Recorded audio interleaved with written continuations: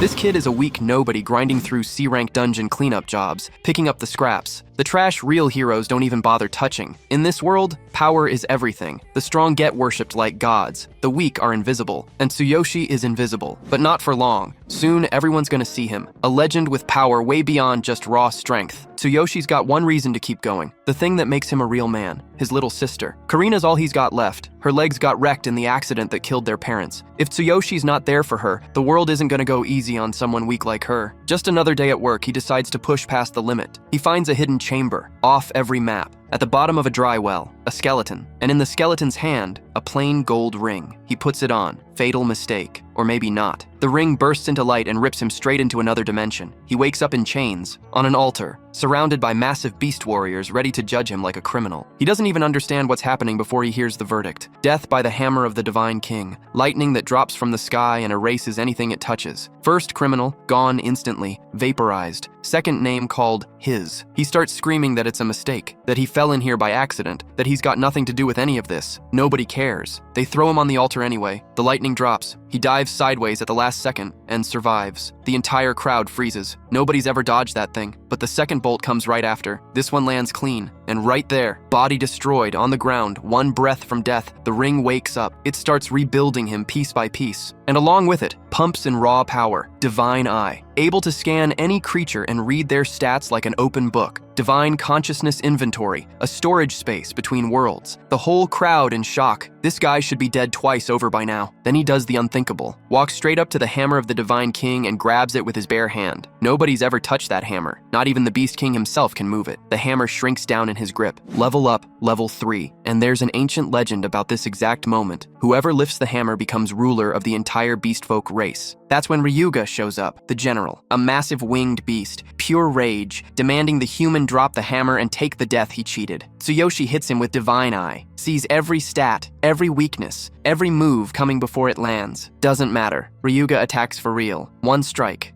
The beast girl tensed up watching, knowing one clean hit would cut him in two. He got the hammer up just in time and blocked it. The crowd couldn't wrap their heads around it. Ryuga told him the hammer had gotten lucky for him this time, and it wouldn't happen again. Then he grabbed Tsuyoshi with one hand and launched him into the air, winding up for a move called Earthquake Shaker. That's when Tsuyoshi spotted absolute duplication in his skill list. It let him read an opponent's heart through touch and copy one of their abilities. He pushed off and touched Ryuga's chest midair. The system brought up the full list. Ryuga was already moving to finish it, so Tsuyoshi picked fast, Heaven Shaker, something that felt close to the divine hammer's energy, and hit back. When the dust cleared, Ryuga hadn't moved an inch. The system came back with the bad news. Level 3, no class, can't properly use a weapon yet. The attack did nothing. Ryuga came at him again, ready to end it. Then the Beast King stepped in between them. The impact shook the whole area. When everything settled, the Beast King was down on one knee in front of Tsuyoshi. He looked up and said it plainly. The divine hammer had chosen him. He said it might be a sign from the gods and that in thousands of years, this boy was the first person the hammer had ever accepted. He turned to his people and told them that if this human was truly meant to lead the beast folk,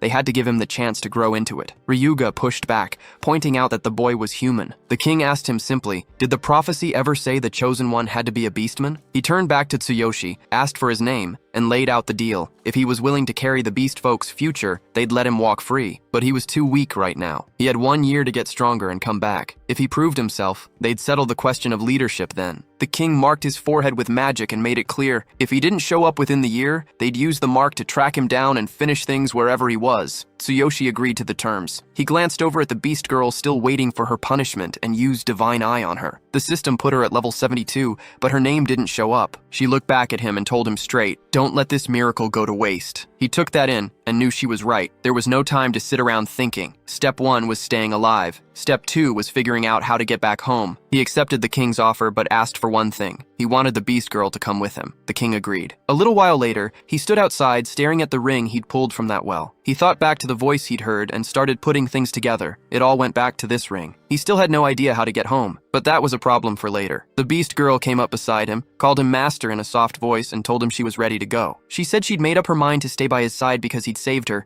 and asked if she could keep calling him that. He got a little flustered. Nobody had ever talked to him like that before, but he said yes. They set off together, and as Tsuyoshi looked around at the world around him, he had to admit, strange as everything was, This place was something else. But suddenly, he remembers his sister waiting for him back home. At that moment, the system shows him a notification that the boundless passage is now available, and the cooldown is 24 hours. He understands that he was brought to this world through the boundless passage. If he uses the same path, he should be able to return. With that thought, he commands the ring to open the boundless passage, to which a bright light shines from the ring, and our hero disappears from there. In a flash, he gets transported back to his original world, sitting at the same well where he was first pulled into the other world. He checks the system and gets surprised to see that the abilities he gained are still active here too, and also the divine hammer is safely stored in his inventory. The system informs him that his stats are shared between both worlds, but items are not. To use items in either world, they must be placed in the divine consciousness inventory ahead of time. As he's processing all of this, he suddenly hears his friends calling out to him, urging him to come out of the well before the cave closes. Looking at them, he feels confused as he has spent about 5 hours in the other world, yet it seems no time has passed here. He realizes time must have been frozen while he was away. With the help of a rope, his friends pull him out of the well. As he climbs up,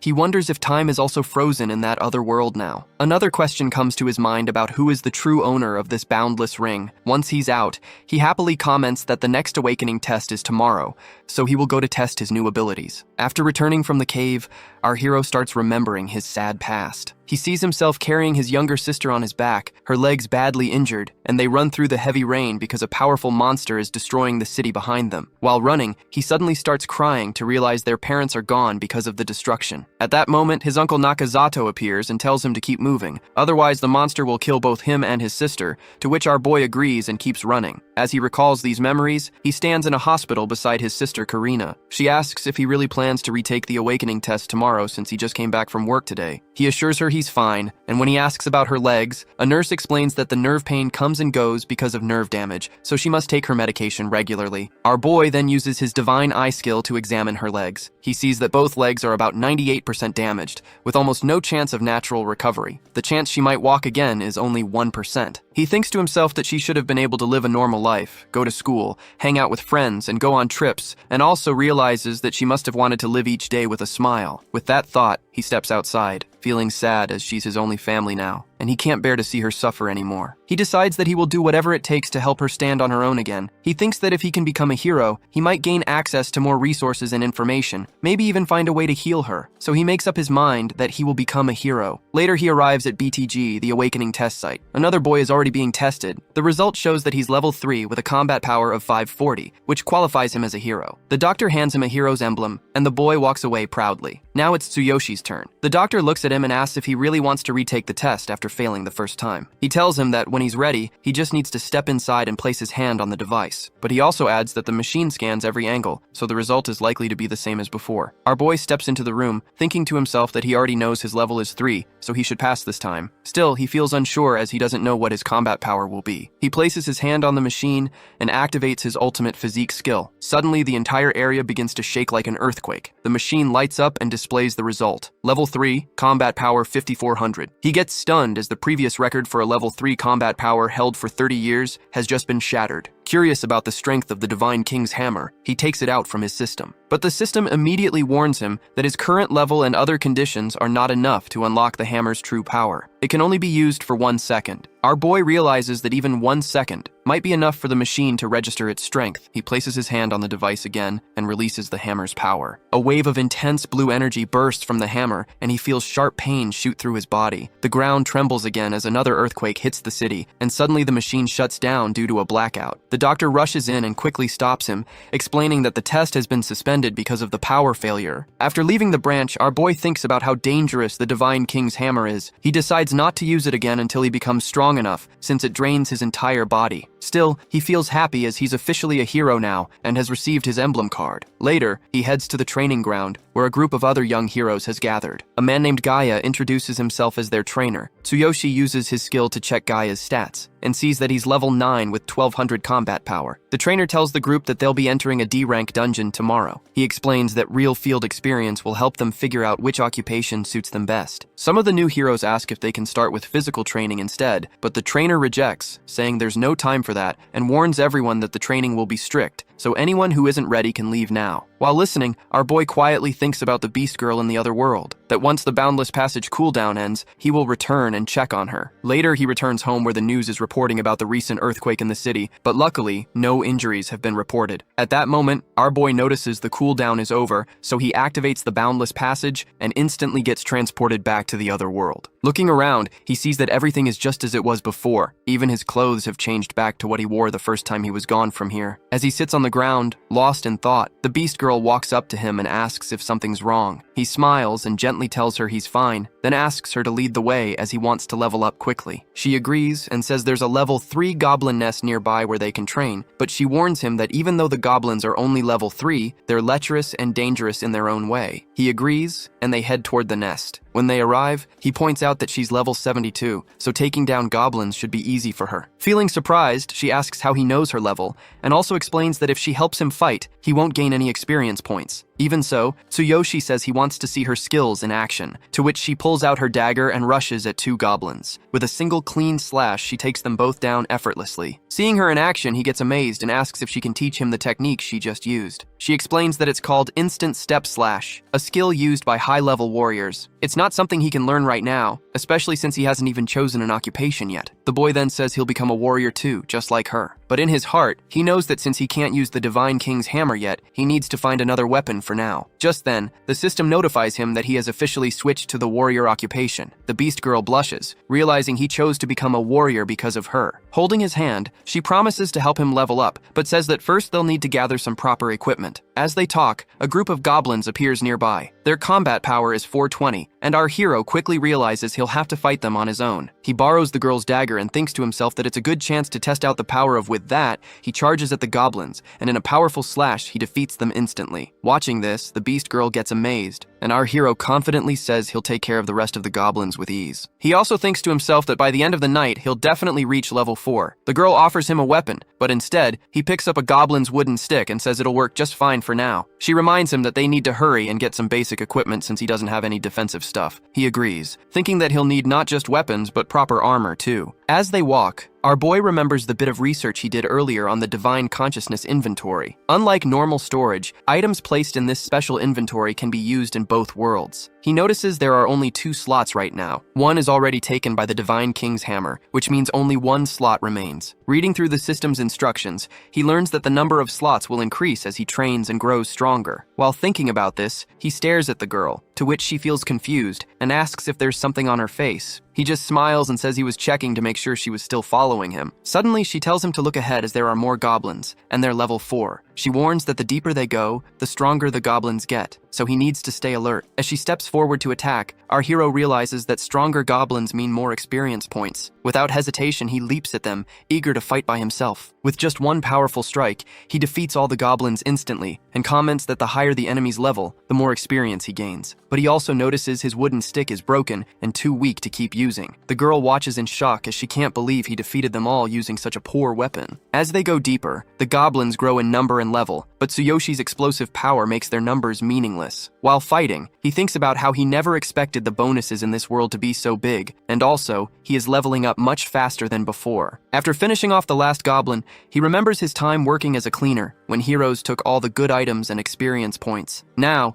he can keep all the experience for himself, and these monsters seem to give even more experience than before. Then they find a hiding spot near the goblin boss. The girl warns that the boss looks dangerous and says it has been possessed by darkness. Our boy feels uneasy to hear that this world has darkness too, and she explains that enemies possessed by darkness are extremely powerful. The boss is level 6, but with darkness possessing it, its strength grows exponentially. She adds that she will handle the goblin boss alone since it's dangerous, but our boy refuses and says that he will take it down with his own hands. He thinks about the ones who killed his parents and vows to kill them all. With courage, he leaps at the boss and kicks it hard in the head, but the boss easily throws him aside. The boss tries to attack with its huge tongue, but the girl quickly cuts it off with her dagger. Our hero stands up, thinking that anyone who is an enemy to his sister won't be allowed to kill him. He activates ultimate physique on his right hand and shouts that if he doesn't have a weapon, he will use his own body. With a powerful punch, he strikes the goblin boss, to which the boss shatters into pieces and gets defeated. At that moment, Tsuyoshi's level rises to 4, and he happily says that he will now wipe out all the darkness. Then the system alerts him that his right hand is badly injured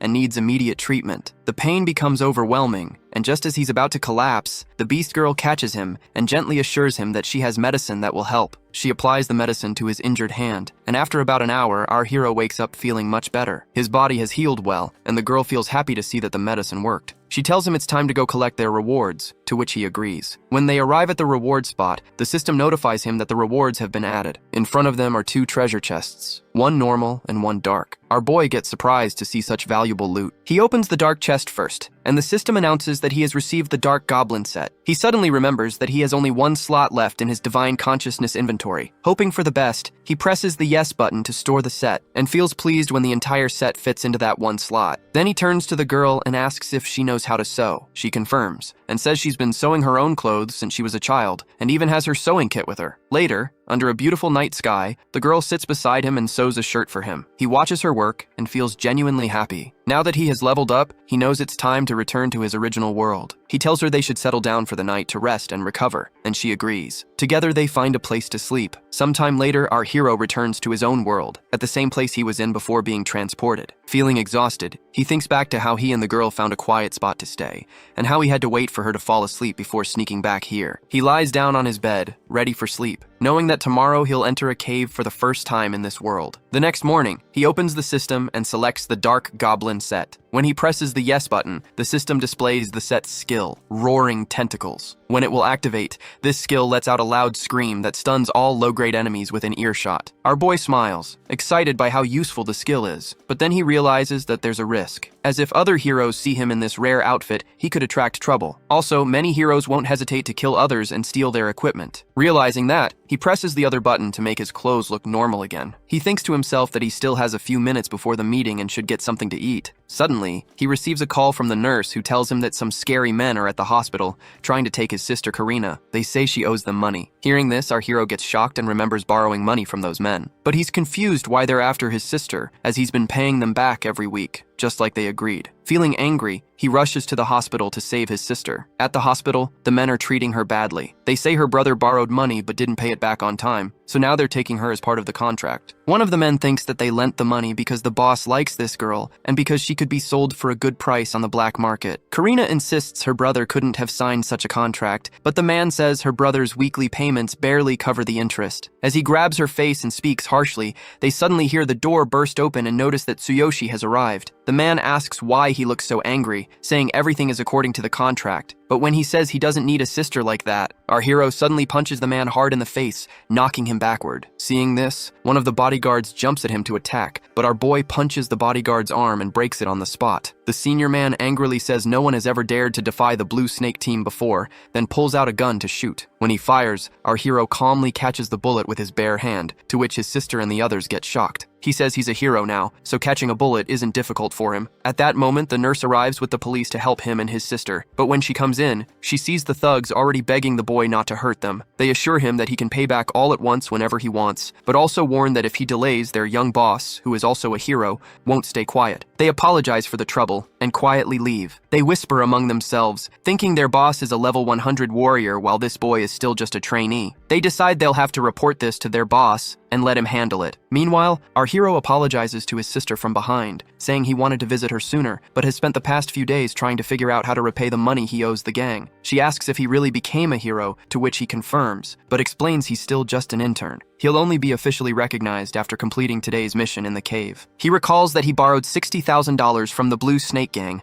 to pay for his sister's treatment. If he tried to earn that money steadily, even as an official hero, it would take far too long. So he decides the only way is to sell all his hero gear. Later, he arrives at the entrance of the cave with a group of other trainees. Their trainer stands in front of them and says that today's mission will test their abilities to determine if they're ready to become full-fledged heroes. But he adds one strict rule that any hero equipment they find in the cave must be handed over to him. Hearing the trainer's words, Tsuyoshi recalls hearing something similar before, but he reassures himself that there's probably nothing valuable in a low-level cave anyway. The trainer then explains that as long as they follow his lead and obey instructions, they should have no problem passing the exam. However, In return for becoming official heroes, each trainee must pay him 20,000 yen. At this moment, our boy speaks up, asking why they have to pay when they're already handing over any equipment they find. The trainer simply says those are his rules, and adds that if he is too poor to pay, he can register for the solo test instead. Hearing this, the other guys whisper that no intern has ever passed the solo test, and even top-ranked heroes avoid entering a cave alone. But Tsuyoshi calmly says he'll take the solo test, to which everyone gets surprised. He heads to the designated portal for the solo trial. One guy warns him that he's making a mistake, and that no one has ever returned from this challenge. Still, our hero doesn't listen to him, and steps inside without hesitation. On the other side, he finds himself standing in a beautiful forest. He looks around in surprise as he expected a dark, gloomy cave, but this place is bright and full of life, unlike the usual caves he's seen after heroes have cleared out the darkness. Then suddenly, a goblin attacks him from behind, but the hit does nothing. Without getting scared, our hero grabs the goblin's hard, saying his combat power is 6,400, and a low-level goblin like this is no match for him. After defeating it, he notices his experience points only go up by 20. He realizes that this real-world training ground offers much less compared to the other world. Then he shouts a clear warning to all the goblins hiding nearby. No more sneak attacks and come at him all at once. In response, dozens of goblins leap down from the trees to swarm him. At that moment, our boy activates his dark goblin set. With a loud roar, he unleashes the roaring tentacle skill, to which all the goblins get slashed to pieces instantly, and the battle over in seconds. Meanwhile, outside the cave, the trainer checks the timer and thinks that it has been nearly an hour, and assumes Tsuyoshi must be dead by now. But to his shock, our hero suddenly steps out of the portal, alive and having completed the solo test. Meanwhile, Gaia steps out of the portal with the rest of the group, and proudly claims that if it weren't for him, they would have all been dead long ago. He then demands 40,000 yen from each of them, instead of the original 20,000, saying he saved their lives. Just then, he gets a call from the guy who was supervising Tsuyoshi. His expression changes to shock upon hearing that the boy has passed the solo test. Without wasting time, he rushes over to see for himself. He confronts Tsuyoshi and asks how he managed to clear the test, despite being only level 4. Our boy is calmly cleaning goblin blood off his clothes, and when the trainer suspiciously asks if he used high-grade gear, he simply comments that nothing is impossible, and maybe it's thanks to the 20,000 yen the trainer tried to charge him. Hearing this, the trainer angrily grabs his collar and demands an answer. But the boy mocks him again, pointing out that someone with only level 9 and 1d200 combat power doesn't seem very impressive for a guild trainer. Then the trainer throws a powerful punch at him, but our hero catches it with ease, to which the trainer gets stunned that this boy was able to stop his strike so effortlessly. He grows more suspicious, pulls out a dagger and demands him reveal what he's hiding. But when he tries to stab him, the dagger shatters on impact, completely broken by our hero's ultimate physique skill. Realizing this could expose his secret and draw unwanted attention, our boy quickly pretends to be terrified, acting like the dagger scared him. Just then, another official arrives and shows the trainer Tsuyoshi's identity verification, confirming that he is now a certified hero. Later that night, our boy returns home, and as he lies in bed, he reflects on how he started attracting attention, especially from Gaia. He also finds himself thinking about the beast girl still in the other world. At that moment, Gaia arrives at the building with another mage, intending to kill our hero and steal his equipment. The mage is level 10 with a combat power of 3,500, and he uses magic to try to break the door lock. But before he succeeds, our boy suddenly kicks the door open and smashes the mage in the head with a stick using Heaven Shaker. He immediately senses the pressure as this mage is 6 levels above him, and it's clear the battle ahead won't be easy. He realizes that combat power is a useful way to gauge a hero's overall ability, but it's not everything. His own combat power is 6,400, yet his level is only 4. If the level difference is within 2, he can usually manage. But when the gap widens, like facing someone at level 10, even if their combat power is lower, their level advantage can make them harder to deal with. He considers running from here as the best option. Just then, the mage stands back up and says he's impressed this boy reinforced the defense on his cloak, but warns that he'll kill him and steal everything he has. Activating fire magic on his cloak, the mage sends waves of heat toward our hero, making his body feel like it's burning. Realizing things are getting worse fast, the boy starts running. He leaps out the window, focusing his body enhancement skill into both legs. With the Dark Goblin set's defensive boost, he believes he can absorb the landing impact. But just as he prepares to land, a third attacker with level 12 and 3,900 combat power strikes him mid-air and slams him into the ground. Luckily, our hero had already reactivated his full body enhancement just before impact, so he takes minimal damage. As he stands back up, the new enemy jumps down after him, surprised to see that this boy is still alive. Just then, Gaia and the mage arrive at the scene. Seeing all three of them ready to kill him and steal his gear, our hero makes up his mind that if they're coming to kill him, he's ready to do the same. He activates the Dark Goblin set and tries to unleash his Roaring Tentacle skill. But to his surprise, the skill fails as his level is too low to use it right now. The three attackers charge at him, aiming to finish him off and take everything he has. But at that moment, he realizes the cooldown on the boundless ring has ended, and he can now return to the other world. Without wasting a second, he opens the path of boundless. Just before the enemies reach him, he vanishes through the portal. As he disappears, he declares that he'll return stronger, and that's when the real fight will begin. Moments later, he finds himself back in the beast world, at the exact spot where he first left. Looking around, he thinks to himself that now is the time to level up and master new skills. He sees the beast girl still peacefully sleeping and realizes it's still nighttime here, so he quietly decides to rest for now, before the real journey begins. As he notices she smells like cherry blossoms, he feels a sense of romance for a moment. But then, the memory of the three men hunting him flashes back into his mind. He quickly reminds himself that he must first deal with the crisis in his original world. Before anything else, he needs to focus on leveling up and learning new skills. The next morning, the beast girl wakes up and cheerfully says it was the best sleep she's had in a long time. Meanwhile, our boy hasn't slept at all as his mind was too restless. He gently asks her if she can sew him a new set of clothes, saying they'll move out soon after. She agrees. And as they talk, she explains that to learn skills, he needs skill scrolls, and the fastest way is to study at the Combat Academy. Together, they head to a small combat academy in the Beastman tribe. An old Beastman greets them and asks if he is the human the Beast King is interested in. He then lays out the conditions for enrollment, that he must first reach level 6 and then pass an entrance exam. Hearing this, our hero feels a bit discouraged. The beast girl looks guilty and apologizes, saying she spent so much time training in the caves that she didn't know about these requirements. He reassures her, saying it's fine as he just needs to level up first, and he'll come back later. She then tells him that there's a nearby low-level cave perfect for training and gaining experience. As they both walk away, the old beast man mutters that if the Beast King weren't interested in this boy, he would have torn him apart right here. He also makes harsh remarks about the beast girl. Hearing this, she feels guilty, thinking it's her fault her master is facing all this trouble. She decides to tell him the whole truth and quietly leave. But our hero suddenly turns back, and by grabbing the old beastman by the collar, he warns him that if he ever speaks like that again, he'll tear his mouth apart. He demands the old man apologize to the beast girl immediately. The old beastman says he's just stating facts as the girl is a hybrid of human and beast, which is why she doesn't have a proper name. Then Tsuyoshi realizes why her name didn't appear when he looked at her with his divine eye earlier. At that moment, several beastmen aim their arrows at him,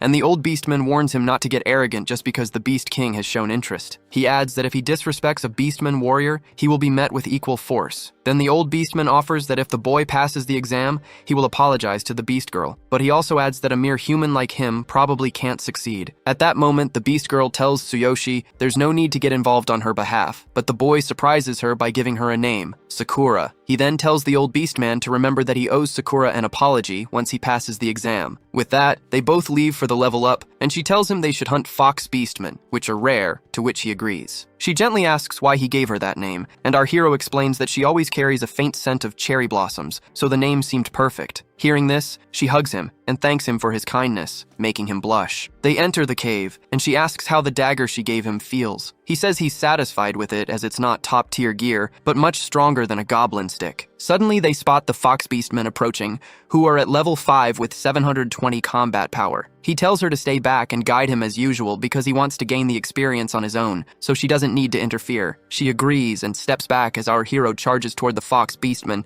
eager to test out his new dagger. She reminds him that the fox beastmen are quick and warns him to avoid using wide swings. As the battle begins, our boy quickly notices how fast they are, but once he activates his ultimate physique, the fox beastmen are caught off guard, and he says that with their level and combat power, they can't even put a scratch on him. He slashes with full force, instantly taking down 3 of them. Watching them fall, he thinks to himself that leveling up in this world is much faster, and since there's no competition for resources, he can monopolize all the experience. But then, his thoughts drift back to the 3 men in his original world. They're not only higher level, but also possess greater combat power. Even with his strength, the gap in level makes them hard to defeat. He realizes he must close that gap and acquire at least 4 new skills. Then he turns to Sakura and tells her that he has to reach level 6, and when he does, he'll make that old beastman bow his head and apologize to her. As they move deeper into the cave, they spot the Dark Fox Beastman boss roaming ahead. It's a level 7 enemy, carrying a massive sword that immediately catches our hero's attention. The size and power of the weapon look like a perfect fit for him, and he wonders if it might drop after the fight. Sakura notices his interest and asks if he wants the sword. She assures him that most enemies do drop items, but the drop rate depends on the item's rarity. She adds that it's best to keep hunting until they get what they need. Efficiency also varies depending on the cave, and using special items can help increase the chances. Hearing this,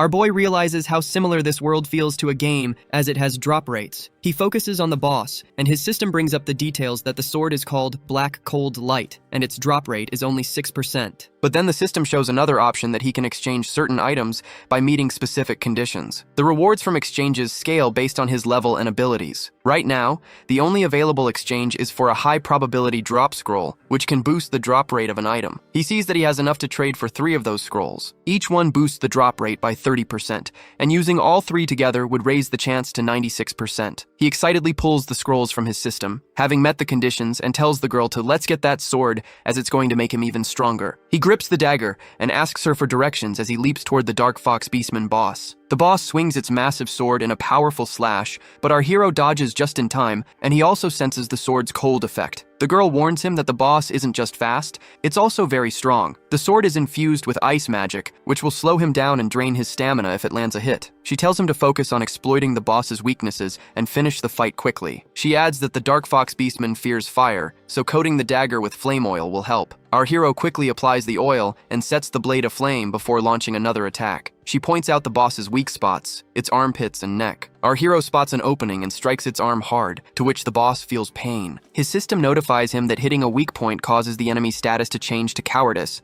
which doubles the damage they take. Feeling encouraged, he prepares for another strike, and the girl advises him that enemies in this state reveal their weak points more clearly, but warns him to stay alert and dodge carefully while looking for the next chance to attack. As our hero leaps at the boss, it tries to strike him, but thanks to Sakura's earlier advice, he dodges the attack just in time. He notices the boss is starting to look tired, and this is his chance. Focusing his ultimate physique into his arms, he delivers a powerful slash to the boss's neck, causing massive damage. Without wasting a moment, he follows up with a final blow, driving the dagger into its head, to which the Dark Fox Beastman boss gets fully defeated. Then our boy quickly uses the drop scrolls before the loot appears. The sword's drop rate jumps to 96%, and moments later he's thrilled to see the Black Cold Light sword drop, along with a large gain in experience points. He picks up the sword and feels amazed as he has never held a weapon that feels this powerful. He thinks to himself that with this blade, he might actually be able to defeat the 3 enemies waiting for him in his original world. He reminds himself that reaching level 6 is his next goal, not just for his own strength, but also for Sakura's sake. He turns to her and asks if there's a fast way to level up. She assures him that it's simple, as they can use a reset scroll to reset the cave and fight through it again. She adds that she has a few helpful items that can speed up the process, including healing potions, but first they'll need to take a short break to recover. They both sit outside the cave while she uses the reset scroll, restoring the cave to its original state. Our hero steps back inside, this time holding the Black Cold Light sword to face the enemies. As he defeats the regular Fox Beastman, the girl explains that some weapons have special effects and their power can vary. She's confident he'll find even better gear as they continue. He thinks that he also has the Divine King's Hammer in his inventory,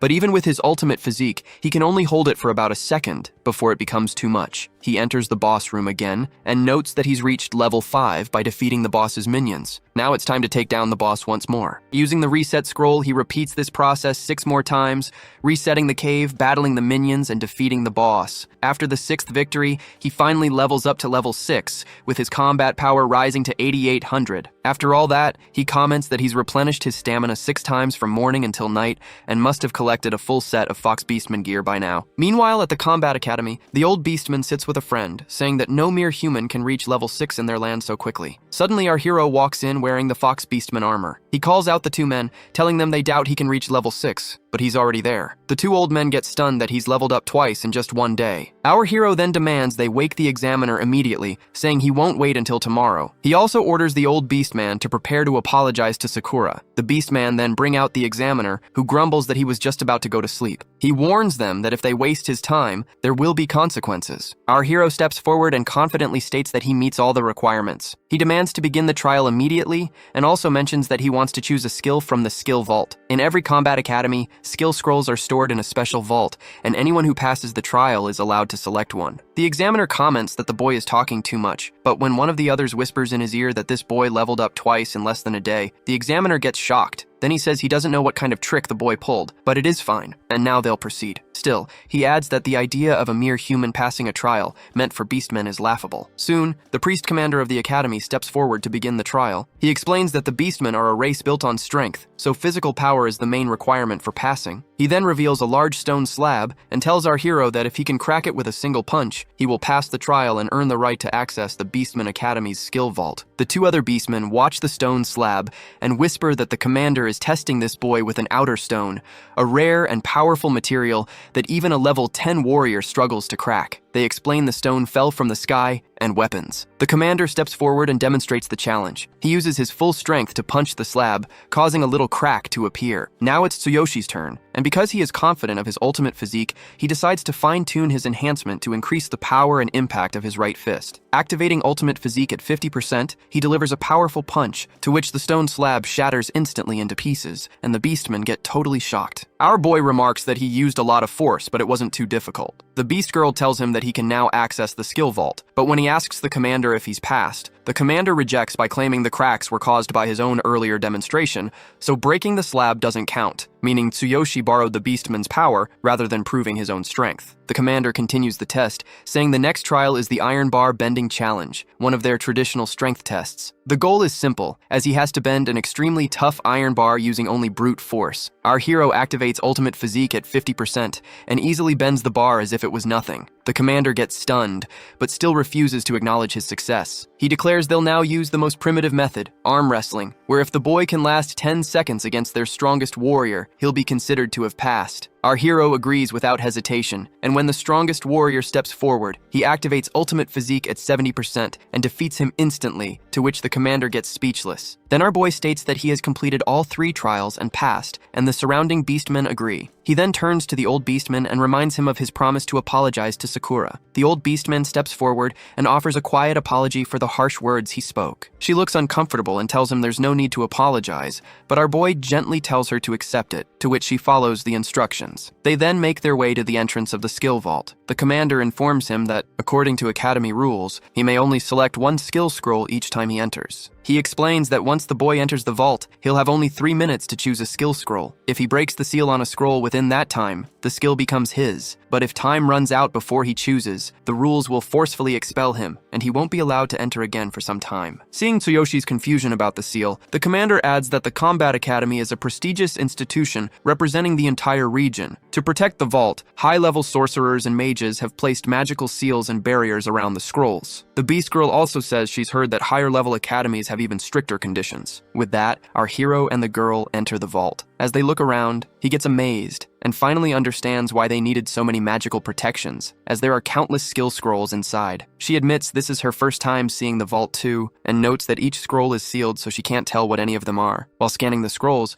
our boy considers using absolute duplication, but finding a truly powerful skill proves difficult. He then recalls the 3 enemies waiting for him in his original world, and realizes that he needs to pick a skill strong enough to deal with them. He activates his ability on a scroll, revealing the skill Shield Slam, but he quickly dismisses it as he doesn't even use a shield. She also shows him another scroll called Gale Step, a skill used by archers, but he's not interested. He glances at the timer, only 2 minutes left, and still hasn't found anything useful. She then shows him a scroll with a counter-attack skill, but he rejects that too. As he checks more scrolls, the time drops to just 1 minute. He realizes he can only see inside the scrolls by breaking their seals, but that will take serious force. He asks the girl if she has stamina and energy potions, since he might need them soon. He tells her to hide behind something sturdy, to which she agrees. He then activates a powerful ability in his hand, releasing intense blue energy that surprises even the beastmen outside. Actually, he's pulling out the Divine King's hammer, an incredibly strong weapon he can only hold for 1 second at his current level, but 1 second is all he needs. As he grips the Divine King's hammer, Sakura gets surprised and thinks that she wouldn't have believed it if she hadn't seen it herself. Then he slams the hammer onto the ground, declaring that he will break all the seals on the scrolls at once. The entire vault shakes violently as the powerful impact shatters the seals on every scroll,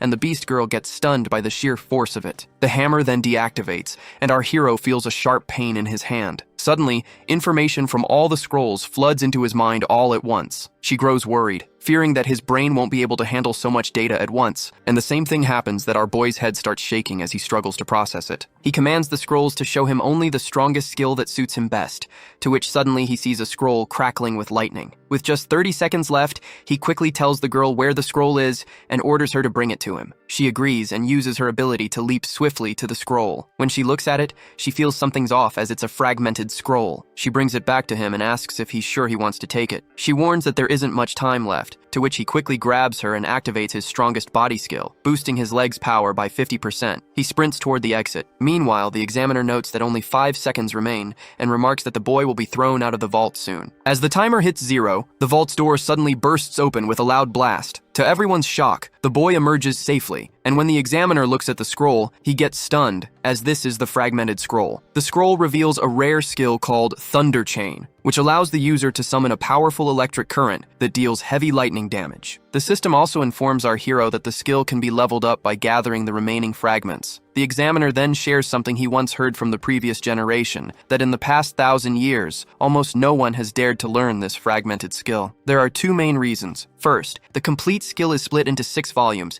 but only 3 have ever been found, making the search for the rest nearly impossible in such a vast world. Second, every beastman who has tried to master the skill has died from its backlash. As they leveled it up, their bodies couldn't handle the power and exploded in horrific ways. Hearing this, the hero feels a bit disheartened and asks if anyone has ever fully mastered the skill. The commander replies that there was one, about 1,000 years ago. He was known as the strongest beastman king, the Divine King, and he had completely mastered the Thunder Chain skill. The commander adds that the Divine King also wielded their sacred artifact, the Divine King's hammer. Thunder Chain was the only skill the king left behind, but he warns that no matter how powerful a skill is, it's useless if no one can control it, just like a legendary weapon is worthless in the hands of someone who can't wield it properly. He says that although this skill came from the great Divine King, very few believe it still exists, since no one has been able to master it for 1,000 years. The hero listens quietly, and then says the skill might actually be perfect for him. Then he and the Beast Girl begin to move forward, and the commander comments that this fragment is just the beginning. Whether the hero finds the remaining pieces and fully learns the skill depends on his own strength and luck. Then, the commander turns to the Beast Girl with a serious look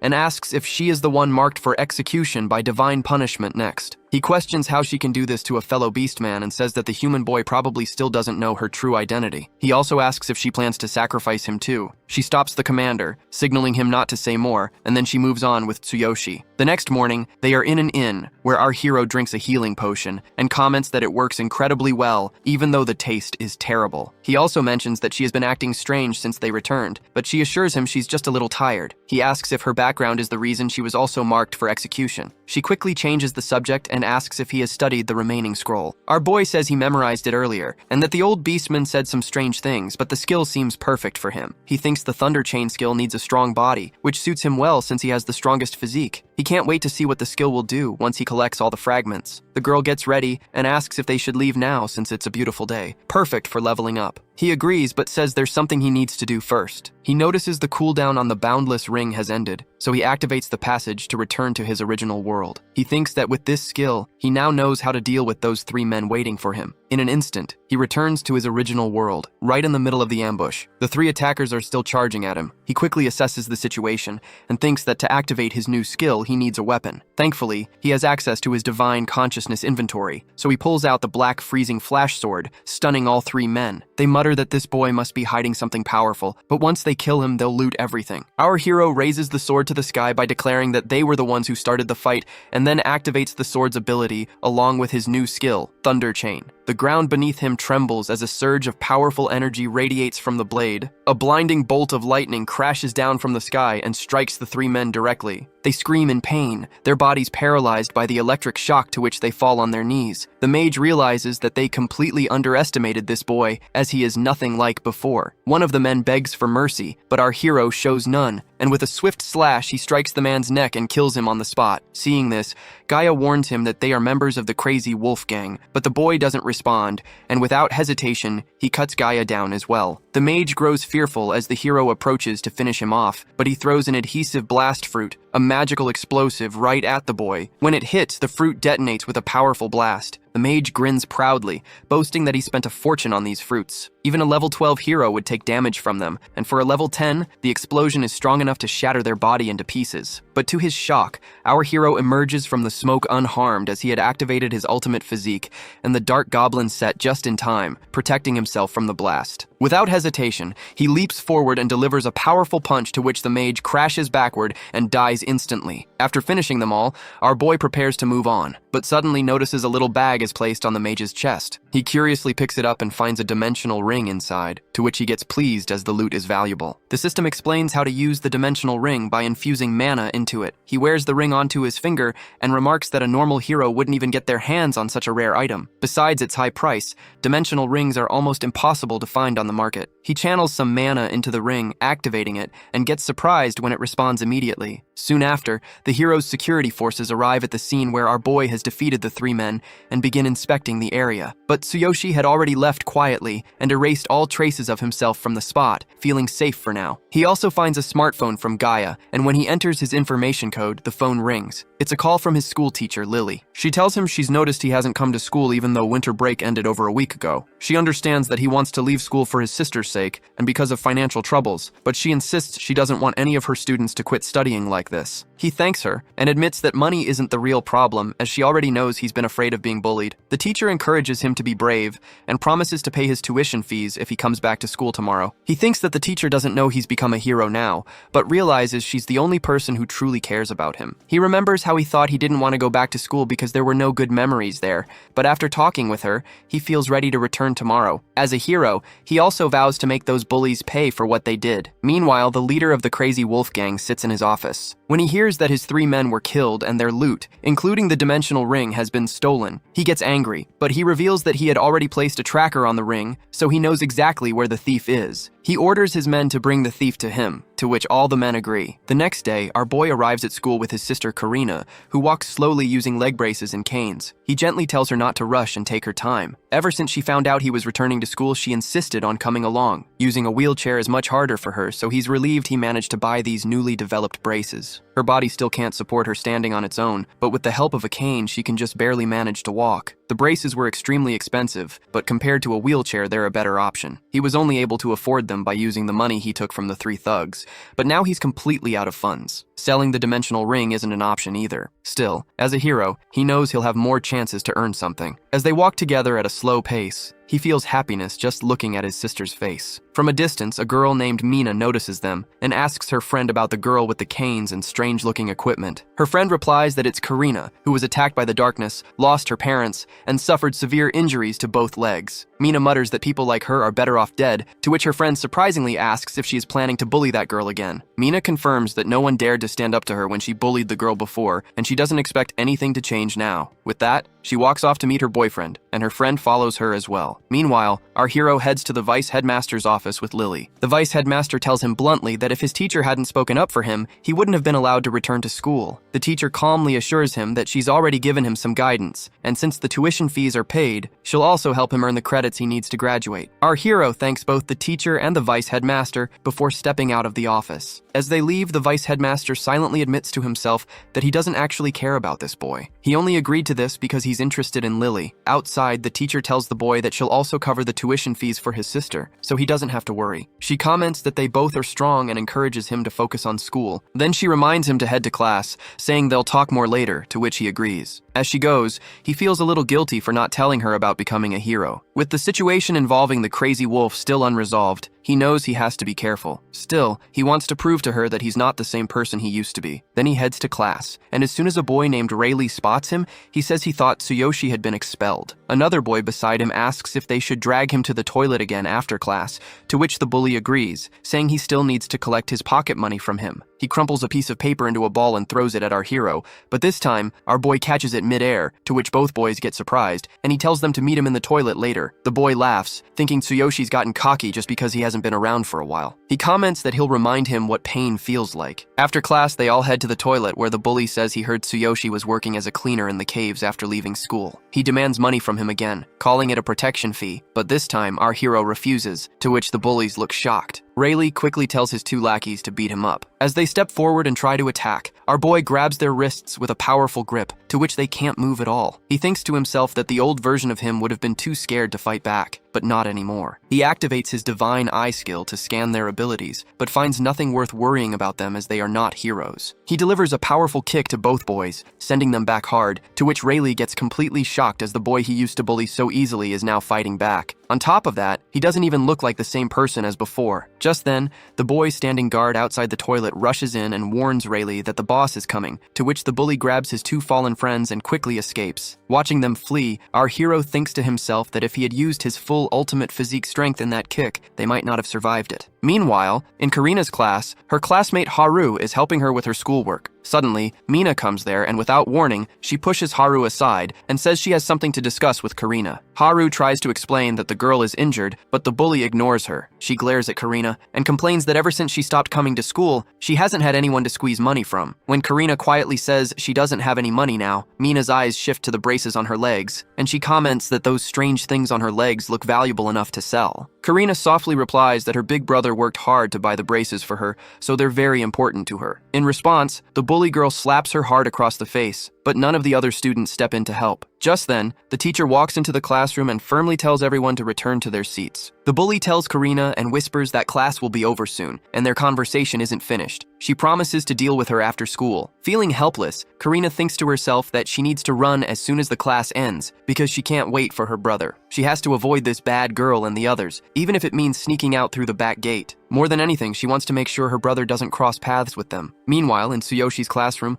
the bell rings and Lily approaches him. She asks if he's starting to settle back into school life after being away for so long. She offers to help if there's anything he needs. Our hero assures her that he's doing fine, and thanks her for always being so kind. She tells him she's glad to hear that, especially since he used to be bullied so often. With a gentle reminder to go home soon, she leaves the room. As she walks away, one of Rayleigh's former companions approaches him. Looking nervous, he apologizes for what happened earlier and asks if they can talk in private. He wants to take him somewhere to explain something. Our boy agrees to talk and follows the boy to a hidden spot where no one else is around. Suddenly, Rayleigh lunges at him with a stick. But our hero has already activated his ultimate physique at 30% strength in both arms, so he snaps the stick instantly, to which everyone gets shocked. He calmly says he knew this was a setup all along. Without hesitation, he delivers a powerful kick to the boy who brought him here, sending him backward. When the second attacker moves in, our hero quickly takes him down too. Then Rayleigh tries to strike again with his stick, but our boy warns him that if this wasn't at school, he would have killed him by now, to which the bully gets scared. Our hero then slaps him hard,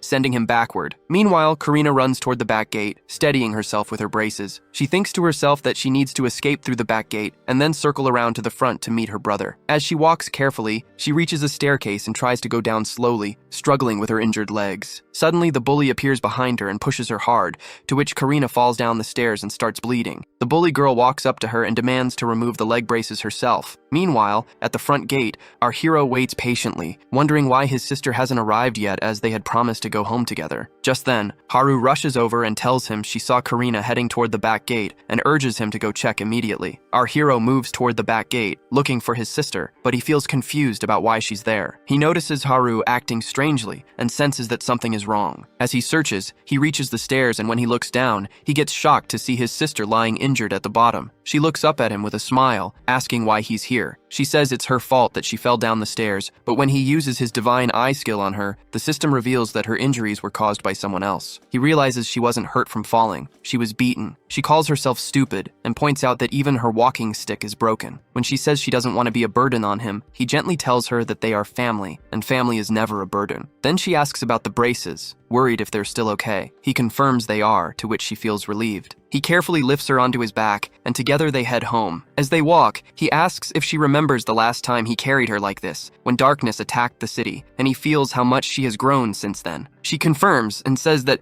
ever since that day, they've always stayed together. He tells her that she's the only one he has, and from that moment on, he's wanted to grow stronger to protect her. Now that he's become a hero, he promises not to let her go through something like this ever again. He gently sets her down on a bench and tells her to wait here as he forgot something and will be back soon. Meanwhile, in the classroom, Mina sits with her boyfriend Billy and a friend. They're laughing, bragging about how Mina beat up that girl. But despite this, the bully girl complains that it's a shame she couldn't take that girl's leg braces, as she could have sold them for a decent amount of money. Her boyfriend reassures her, saying if the braces are really worth something, he'll get them by tomorrow. Then the other girl speaks up, asking if it's safe to go that far since Karina's older brother is back at school. She heard he was expelled and now works as a cleaner. The bully girl says that if he's just a cleaner, then he's nothing more than trash, and they don't need to worry about him. The girl adds that Karina used to be quite popular before her legs were injured, and a lot of boys liked her because she was so cute. Hearing this, Billy says that if that's the case, he'll definitely go meet that girl, to which the bully girl feels jealous. But her boyfriend quickly leans closer and assures her he doesn't mean it that way. She teases that after he steals that girl's braces tomorrow,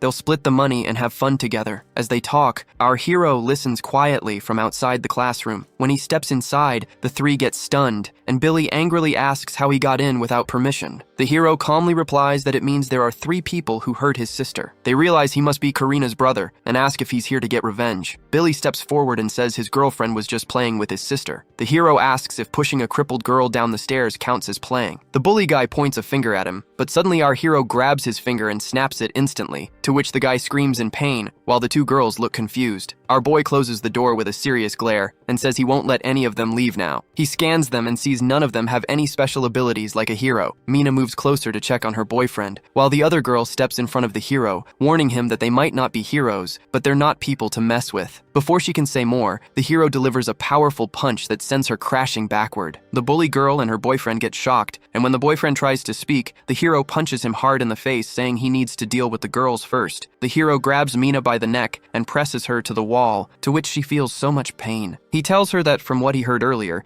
she was the one who started bullying his sister. He makes it clear he won't forgive her for this all, and orders her to stay away from his sister from now on, warning that if she doesn't listen, he'll twist her head next time. Then he releases her neck, to which she takes some breath, and our hero turns to the boyfriend by asking if he still wants to bully his sister. He grabs a steel ruler, ready to strike, and the bully suddenly yells that he's the son of the Blue Snake Gang's leader, a level 10 hero, and promises to take revenge. Hearing this, Tsuyoshi realizes the boy is talking about the same lone shark gang he once borrowed money from to help his sister. Without a word, our hero activates a powerful lightning skill, summoning energy from the sky, to which the bully gets shocked, realizing this boy is a hero as he's using a real combat skill. Our boy hurls the lightning strike at him, to which the bully screams in pain, but the attack doesn't kill him as without a proper weapon, the damage is reduced by 90%. After the strike, our hero picks up his bag and walks out, calmly saying this is their first and last warning as he won't give them another chance. Behind him, Mina rushes to her boyfriend, worried about his condition. She asks if he wants to go to the hospital, but he refuses, saying he just needs to rest. She shows him the mark on her neck and begs him to tell his father as she wants that boy to pay. Then her boyfriend angrily comments that he'll wipe that boy and his sister from the earth. Meanwhile, Karina waits quietly on the street, feeling guilty that her brother is so worried because of her. Just then, he returns and gently apologizes for making her wait. He lifts her onto his back once more, and together, they head home. As they walk, our hero keeps thinking about the Blue Snake Gang, that their leader is a level 10 hero,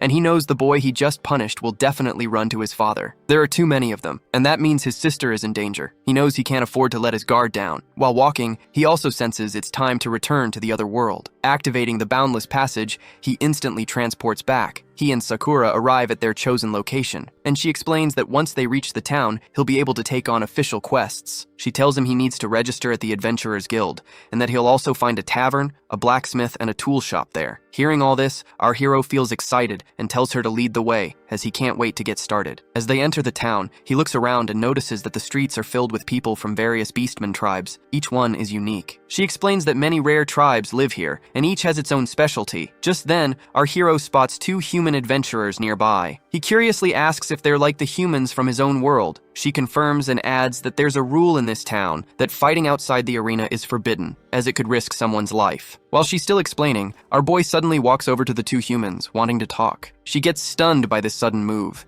and the 2 adventurers react sharply, warning him to stay away as they draw their daggers. Before anything happens, the beast girl quickly steps in between them, stopping them from the fight, to which the 2 humans leave. As our hero and the girl continue walking, she warns him not to approach random adventurers in the city. Most of them, especially humans, are very cautious and don't like being approached out of nowhere. Our boy agrees, and as they move through the streets, he notices people whispering and glancing at them. He asks her about it, to which she explains that it's because of her, as she's half beast man and half human, and that alone draws attention everywhere they go. Our hero gently offers his hand to her, and by assuring her not to worry about the stairs, he comments that they have to go to register at the Adventurers Guild. Soon they arrive at the guild, and Tsuyoshi gets amazed by the sight of the large quest board filled with various requests. She points out that they can't accept any quests until he's officially registered. They head to the reception desk, where a girl from another Beastman tribe greets them. She asks which one of them wants to register. Our boy comments that she seems different from the others outside who were giving them strange looks. The receptionist explains that she has seen countless adventurers come through, so nothing surprises her anymore. She hands him a registration form and asks for basic details like his name and class. She also explains that once the form is completed, his information will be shared with all Adventurers Guild branches. This way, he'll be able to take quests from any location in the future. Our boy glances at the form, and Sakura encourages him, saying this is an important step as without it, he won't receive an Adventurer's badge. When he curiously asks about the badge, the receptionist shows him an Iron Rank badge, the lowest tier, and tells him it will serve as his identification from now on. She adds that the higher the rank of his badge, the better the quests, rewards, and recognition he'll receive. That's why he must work hard to gain experience and climb the ranks. She explains that adventurer badges begin at the lowest rank, Iron, then move up to Bronze, Silver, and finally Gold. However,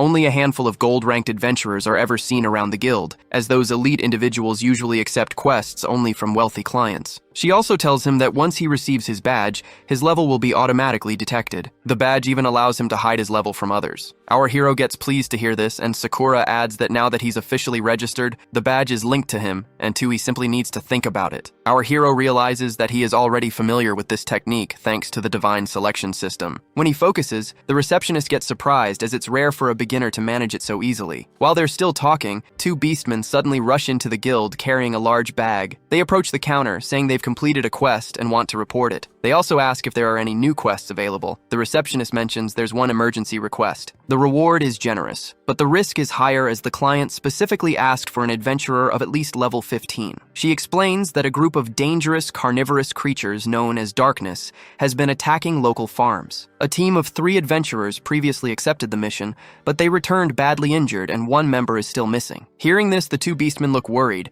but the hero steps forward and accepts the quest, saying they will handle it. Then he calls the beastmen trash, which makes one of them angry, and he tries to draw his weapon, but the other stops him, reminding him they're inside the guild. The beastmen also warn our hero not to take the quest because it's dangerous, but he refuses to back down. He tells them to shut up if they can't handle it. Then he activates his ultimate physique skill and asks if they want to see his fighting skills in the arena. The beastmen comment that their badges are still Iron Rank, but they have plenty of experience. They warn our boy that he'll regret this if the requester rejects him. The receptionist agrees, saying that with his low level it's likely to happen, but Sakura assures them that they will succeed. The two beastmen get surprised that the half-beast and half-human girl is backing the boy. When they ask how she can be so confident, she shows them her gold rank badge, to which everyone gets stunned. The receptionist says that she should have mentioned her gold badge from the start. She assures them that the requester will be pleased to hear this. The two beastmen quietly leave, and Sakura turns to our hero, calling him Master, and says this quest will help him level up. The receptionist watches them go, confused about why a gold-ranked adventurer is calling this boy a master. Later, they arrive at the farm, and the beast girl points out that this is where many carnivorous darkness creatures live. Our hero admits he didn't know she had a gold badge. She explains that she joined the Adventurers Guild when she was young, and has completed many quests with different groups. Once she reached the level requirement, she upgraded her badge to gold. Our boy gets impressed and comments that she's amazing, to which she blushes but warns him that their enemies here look very strong. He looks through the doorway and spots a swarm of disgusting level 10 carnivorous darkness. She explains that these creatures are made of darkness, which corrupts any living being it touches, driving them berserk, boosting their strength, and in the case of weaker creatures, even robbing them of their intelligence. She says they're just like those dark goblins, and it was this same darkness that turned the slimes into corrupted versions of themselves. She warns him that they're extremely dangerous, and only thunder element attacks are effective against them. Hearing this, he says that his Thunder Chain Fall skill is perfect for the job. He's excited as this is exactly the kind of opportunity he brought his weapon for, and it's a chance to level up. But just as he's about to draw his weapon and charge in, she stops him by telling that he shouldn't take on something like this alone anymore, as this isn't like the beginner areas, and fighting here could cost him his life. She adds that he might be able to handle 1 or 2 on his own, but if the whole group attacks at once, it could end badly. She reminds him of the look on that adventuring party's face when they heard about this request, that they knew how dangerous it really is. She tells him she doesn't want him to risk his life just to level up, and asks if she can go with him during the fight. Hearing this, he says he has 2 questions for her. He thinks thinks about his goal, to raise his level so he can be ready for whatever happens in his world. He also remembers the promise the Beastman King made that a trial will wait for him after 1 year. He asks her if she knows how strong he needs to be to prove his strength and skills to the Beast King after a year. She feels sad, but honestly tells him it's impossible for him to pass the king's trial in just 1 year starting at his current level. She adds that surviving the next year itself is already an achievement. At the very least, he has to avoid being killed by the Beastman's divine judgment. She then asks if he knows the rules about the level system. He tells her to explain and thinks that he only knows both worlds use the same level system, and that being stronger as an adventurer here means being stronger as a hero in his world, and other than this, he doesn't know anything. Then she explains that the maximum level for adventurers is 100, and the current Beastman King is already at level 92. She says the reason he holds that position is because of his unmatched combat skills and his incredibly high level. The Beastman King, the Human King, and the Elven King each represent the peak strength of their respective races. She tells him the reason she said it's impossible for him to pass the king's trial is because there's a limit to how much an adventurer can grow. The higher someone's level gets, the harder it becomes to level up, and eventually they hit a where they just can't grow anymore. To make her point, she uses herself as an example that despite being an adventurer for over 20 years, she's still only level 72. She has tried countless times to go beyond that, but it's her limit, and everyone has one. She adds that in order to pass the Beast King's trial, he needs to be at least level 50. But for a normal adventurer, reaching level 50 takes a lifetime, and doing it within just 1 year is practically impossible. After hearing everything, he tells her not to worry, as she already knows he's not just a normal adventurer. He reminds her that he stood up even after receiving divine judgment, and he was able to lift the Divine King's hammer. So as long as he can reach level 50 within a year, he'll be fine. It might be impossible for others, but for him, it's within reach. He thinks to himself that everything is possible thanks to the ring, the very reason he's in this world. He has the divine selection system, and he's the chosen one. With that, he believes he can overcome anything. Hearing his words, she feels some hope and tells him he's definitely a legend. Then he pulls out his freezing sword from the system and starts walking toward the corrupted slimes, ready to hunt them down. But before that, he asks her his second question, that if he were to fight a level 10 warrior along with dozens of minions at the same time, what level he should be to have an advantage. She answers that for a battle like that, he would need to be at least level 12. He confidently says he'll reach level 12 in about a week, and as he steps into the farm, the massive slime lets out a thunderous roar. He decides to use the system to its fullest from now on. When he activates his divine eye,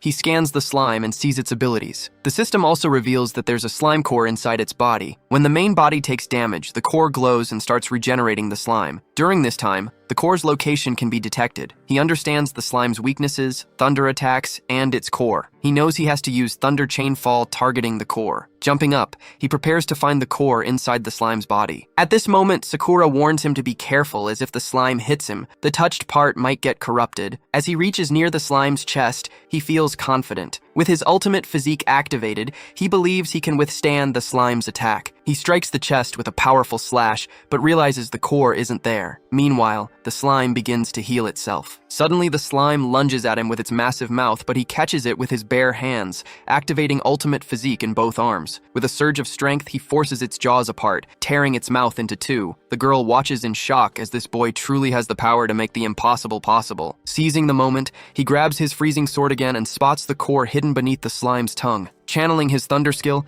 he strikes the core with a powerful lightning strike, to which the darkness within the slime gets destroyed instantly. He says that this request might be easier than he thought, and notices the system awarding him 300 experience points. After 30 minutes, he finishes off all the carnivorous darkness outside. Just as the Beast Girl said, the higher his level gets, the more experience is needed to level up, and the points from weak mobs like these barely make a difference. Our hero has earned only 3,600 experience points from the fight, and it's clear this request alone won't be enough to level up. He reminds himself that he needs to reach level 12 in less than a week, and level 20 within a year, so he'll have to push himself even harder. He then asks the girl if she has any thunder oil, to which she takes out a small bottle and wishes him good luck. Actually, thunder oil can imbue a weapon with the thunder attribute, and it's a rare magical item often used by magicians and shamans. She explains she has 4 bottles left, all prepared for the 2 of them, and tells him to use them however he wants. He comments that she's as reliable as ever. Of course, she bought thunder oil from the item vendor before they came here. He asks if it's expensive and suggests she stock up on oil-based items next time, since the fire oil they used before was also very useful. But she explains their financial situation, that items like this aren't cheap, and she has already spent all the money she had to buy these supplies. She apologizes for the situation,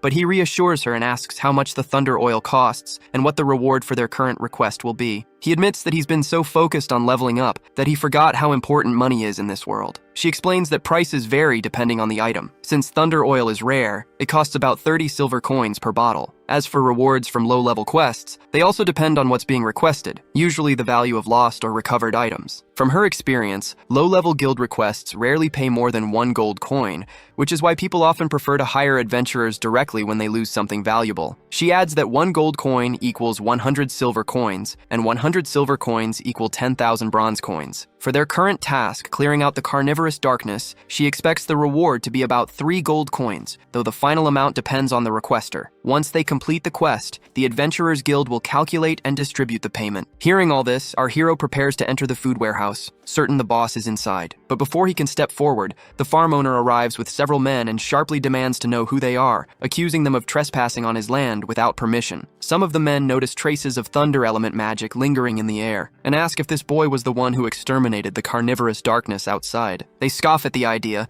saying it's impossible for just a human and a half-beast to wipe them out, as such a task is extremely difficult even for a full party. They then ask if they are also after Cardiolus, making it clear they've already taken this request, and claiming that the drop item will be theirs. Our hero confusingly asks what Cardiolus is, and explains that they accepted this quest from the guild. The beast girl suddenly gets surprised, asking if Cardiolus will drop from the boss. The farm owner confirms, and another man warns that since they don't even know what Cardiolus is, they should leave now. However, the beast girl tells our boy not to give up on this request, as Cardiolus is extremely valuable. A rare drop from a dark boss after it's been purified, and it can be used to connect to a dark area. She explains that the drop rate and experience gain inside a dark area are 10 times higher than in a normal area, and any adventurer aiming to level up would never let such an opportunity slip away. She adds that if Cardiolus were sold at auction, it could fetch around 100 gold coins before purification, and at least 150 gold coins after purification. Hearing this, our hero gets shocked, and realizes he must obtain it no matter what,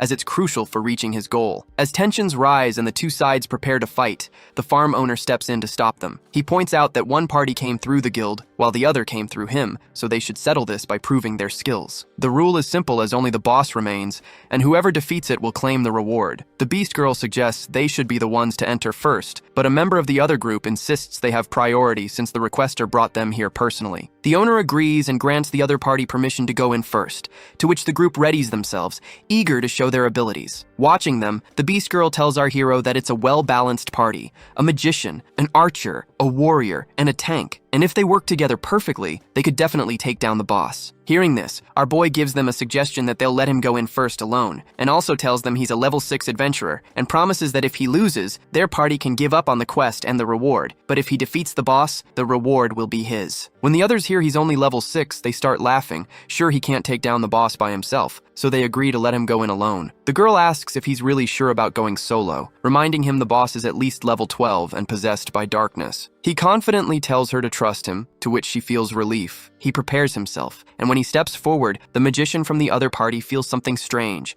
as this boy's aura has completely changed. As he enters and looks at the boss, he comments that this is definitely the strong opponent Sakura warned him about, but now he's more interested in the item called Cardiolus. He notices the boss is level 14, and the others outside are stunned by its massive size. They mock the girl, telling her to get ready to collect the boy's body since he won't last 10 seconds against the boss, but when she passes them a serious look, they get scared. The hero notes that, in theory, the boss's weakness should be the same as the normal carnivorous darkness, but he knows this one is several times stronger than the ones outside, and there's no way he can win using the same method. He stores the freezing sword back into his system and declares that he'll kill this boss in just 1 second. When he prepares to draw the Divine King's hammer, the system warns him again that because of his low level, he can't use the hammer's full power, and if he forces it, it will drain a huge amount of his energy. He is confident in his plan, and since the carnivorous darkness is weak to thunder, he'll first enhance his arms with ultimate physique, then boost the power of Thunder Chain Fall with the Heaven Shaker skill, and finally activate the hammer at the very last moment. With this combination, he's certain he can win the fight. He knows that if he doesn't finish the boss with this strike, things will get dangerous, as using the hammer will weaken him a lot, but he's determined to succeed and get the item no matter what. With that courage, he pulls out the Divine King's hammer and leaps at the boss, pouring all his power into a single and powerful strike. The moment his hammer hits, a massive lightning strike crashes down on the boss, causing chaos everywhere. The entire warehouse is destroyed, and everyone watching gets stunned. The girl grows worried as she realizes he's used that same overwhelming power again and knows he'll be weaker afterward, so she rushes toward him as fast as she can. She thinks the strike must have destroyed the boss, and just then, our hero emerges from beneath the rubble, holding up a small stone, and asks if this is the Cardiolus they were talking about. Afterwards, they return to the Adventurers Guild where the receptionist hands the Beast Girl a reward and remarks how quickly she finished the request. No wonder she has the gold badge. The Beast Girl thanks her but insists it wasn't her, as it was her master who defeated the enemies. She says there's no way she could have taken down the final boss. The receptionist comments to not joke around as the boss was a massive level 14 carnivorous darkness,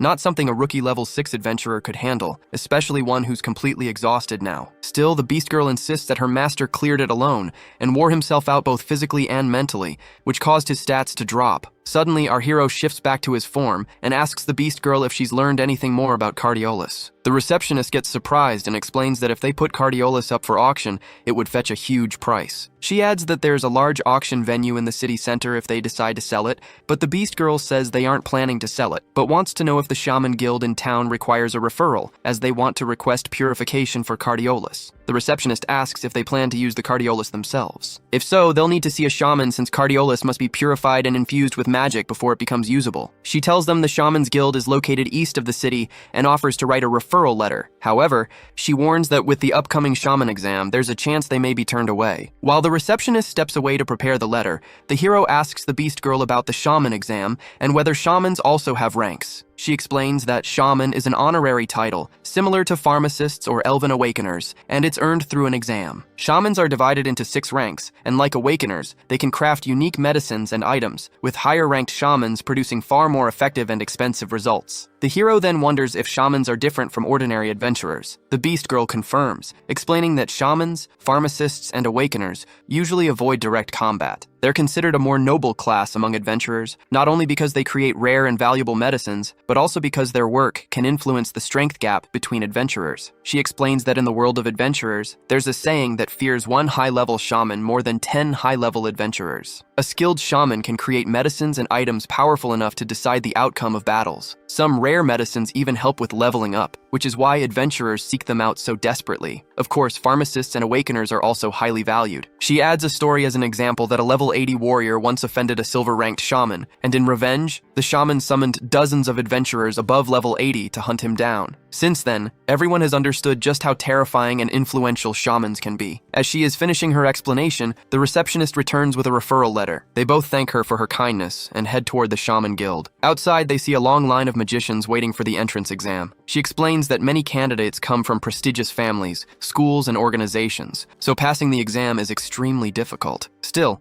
she reassures him that with the referral letter, they have a chance. When they approach the gate and ask a shaman guard about the purification of a Cardiolus, the guard mentions that since today is exam day, only shamans are allowed inside. She explains that they have a referral letter, but the guard refuses, saying it doesn't matter who the letter is from. He adds that in the Shaman Guild, they hold the authority, and no one can enter until the exam is over, no matter how many days pass. Hearing this, the hero grows frustrated. Just then, Doug, the president of the Shaman Guild, arrives, to which the guard quickly informs him of the situation. The hero steps forward and asks if he is the one in charge, questioning why they are being denied entry even with a referral letter. The president calmly replies that he will handle the purification, but since today is exam day, he has no time for them. He advises our hero to return after the exam is finished. Our boy then asks if there isn't any other way, to which the president comments that if this boy takes the shaman exam and earns the highest score, he will personally arrange it as a bonus. But he quickly points out the problem that since the boy is a warrior, he doesn't qualify to take the shaman exam. Our hero curiously asks about the requirements,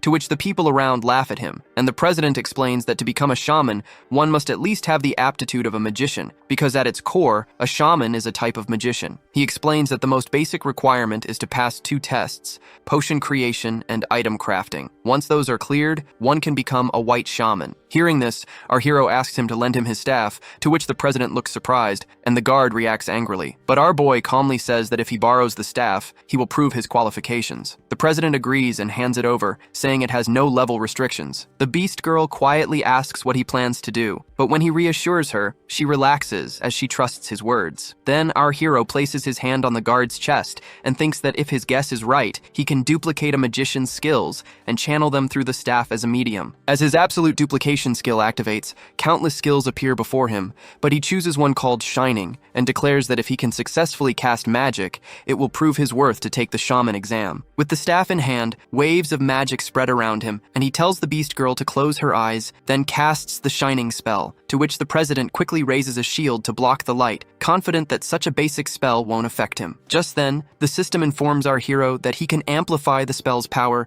by using his ultimate physique skill. He curiously decides to try, and the brightness instantly surges from 150 to 3500, to which the president's shield shatters under the intense light. Our boy cancels the magic and asks the president if this proves his qualification for the shaman exam, to which the president agrees. Then they arrive at the exam hall, where members of other races whisper among themselves, surprised that a human is taking the shaman exam. Some of them say a human should be sitting for the pharmacist's exam instead. Hearing this, our hero grows nervous, but the girl reassures him by explaining that he is the first human ever to attempt the shaman exam, which is why everyone is reacting this way. She tells him that humans have the pharmacist class, similar in role to the beastmen shamans and the elven awakeners. While there are no rules forbidding a human from taking the shaman exam, tradition has always kept the classes separate. Because of that, entering another faction's domain is naturally seen as a provocation. As they talk, a man named Eel's Pig, the vice president, tells his concern to the president that he doesn't oppose the decision, but warns that allowing this could damage the honor of the beastman shaman faction. He also doubts whether a human can even brew potions, noting that this boy doesn't even carry a basic staff. The president replies that he has lent his own staff to the boy,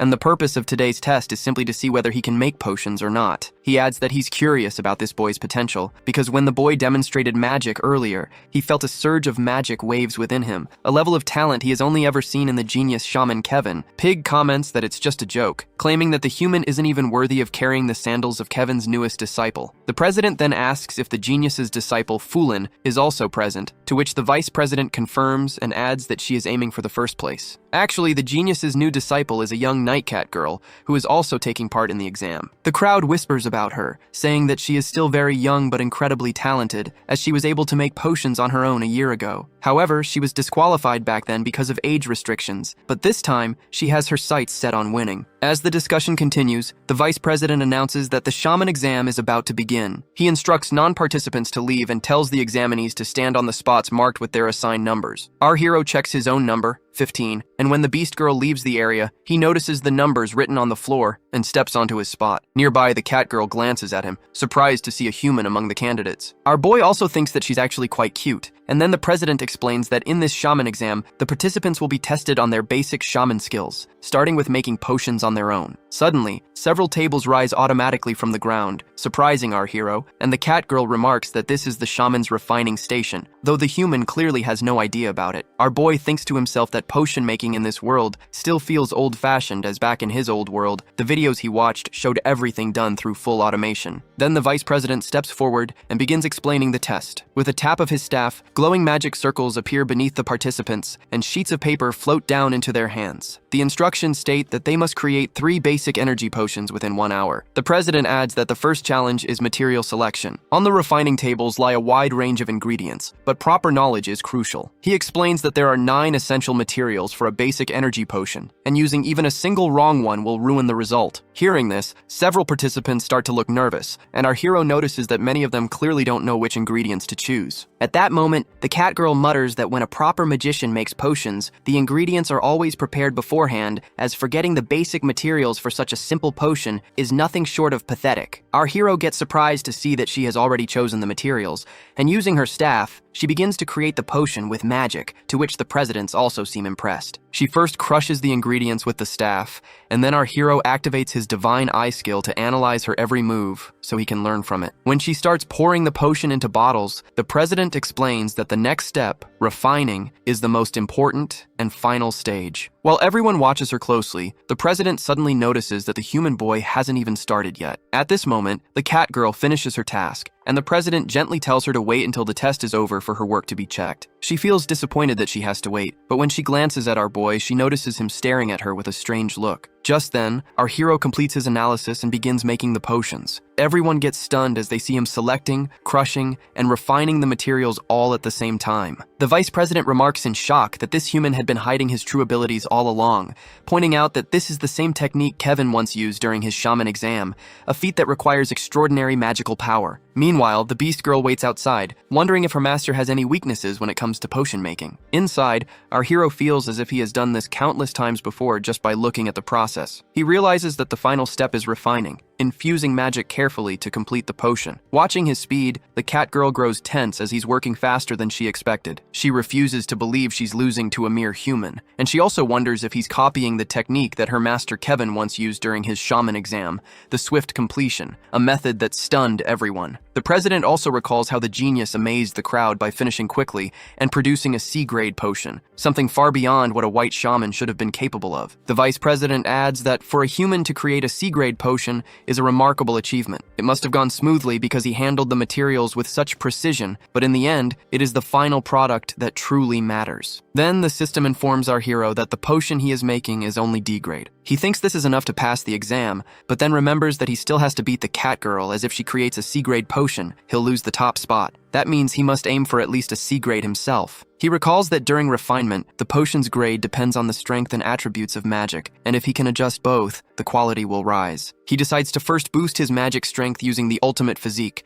but feels uncertain about how to change the magic's attribute. While he hesitates, the others watching start to wonder why the process isn't complete yet. Some whisper that the human must be losing focus and that he might fail the refinement. The vice president laughs, saying there's no way someone can be a genius in everything, as this human probably used up all his energy just extracting the materials. The cat girl is also puzzled by his delay, and when another student reaches out to interfere, she quickly stops him, warning that disturbing this human now could break his concentration. At this moment, our hero thinks that he only has regular magic with no attribute, but suddenly remembers the lightning attribute that appeared when he used the Divine King's hammer. Realizing that the weapon must have been endowed with it, he understands that if he borrows the power of the Divine King's hammer, he should be able to change his magic attribute. While everyone continues to mock him, he suddenly activates the hammer's power, and lightning begins to flow around his body. Everyone gets stunned as his magic power surges, his capacity increases, and his attribute shifts to lightning. With the staff in hand, he quickly performs the refining and solidification process on the potions, and then announces that the basic energy potion is now complete. The others are shocked, and the president comments that he just felt the presence of a different elemental wave,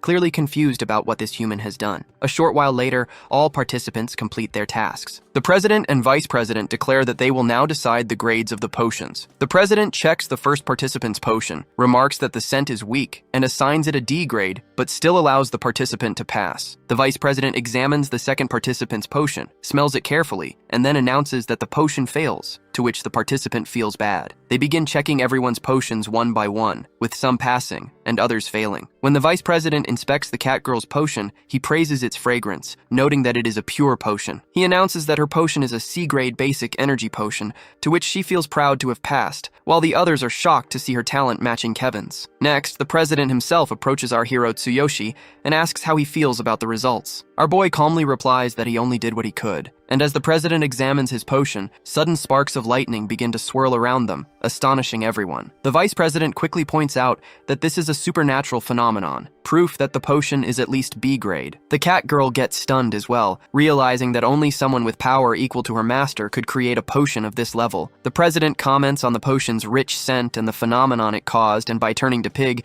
he declares that they were wrong, as this human boy might be even more terrifying than the genius Kevin himself. He then announces that because this boy produced a B-grade potion, he takes first place in the shaman exam. Meanwhile, the beast girl waits anxiously outside when our hero finally arrives, apologizing for making her worry. Curious about the results, she asks how he did, and he proudly tells her that he placed first, to which she gets amazed. Then they both head to the president for the purification of Cardiolus, where the president questions if he truly wants to purify it, reminding him that he already holds great power, but our boy explains that he needs to do it in order to level up. Hearing this, the president assures him that since he earned first place in the exam, his wish will be granted. The vice president then asks who taught him potion making, but when our boy replies that he figured it out on his own, both get completely shocked. The president tells him to follow him, promising that after the purification, he will reward him with the white shaman's robes. As they move toward their destination, the cat girl walks outside, and by whispering her master Kevin's name, she feels bad about losing to a mere human, to which the beast girl gets serious to realize that this cat girl is the genius's disciple. Then our boy calls her to follow, reminding her that once the purification is complete, they still have another goal ahead. They head into the ritual room, where the president places the Cardiolus at the center of the four great elements and orders orders them to begin the purification. The vice president explains that the cardiolus is filled with dark power, so a special ritual is required. He adds that the boy is fortunate, since the chairman himself is carrying out the purification. Watching the process, our hero feels amazed and asks if this is the kind of spell used by shamans. The Beast Girl confirms and explains that shamans are also a type of magician. For certain kinds of magic, the stronger the spell, the longer the incantation, and this purification is a form of specialized magic. At that moment, the president commands the elements to cleanse the cardiolus and give it new life. He then instructs the boy to channel his own magic into it, saying that only by doing so will he be able to use it. The president also explains that cardiolus is divided into low, medium, and high grades. Even a low-grade one can cost adventurers their lives in the darkness zone, since it is still connected to the power of darkness. Finally, he reveals that this cardiolus is medium grade. Hearing that, our hero feels excited, knowing that it means greater fortune and higher experience in the darkness zone. The president explains that the higher the difficulty, the greater the rewards, but warns that this place is nothing like a beginner's area. He tells him that a proper party should at least have 1 tank, 2 warriors, 2 offensive magicians, and 1 pharmacist. When he asks how many members are in his party, our hero calmly replies that he is alone. And the Beast Girl also adds that she won't join him, since the experience points would be split equally if she did. Both presidents are stunned by this answer. They lead him to the entrance of the dark area and explain that once he enters, he can reset it twice. Each reset causes new darkness to appear,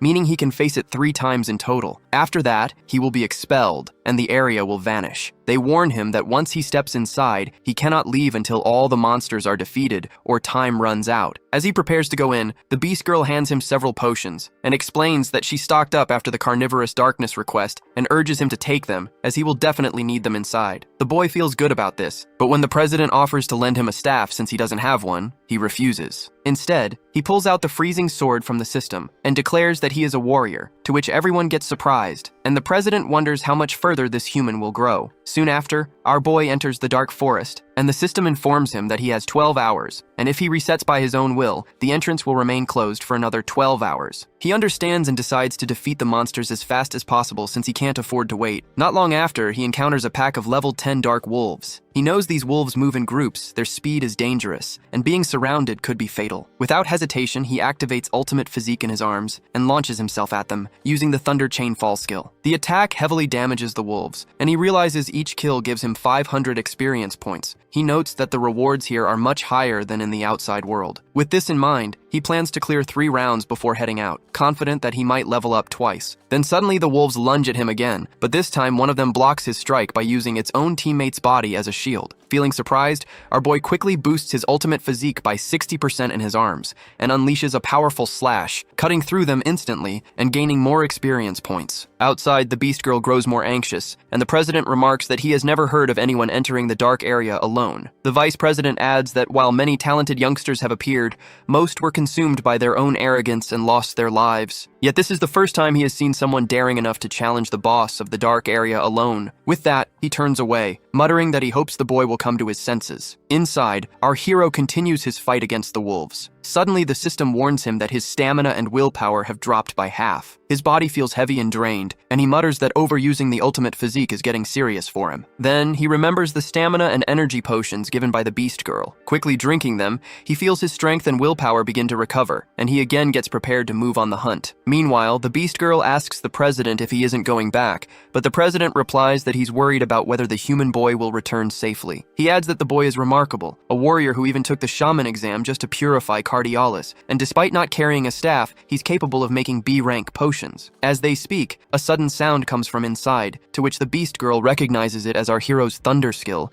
and feels relieved knowing her master is still safe. Inside, our boy unleashes Thunder Chain Fall on a pack of wolves. His powerful strike defeats them instantly, raising his total experience to 12,400 out of 15,000. Seeing this, he mutters that only the boss remains, and defeating it will be enough to reach level 7. He finally arrives at the entrance of the boss room, but feeling a bit drained after clearing all the minions, he decides to rest for a while before challenging the boss. He drinks some more energy and stamina potions, wincing at the bitter taste because, compared to the convenient capsules from his original world, these are unpleasant, but their effects are far stronger as his strength quickly returns, and he rises to face the boss. Opening the massive door, he senses a powerful presence. A towering pig-like creature steps forward, and it's clear this is the boss of the dark area. He immediately activates ultimate physique in both arms, but before he can make a move, the beast suddenly leaps at him with shocking speed, slashing down with its sword. Our hero just manages to block with his freezing blade, but he realizes the boss is incredibly fast. Then the monster releases a strange radiation, locking our hero's body in place, and for a moment, he's helpless as the beast prepares to strike again. But the ring on his hand activates and breaks the illusion, to which his body responds once more, and he raises his sword just in time to block the incoming slash. Doing this, he comments that he won't die so easily, to which the monster feels surprised,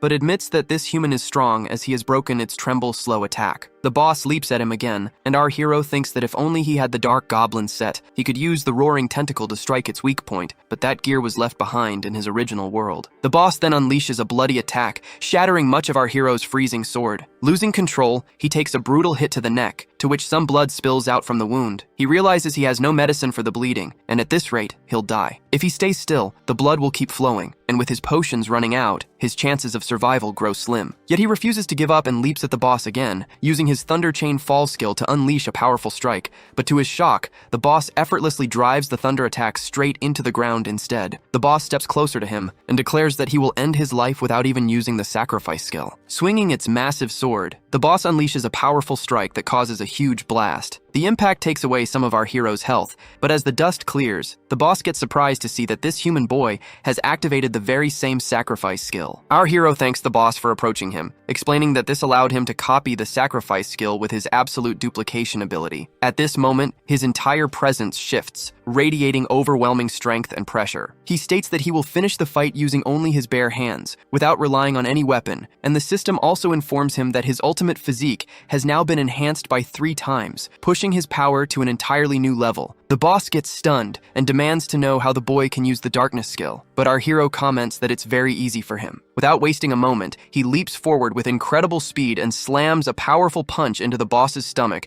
which causes the boss to slide back afar. Our boy declares that he doesn't care what methods he has to use, as long as he can finish the fight in the remaining time. The boss laughs in response, tossing its weapon aside, and reminds him that it can also use the sacrifice skill, but it gets more shocked when it sees the boy freely controlling lightning strikes. Our hero says he hasn't forgotten about that, nor has he forgotten how the boss once deflected his Raiden attack with its weapon. At this moment, the boss realizes its mistake that out of anger, it had thrown away the very weapon that was its greatest strength. Our hero steps forward and tells the boss that his true aim was to force it into offering half of its blood. He then drives a devastating punch straight into its stomach with his bare hands, which causes the blood to burst from its body, and then our hero rips it into 2 pieces, to which the boss gets defeated at the spot, and the system immediately notifies him that he can now reset this dark area twice. The effect of sacrifice fades, and he returns to his normal form, though his entire body aches. Sacrifice is powerful, but when combined with ultimate physique, it puts a heavy strain on him. At that moment, the system informs him that he has obtained the boss's weapon, to which he feels good, as it has come out at the right time since he lost his own weapon. He picks up the weapon, the bloody misssaw, which inflicts wounds that cannot heal. Reading further instructions, he learns that if he challenges the dark area again, he will receive a 50% experience bonus. He also notices that he is leveled up to 7. However, he mutters that sacrifice is a troublesome skill. Its damage doesn't fade away, and instead of boosting his condition, it only wears him down. Unsure of what to do next, he debates whether to step outside and rest. If he dives into another round right away, he knows the boss fight will be unavoidable. On top of that, the Beast Girl warned him earlier that it would be dangerous not to leave and replenish supplies after the first round. But he also reminds himself that his plan is to gain 6 levels in 1 week, reaching level 12. To return safely to his original world, he must keep leveling up, so he cannot ignore the bonus experience. With that thought, he presses the challenge button without hesitation, resetting the dark area to face the boss again. Outside, the Beast Girl feels worried because he still hasn't come out. The president reassures her, saying the boy might have chosen to continue since the challenge offers extra experience. Still, he feels uneasy, as if the boy had lost. He should have been forced out already, yet he remains inside. The Beast Girl mutters that the boy promised to return after the first round. Just then, the Vice President Pig returns from his nap. Seeing the situation, he asks if the fight isn't over yet. He mocks that the first round has already ended, and yet the boy's body hasn't been expelled. He mentions that he has seen countless young challengers before, but not a single one has ever cleared this phase. He remarks that if the boy survived the first round and still hasn't emerged, it means he's attempting the next round, and without any healing potions, that could be fatal. The Beast Girl insists that she can still hear the thunder, proof that her master is alive. The Vice President mocks her again, but when she looks at him seriously, the President senses the bloodlust radiating from her and orders them both to stay silent until the boy appears. He tells the Vice President to leave and mutters that this man is a fool, as he can't even sense the Beast Girl's bloodlust, and her power is clearly limitless. The Beast Girl grows more anxious as the thunder suddenly stops. Just then, the President hears an unusual sound and notices that the seal of the dark area is starting to break. He quickly orders the others to prepare as the darkness begins to emerge, but the Beast Girl suddenly stops them, realizing this isn't the darkness, it's her master, Tsuyoshi, stepping out of the dark area. He apologizes for making her wait and explains that he completed the challenge 3 times, gaining an experience bonus each round and leveling up 3 times. Feeling exhausted, he collapses, and the President immediately calls the others to treat him quickly. At this moment, his level rises to 9, and his combat power reaches 14,500. After that, they bring our hero into the room, where the 2 presidents use their magic, Reflect, to heal him. As his injuries start to mend, they explain that both his muscles and nerves were severely damaged, and it's a miracle he survived. Our boy thanks them, while the Beast Girl scolds him, saying he's always reckless and breaks promises. He apologizes, explaining that he couldn't resist the temptation of the experience bonus, and this time he reached level 9 with great rewards. As they talk, the President comments that he wouldn't have believed it if he hadn't seen it himself, that this boy has completed the dark area 3 times. He recalls the intense aura when the boy emerged, stronger than the darkness itself, and realizes that if Kevin was a genius, then this human surpasses even a genius. The Vice President apologizes for his earlier words, but our hero reassures him. The President also mentions that the Reflect skill they used was only an intermediate level healing spell, and they've restored him as much as possible, but the deep injuries remain, leaving his body in critical condition. He also tells our boy that when he emerged, his body was covered in wounds, with internal bleeding and nerve damage everywhere. If they had delayed treatment even slightly, he would have died. He notes that it seems his body used some secret technique or magic, but warns him not to rely on it, as the lingering danger could hinder future leveling. Our hero feels surprised and realizes the sacrifice skill might be affecting his mind, as he briefly sees 2 strange eyes. When the Beast Girl asks about it, he brushes it off, saying he's just a little tired. The President then gives him a special medicine, instructing him to take it once a day and meditate afterward to absorb it more effectively. The Vice President surprisingly asks if they really intend to give such medicine to a human. The President explains that it's Kevin's favorite medicine, and will greatly help heal his body. He also suggests that it would be even better for the boy to meet the genius directly, as if he has the talent. The genius might take him as an apprentice and teach him even more advanced knowledge of medicine. He explains that the genius is one of the few people on the continent who has mastered the legendary law of ruin, which surprises the Beast Girl. She asks what number it is, to which our hero feels confused, and the Vice President clarifies that in this world, the magic of heaven and earth is governed by certain laws, and using magic according to these laws grants immense power. It's called the Forbidden Spell of Ruin. For shamans, mastering these laws is important for improving the potency and quality of the medicines they refine. However, the laws themselves are extremely violent, and some even seem to possess their own will. There are 12 laws in total, all hidden in unexplored regions, and even if one discovers them, proper training and ability are required to harness them. The Vice President adds that Kevin is called a genius because he mastered the 12th law, the law of the great winds 10 years ago, greatly enhancing his magic. As a shaman, this mastery has been invaluable in refining medicines. He also notes that if anyone can heal the deep internal wounds in this boy's body, it would be Kevin. Hearing this, they both feel good, and the President then gives him a letter, explaining that with this letter of introduction, he will be able to meet Kevin. He also instructs them to bring along some rare items and valuable medicinal materials to trade with him. Our hero and the Beast Girl agree and move on the way for their next destination. From behind, Pig mutters to himself, saying he's certain that the President provided him with a B-grade forbidden blood potion, which they had obtained from the genius in exchange for a large quantity of valuable medicinal materials. The President explains that his intention is simply to see how far this human can go. He views lending him assistance now as an investment for the future. He adds that while he has never personally heard of anyone clearing the dark area alone, it is not entirely unheard of in history. Pig curiously asks if there really was someone else who managed such a feat. The President replies that 1,000 years ago, there was a great being named Garsus, the ancient god king, who was said to have given birth to the Beastman clan. Meanwhile, our boy and the Beast Girl are moving carefully through the forest. When he asks about the genius's location, she reassures him that the president had told her, though it is still quite a distance away. She mentions that this journey will give them the chance to level up along the way, preparing them for the challenges ahead. As they move through the bushes, the Beast Girl explains that this path is closer and fits well with their quest objectives, but to complete it, he will need to form a party. They arrive at a spot where many adventurers are gathered. She tells him that this is a popular quest point, though after a certain time, adventurers often leave or move on to other quests. Feeling confident, our boy steps forward to try forming a party and test his level 9 skills, while the Beast Girl stays back to wait for his return. At that moment, another adventurer calls out, searching for a warrior or tank of at least level 15 with combat power over 6,000. He already has some party members at level 15, but needs one more to complete the team. No one steps forward knowing the quest is extremely dangerous. One adventurer from another race suggests choosing a different quest, since they've already lost 2 days, but the quest leader refuses. He reminds them of the valuable information he purchased at the tavern, that this is a level 12 quest, and it is the only one where they can obtain the blood rose, which is worth 500 silver coins. Actually, the blood rose is a rare medicinal ingredient that greatly boosts recovery, which is why it commands such a high price. As everyone is getting worried that no one is joining them, our hero raises his hand and announces that he is a warrior. He admits his level is slightly lower, but expresses confidence in his abilities. The other adventurers get pleased to see him and say it's not a problem if he is at level 12, but when our boy reveals he is only level 9, the party leader grows angry. They notice that the quest entrance will close in just 10 minutes, and one of the members urges the leader to accept this boy, warning that missing this chance would waste another day. Hearing this, the leader agrees, warning our hero not to act alone inside. As the 4 others are strong, and he is only there to fill the numbers, our boy accepts and steps forward, excited to join a party for the first time. As they step into the quest area, they immediately notice that it's a level 16 quest. A forest rhino stands before them,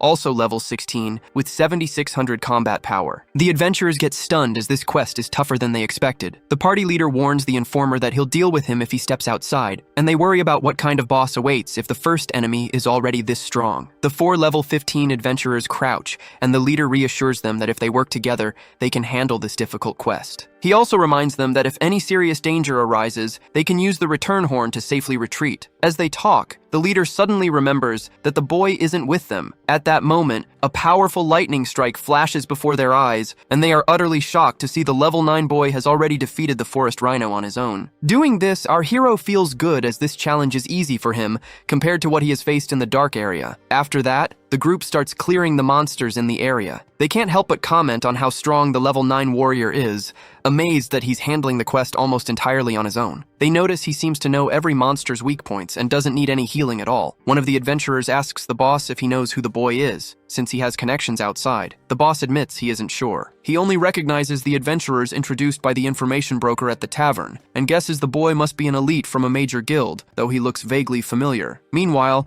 our hero thinks that the experience points here are generous compared to the original world, but still far below what he gained in the dark area. Even the level 16 monsters here are far weaker than level 11 creatures from the dark area. They don't even come close to the strength of the darkness monsters. Spotting another monster, his system notifies him that its weakness is fire, though it's covered in poisonous thorns. He thinks this quest is about collecting blood roses, which he can later give to Kevin as a souvenir. He slays the monster and warns the party that the quest boss will appear soon. The weaker monsters are multiplying, and their weakness is fire, so he instructs the magician to use fire spells against them. The captain steps forward to prepare his attack, but our boy also cautions everyone about the poisonous thorns that can cause serious injuries. The captain feels puzzled at how someone only at level 9 could know so much. As with that much knowledge and experience, this boy must be hiding his true strength. Still, he casts his fire magic and burns down the wave of monsters in an instant. After the fight, the group takes a short rest. The captain's 3 companions quietly talk among themselves, admitting that everything has been going smoothly only because of the boy. They agree he feels different from normal people in this world and must be someone special. During the break, our hero and the captain finally exchange names. The captain introduces himself as Victor and says he wants to know the boy's true identity, but our boy replies that he's just a beginner adventurer. The captain asks if he knows about quest rankings for each region, but when our hero rejects, the captain explains that unlike normal quest points that disappear after some time, each region has fixed quest points. The scale varies, but rankings record party completions, first clears, and top performances. That means rewards aren't just bonus items or gold, but also fame. Since these rankings are shared across all regional branches of the Adventurers Guild, anyone can see them. Our hero quickly understands since his original world had a similar system. The captain then reveals that while this group of 4 may look random, he is actually part of Q's guild, serving under an elite unit of 15 pioneers called the Big Goat Party. Their leader is his senior, one of the guild's founders, a shield warrior nicknamed Big Goat Harvey. Finally, he adds that a new level 18 quest has recently appeared. It involves small, dark area monsters lurking in the swamps, and they are especially troublesome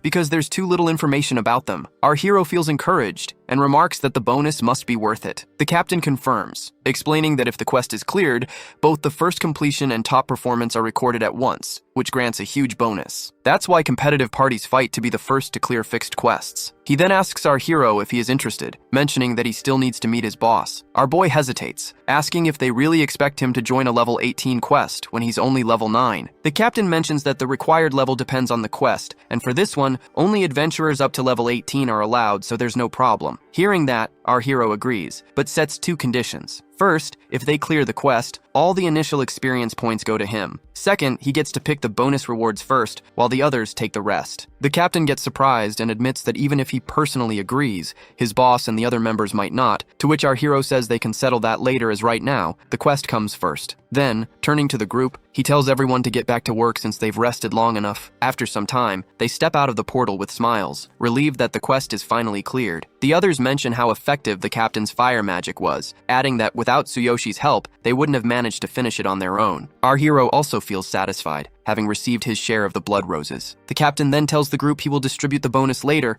and everyone agrees. Afterward, the captain asks our boy if he has time to meet his boss, Harvey, but our hero replies that he needs to inform his comrade first. He goes to the Beast Girl, who gently wipes the dirt from his face while listening to him explain everything. She feels reassured and tells him that she will head to the nearby town to gather information and return with a report. Our boy agrees, saying this will be useful, and adds that if they don't run into each other, they should meet at the local Adventurers Guild. Before he leaves, she hands him some potions and enough money to last 3 days. As he walks away, the Beast Girl thinks that this situation is perfect for her, as she still needs to investigate more about the so-called genius Kevin. If he has already mastered the Earth-Wind fusion law, then her plan to kill him will have to be reconsidered. After that, the captain returns to his guild and immediately tells his boss, Harvey, about the boy. The boss gets surprised to hear that a level 9 warrior is supposed to lead his elite party, whose average level is 16. The boss himself is level 18, so the idea sounds unbelievable. But the captain insists the boy is remarkable as thanks to him, they managed to secure the blood roses without any trouble. Hearing this, another member, Luke,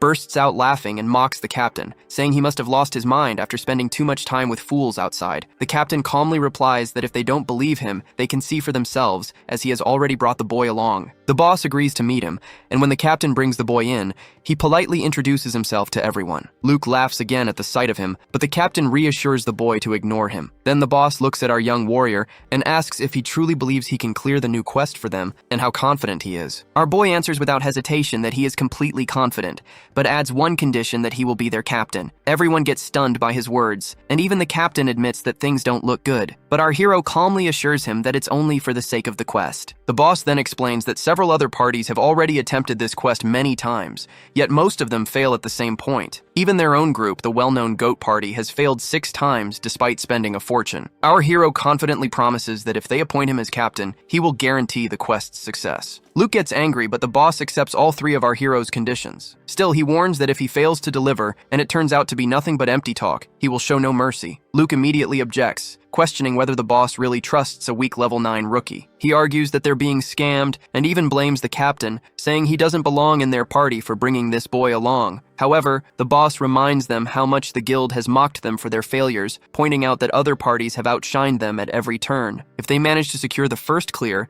and set the record for best performance on this quest, the reputation will finally be theirs. With no other options left, he insists they take this one small chance. Then they all head toward the spot where the quest portal is waiting. As they approach, other parties mock them that they're attempting the new quest again and will probably end up using the return horn like before, but they notice that this time, the person leading them isn't Harvey, it's a new boy. One guy laughs, saying they've even gone as far as changing their leader. The captain then explains to the new leader that this man is the captain of the rival party and has always looked down on them. Understanding the situation, our boy pushes the rival captain aside and steps forward, which instantly angers him. Without hesitation, he accepts the quest and commands his team to get ready as they're going in now. He recalls the captain's words about this quest involving an unknown type of darkness monster lurking in the swamp, creature said to be extremely troublesome. But with the power of the divine eye skill, he feels there's nothing to fear. As they move inside, the boss asks him about the plan, but our boy calmly replies that he first wants to make sure all the experience points will belong to him. The boss confirms, assuring him that the party's honor matters more to them, so he can take it all. Still, he warns him not to disappoint them, reminding him that being made captain carries a heavy responsibility. When our hero checks the system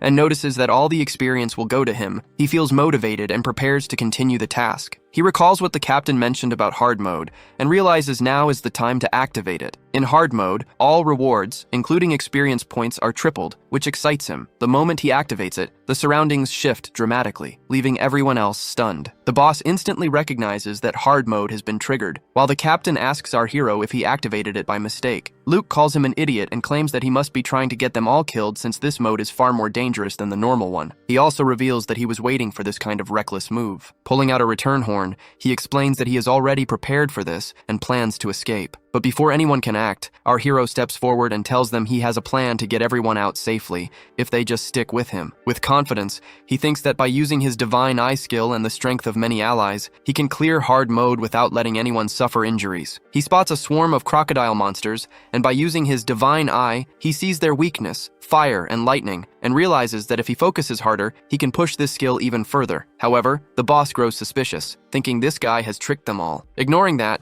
our hero confidently orders the group to follow his lead, promising he'll guide them through this hard mode. Activating his sword's ability, he commands the fire magicians to prepare. The captain decides to trust him and gets ready, while other magicians join in, determined not to be mocked again if they fail. As the crocodiles leap toward him, the boss warns our hero to stay back. Instead, our boy unleashes a thunderstrike and orders the magicians to blast fire from 1 meter behind him. They follow his command, and with the combined assault, the crocodile monsters get wiped out instantly, to which the captain also gets shocked at how easily they won. Then our boy explains that his skill, Thunder Chain Fall, can weaken enemies. Once weakened, any active skills they use are interrupted, and attacks deal double damage. On top of that, when everyone focused their fire magic on a single point, the attribute damage multiplied, making it much easier to defeat the monsters. Hearing this, the group feels relieved, realizing they now have a real chance to clear the quest. The boss looks at him in shock, wondering how someone at just level 9 could know so much. However, Luke refuses to accept it and mutters that it's only luck. But the others immediately argue back, saying they saw it with their own eyes as this boy really is incredible. Our hero cuts them off, telling them not to waste time arguing with him, and orders them to follow his lead so they can clear hard mode, to which everyone, even the boss, agrees and follows his instructions. After 30 minutes, the group reaches the swamp and hides in the bushes. The captain asks what they should do next, while Luke points out that the monsters here are darkness types. He doubts where the boy gets his information and warns that if they fail here because of him,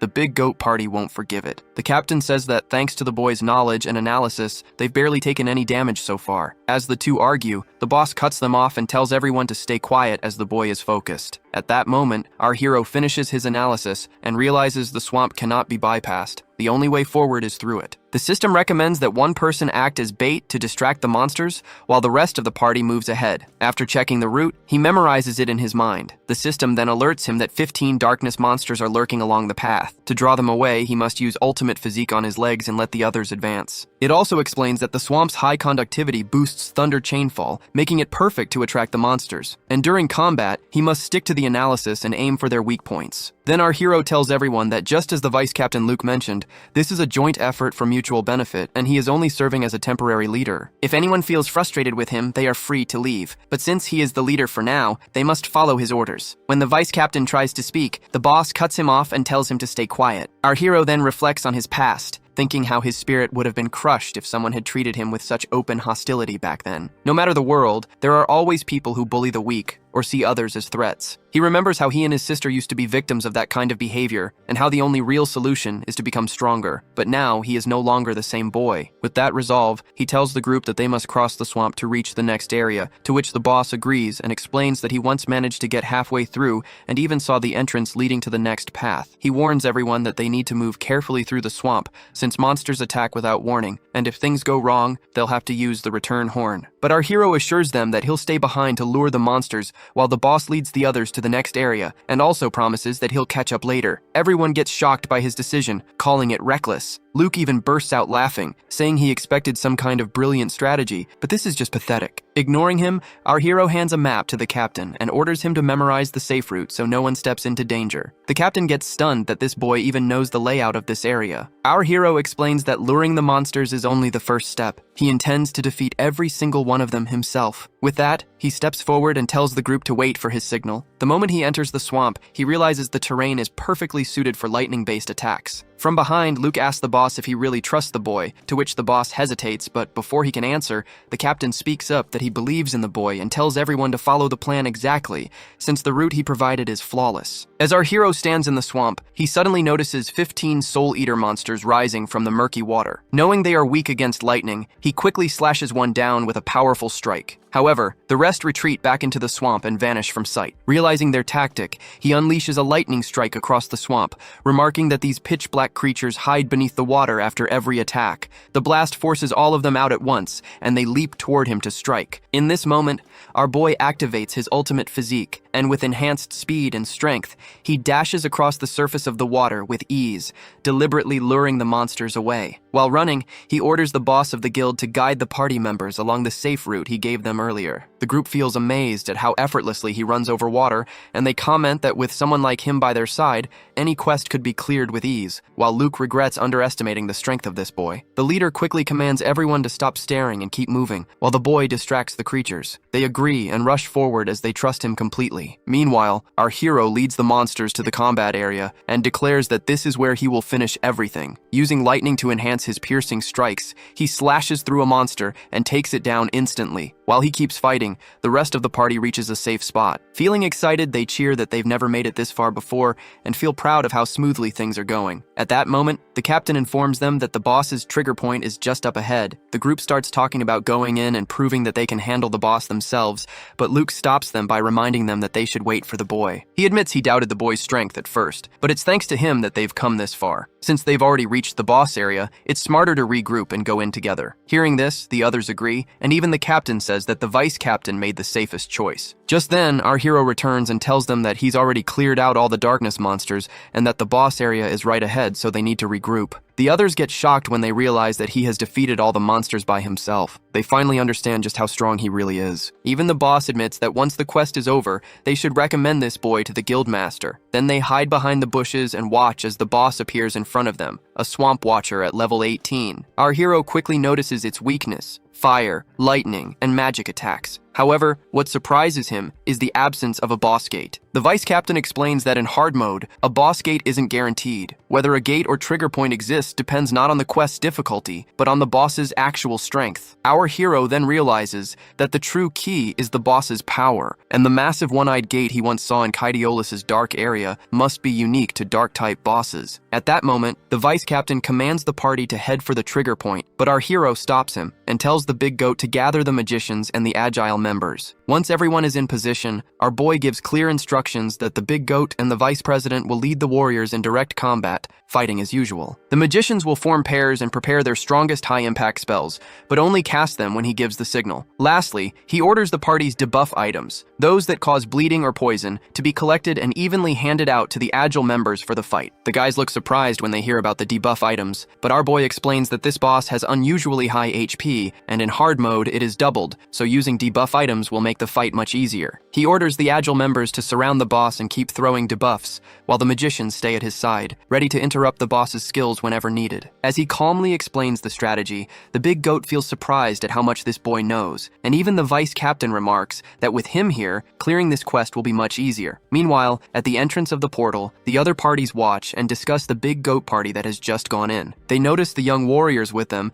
and the reddish glow at the entrance, which means they have entered the hard mode. The dog Dog says that this time a human warrior is leading them and mocks that Big Goat will surely end up using the return horn again. Inside the portal, the fight with the boss begins. Everyone moves according to the plan, attacking and throwing debuffs. The captain asks our boy if the magician should provide support magic, but he tells him to wait until he gives the signal. The moment the boss monster prepares to strike, he quickly orders the magicians to unleash their spells. They act without hesitation, and after a tough battle lasting about 15 minutes, the Swamp Watcher gets finally defeated. Everyone is stunned as they have managed to clear it in just one attempt. The Big Goat remarks that he must introduce this boy to the guild leader, since having him officially join would greatly boost their guild's achievements. The group celebrates their success, while our hero realizes he has leveled up to 10. Feeling excited, he marvels at having gained all of the boss's experience points for himself. Just then, the system notifies him that he has unlocked a black armor disguise set from the Ring of Infinite as a reward for reaching level 10. When he equips the set, in an instant, a sleek and striking armor forms over his body. The system explains that the armor is highly flexible, can only be worn by those with the Ring of Infinite, and can be displayed even when other equipment sets are hidden. Checking his status, our hero notices that not only has he reached level 10, but his combat power has also increased by 15,000. While he is still processing this new power,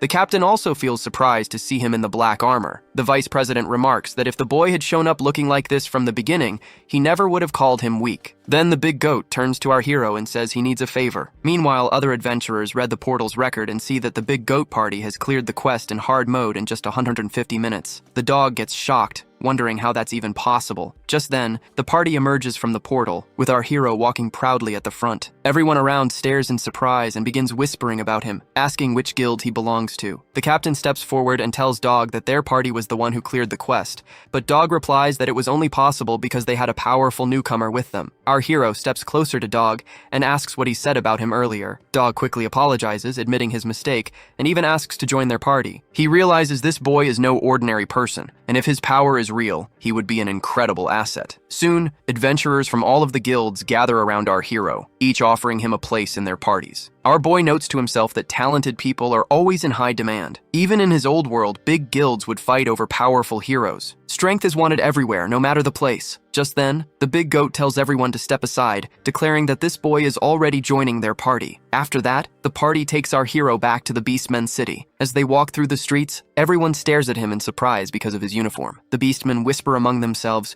recognizing the famous goat party, but wondering who this unfamiliar boy with them is. Our hero tells the party to wait outside while he enters the guild alone, wanting to check if Sakura, the Beast Girl, has arrived since he promised to meet her there. Inside, he finds the same receptionist talking to the two Beastmen, who are once again pestering her to join them for food or drinks, but she clearly doesn't want to go. At that moment, our boy steps forward to the counter, and when the two Beastmen glare at him, they realize he's the same human they met before. The receptionist also notices and remarks that he has changed quite a bit. The Beastmen mock him, asking where he stole that uniform, but our hero ignores their insults and calmly asks the receptionist if the Beast Girl has come by. She replies that she hasn't seen her today, and aside from these two loud troublemakers, no one else has stayed around. The two Beastmen get angry at the receptionist, but before they can cause more trouble, our hero grabs one of their hands using ultimate physique, to which the Beastman feels pain. Both of them get angry at him, warning that the guild has guards and demanding he step outside to fight. Our boy apologizes to the receptionist for the disturbance and heads out. She quickly warns him not to go, saying they'll beat him if he leaves, but he calmly assures her that he'll be fine. Outside, the Big Goat sees the commotion and asks about the problem, calling our hero the captain. Our boy explains that the two Beastmen started the fight first. Hearing this, the whole party gets ready to fight alongside him, to which the Beastmen get scared and run away. Our hero then tells his team that since his companion isn't here,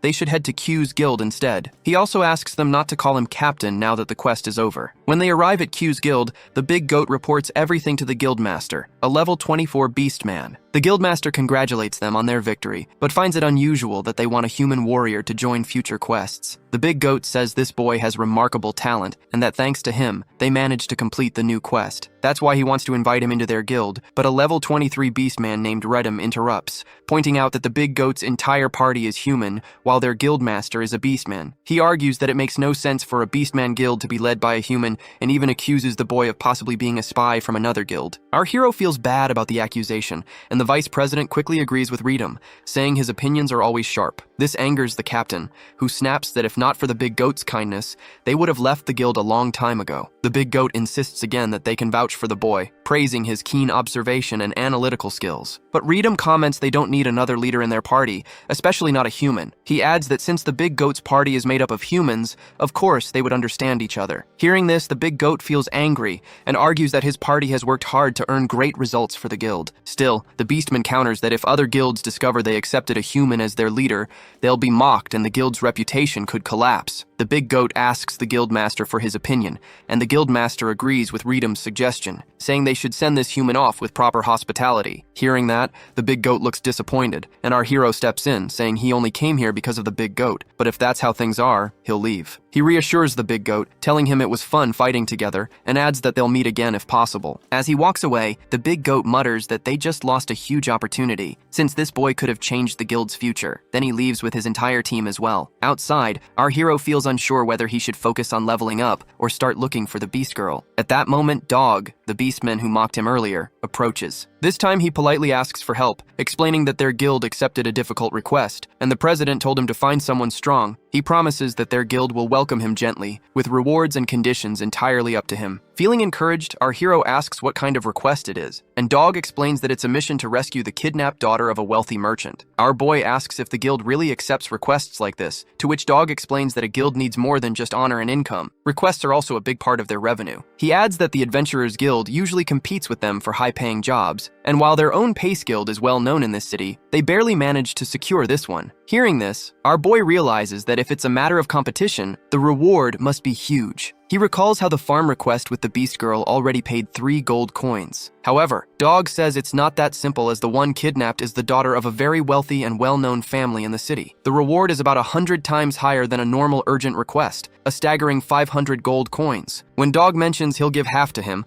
our boy gets stunned, thinking the Beast Girl will be thrilled to see so much money. After some time, they arrive at the Pace Guild's entrance. Inside, the wealthy merchant named Wenton is scolding the guild members, as it's already the 3rd day since the kidnapping, and tomorrow is the final deadline for the kidnapper's demands, yet they still haven't found his daughter. He clearly states that if they fail again, they'll have to pay 10 times the reward as compensation. Hearing this, the guildmaster Pace and the vice president Hugh get surprised. They admit the demand is too high, but promise they'll find his daughter tomorrow, and then suddenly Dog arrives with our hero. Our boy asks Dog if the guild hasn't sent a rescue team yet, to which Dog explains that they did, but the target's location is deep in the mountains, making it difficult to move without drawing attention. At first, they sent a team of 15 with an average level of 20, even including the vice guild master. They were confident, but they never even made it to the enemy's base, let alone the rescue. He continues that the team was caught in countless traps and unfamiliar terrain. The enemy group has around 20 members with an average level of 19, and their leader is a level 25 berserker. The guild sent out 3 more rescue teams with anyone who could fight,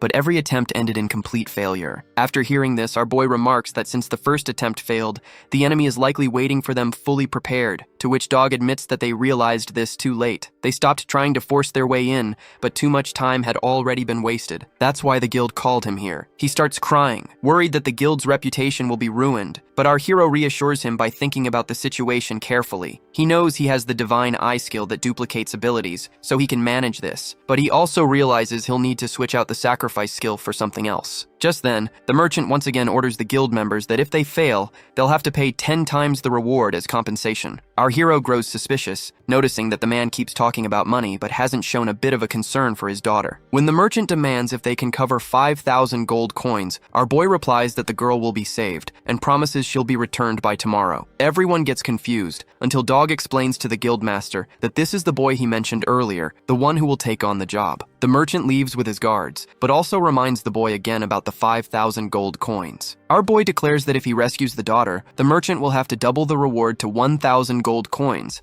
and if he fails, he'll personally pay 50,000 gold coins, to which everyone gets shocked. The merchant agrees and hands a contract to the guildmaster, who hesitates first, but signs it since he has no other choice. After the merchant leaves, the vice president angrily demands to know why this boy has done this to them, to which our hero replies that maybe this gives them a chance. Just then, someone announces that the president of the Shaman Association has arrived. Our boy immediately realizes it must be Doug, the man he met before. The president enters and asks about the vice guildmaster's condition, who explains that he called him here to treat his injury, since the guild's priest couldn't heal it. The president uses magic to close the wound, then asks if the injury came from Wenton's request, and whether the mission is truly that difficult. At this moment, our hero steps forward and admits that it is tough, but he is confident they can handle it. When the president notices him, he surprisingly asks why he is here, to which everyone else gets stunned that the president already knows him. Soon after, they sit together at the table, where our boy reassures the president that he will do his best to complete the request. The guildmaster tells the dog that the president isn't someone who easily gets close to others, then asks who the boy really is. The dog admits he doesn't know either, but says it's clear the boy is far stronger than they imagined. The vice guildmaster then steps forward and tells the boy he'll join him on the mission since he has attempted it before, to which our boy agrees, and they both head out immediately. As they leave, the guildmaster asks the president if he truly knows who this boy is. The president explains that this boy recently passed the white shaman exam,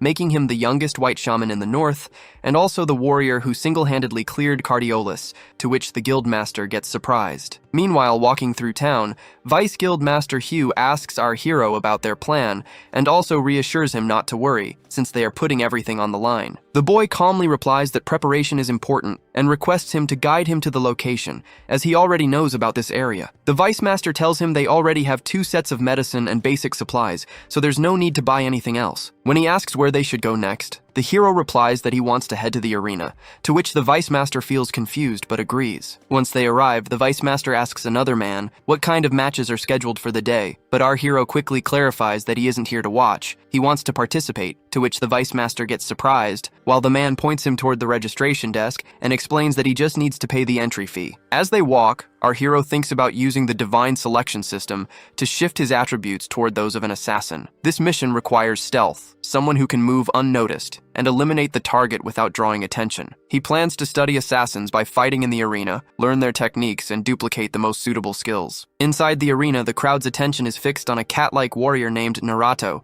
a level 21 shadow assassin. Across from him stands a beastman who notes that the cat guy has only one arm, but he moves with incredible speed. The cat guy commands him to attack, to which the beastman leaps forward, but in a flash, the cat guy uses his ambush attack skill, slipping behind the beastman and driving his dagger into his back, which causes the beastman to get defeated instantly. Actually, ambush attack is a specialized skill designed for close-range combat, allowing the user to strike a fatal blow with precision. The crowd erupts in cheers, praising the cat guy's skill and noting that he hails from the east. Our hero also feels impressed by the technique, and the Vice Master explains that facing an assassin like this would be nearly impossible, as he is a renowned Eastern assassin, famous for his speed and lethality. He holds 21 consecutive wins in the arena, and countless guilds are eager to recruit him. When our hero asks if Eastern assassins are really that powerful, the Vice Master explains that many mysterious and strong guilds exist on this continent, and the Eastern Assassin Guild is one of the most notorious. He adds that the cat-like fighter came from that guild,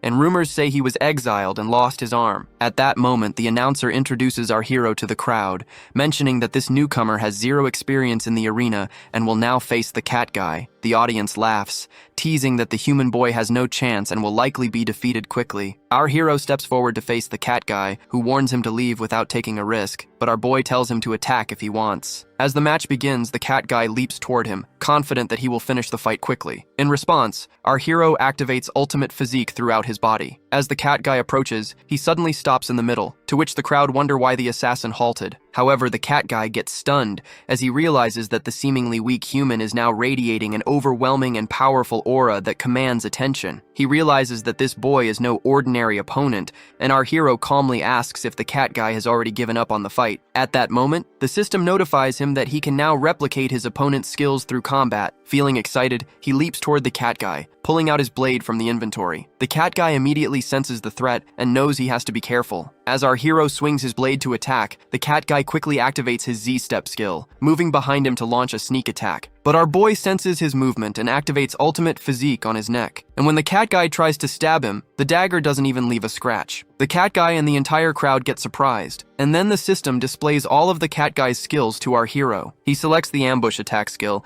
and immediately the system enhances it into thunderous ambush attack, adapting it to our boy's weapon and attributes. At this moment, our hero leaps at the cat guy and unleashes his new skill, striking him with a thunderous attack, to which the cat guy gets defeated instantly, and the hero hero remarks that now he can move on to rescuing the merchant's kidnapped daughter. Outside the arena, the Vice Master is also amazed by his victory, while our hero notices his body has become even more agile, moving like an assassin with divinely enhanced speed. The Vice Master asks if he still wants to attempt the rescue at night, warning that darkness will make it harder to see, but the hero confidently assures him that he can see perfectly and orders him to lead the way. At night, the Vice Master leads him to the fortress where the merchant's daughter is being held, noting that several days have already passed and wondering how she is faring. He explains that no matter how many times they tried to rescue her, each attempt ended in failure. The terrain makes the fortress easy to defend and difficult to attack, and the enemy, knowing the area well, has set numerous traps. When the Vice Master asks about the plan and glances back, he's surprised to see that the boy is no longer behind him. At this moment,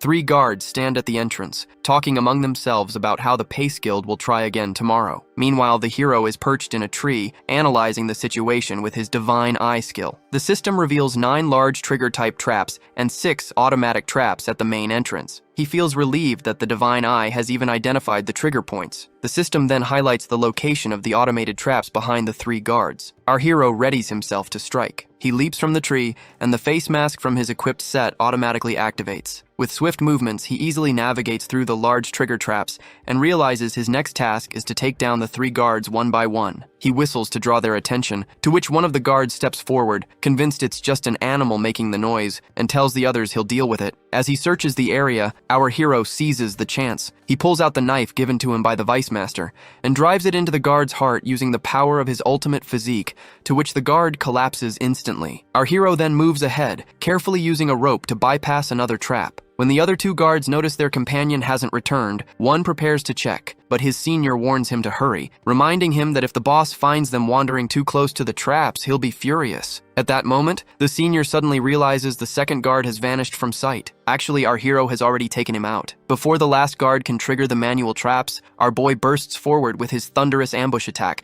striking him down in an instant as well. With all 3 guards down, the entrance is now clear. Watching from behind, the Vice Master gets astonished that this human boy has managed to handle everything effortlessly. The hero then guides him on a safe path through the traps, and the Vice Master follows carefully, reaching him without incident. When he spots the manual triggers for the traps, he angrily wants to destroy them all, but our hero stops him, knowing they will be useful later. Together, they move deeper into the fortress, navigating past additional traps safely, and finally reach the innermost chamber. Inside, heavily armored level 24 warriors patrol the area. The Vice Master remarks that they all look extremely strong and admits that without the boy, he would have died many times already. Our hero reassures him, saying he has done everything correctly and instructs him to distract the warriors. The Vice Master agrees, and our hero makes sure to clarify that he isn't using him as a pawn, because the traps they left behind will now serve a crucial purpose. Realizing this, the Vice Master understands why he was told not to break the triggers. At that moment, the system alerts our hero that there are 24 enemies in total, including 4 archers, 5 mages, 8 warriors, 6 heavily armored soldiers, and 1 leader. The Vice Master moves forward to distract the warriors, firing arrows into the back of one of them while taunting him, to which all the warriors leap at him to kill him, but he begins running to lure them toward the traps. Getting the opportunity, our hero moves forward, knowing he must first confirm the girl's safety. He carefully peers into one of the tents and gets surprised to see the little girl sitting with the boss, Savage Leopard, who appears to be telling her a story. At that moment, the leopard senses someone spying on them. He quickly covers the girl with a cloth and delivers a powerful kick to our hero, sending him back. The leopard glares at the intruder and asks who he is, noting that he seems to be from the Pace Guild. Our hero then demands why he is telling fairy tales to the girl if he has kidnapped her. The leopard looks surprised and comments that an assassin who bypassed the traps and silently eliminated the guards is truly impressive. The hero explains that he is here on behalf of the Pace Guild to rescue the merchant's daughter who was kidnapped by his group. He demands that the little girl be handed over without a fight, but the leopard refuses and leaps at him with a powerful kick. Our hero knows he can't waste time, as the return of his allies could complicate things. When the leopard strikes with full force, the ground cracks from the impact, but our boy swiftly dodges with incredible speed. He counters with a thunderous ambush attack using his sword, but the leopard blocks it with his hand and is thrown back by the incredible force. Examining his hand, the leopard sees a deep cut and realizes that this human assassin has perfect speed, power, and timing, as he is clearly not weaker than the leopard. Still, he is puzzled why the boy wields a broadsword. Our hero activates ultimate physique in his arms, and just as they leap at each other again, the little girl emerges from the tent, asking the leopard what he is doing, to which the leopard freezes instantly. Our boy feels puzzled, noticing how gentle the leopard is with the girl, as if she is very important to him. The girl checks the leopard's hand, but he reassures her that he accidentally cut himself. She then scolds our hero, telling him not to bully her uncle because he is a good person. The boy calmly explains that he is only here to rescue her and is not a bad guy. Seeing her, he feels a familiar connection, like the care he has for his own sister. However, the girl insists that she doesn't want to be rescued and wants to stay where she is. Feeling confused, the hero asks the leopard about the matter, and the leopard tells him to come inside first, as he wants to put her to bed. Once she falls asleep, the hero comments that she is clearly attached to the leopard, and this is more than a simple kidnapping. The leopard then explains that he works for the merchant, to which our hero gets surprised and asks if that's the case, why he has kidnapped his daughter. The leopard replies that it's a scheme to extort large sums of compensation from other guilds. They were secretly hired by the merchant as low-level thugs to carry out this plan. They kidnap the girl, and the merchant creates an expensive rescue request, knowing that ordinary adventurers would hesitate to take on such a dangerous mission. Hearing all this, our boy begins to understand the full situation, but asks if it wouldn't be dangerous to return the girl safely to her parents once the compensation is collected, as if anyone discovers she is unharmed and back with her family, it could cause serious trouble. The leopard explains that the merchant actually stole the girl as a newborn and raised her for this scheme. To him, a child he has already used has no further value, and there's no reason to keep her alive. Our hero then asks why this little girl is so attached to him, to which the leopard reveals that he was the one who secretly stole her from the merchant and cared for her. Our boy asks if, now that the merchant has achieved his goal, there is any hope for the girl's future. He adds that he could easily take her and escape, but the leopard says he was homeless before that merchant took him in, and he cannot betray him now. Our hero points out that her so-called father seems completely indifferent to her, and that the leopard is the one who truly cares for her. He urges the leopard to cut ties with the merchant and run away with this little girl, as it would be best for both of them. Saying this, he moves back to exit. But the leopard comments that if he defies the merchant, he will never forgive them, and will hire as many assassins as needed to hunt them down. But our boy reassures him that he understands the pain of living while trying to protect others. He adds that if he cannot handle it alone, he will step in by himself and ensure the merchant cannot harm either of them. Afterward, our hero returns to the vice master, who gets happy to see him and tells him that he has been running in circles the whole time, and even managed to trap the enemy warriors in their own traps. When he notices the little girl is not with our hero, he worries and asks if the mission has failed. But our boy assures him that the mission succeeded and the girl is safely returned. He instructs the vice master to go back to the guild and report their success, explaining that he will join them later after collecting the reward from the merchant. Hearing this, the vice master gets amazed and quickly rushes to the guild to report their success. Meanwhile, at his own palace, the merchant is counting his gold coins, muttering that his profits have been declining and he needs to step up his kidnapping schemes. Suddenly, someone warns him that he won't get that chance. Turning around, he sees our hero is standing there, to which he calls for his men to intervene. But our boy calmly says it's useless, as while he was busy counting his coins, he has already taken care of all his underlings. The merchant gets shocked to realize all his bodyguards have been killed, and our hero calmly explains that the mansion had been too peaceful for so long, leaving everyone unaware of danger. So he quietly crept in and slit their throats before they could react. Then the merchant offers him any amount of money he desires, to which our boy orders him to return the 5,000 gold coins to the guild and reminds him of their bet. He should receive 1,000 gold coins for completing the request. He also mentions that he has heard the merchant is raising children and asks if they are being used to make money. The merchant admits it and even offers to sell the children's organs on the black market, promising to give him half the profits if he helps. Hearing this, our boy feels angry and tells the merchant that there is still one more thing he wants. When the merchant insists he will fulfill any wish, our hero activates the thunderous ambush attack skill and strikes the merchant, to which he gets defeated instantly. The next morning, news spreads that the merchant has been killed. People examine the scene and remark to each other that it must have been a surprise attack. They note that all the guards' backs and necks show fatal wounds. The merchant himself is found in his bedroom, his body in a horrific state, pierced through the heart by a single strike from behind. A confession letter lies next to him, detailing all his crimes, including fake kidnappings and other illegal activities, suggesting his death isn't unexpected. Observers conclude that whoever carried out the attack forced him to write the letter before killing him, exposing all his wrongdoing. At this moment, the cat guy Naruto is also present and feels puzzled by the single strike that pierced the merchant's heart from behind. he notices that all the fatal wounds bear the distinct mark of an ambush, a specialized skill of the Assassin's Guild he once belonged to. Yet, upon investigation, the merchant wasn't targeted by the guild. Confused about who could have done this, he suddenly remembers the human boy from the arena, who is the only one he has ever seen, use the same ambush skill. Thinking this through, he realizes that if he reports the incident to the branch Assassin's Guild leader, it might help him regain favor with the guild, so he quickly moves towards the guild. Meanwhile, our hero arrives at the Pace Guild and hands over the 5,000 gold coins, to which the guildmaster gets surprised and remarks that he just heard the merchant was assassinated, and it happened right after this boy left. He adds that if they hadn't received the gold, they wouldn't have gotten their reward. Our hero assures them the request is complete and mentions that he is leveled up. He reflects that after dealing with the merchant and his associates, the system even awarded him a bonus. He realizes that defeating enemies yields more experience points and accelerates leveling. At this moment, he reaches level 11 with 158,500 combat power. The guildmaster congratulates him, saying he has protected the guild's honor and that the 5,000 gold coins will be split equally between him and the guild, but our hero gently declines most of it, saying he doesn't need 2,500 gold coins. Since he was originally supposed to receive only 250, he decides to donate the rest to homeless children or struggling families. Hearing this, everyone gets surprised. Our hero takes only the 250 gold coins he agreed upon and bids farewell to the guild. As he walks away, he thinks about reaching level 11 and realizes he is just one step away from his goal, level 12. He also remembers that the beast girl Sakura should be nearby,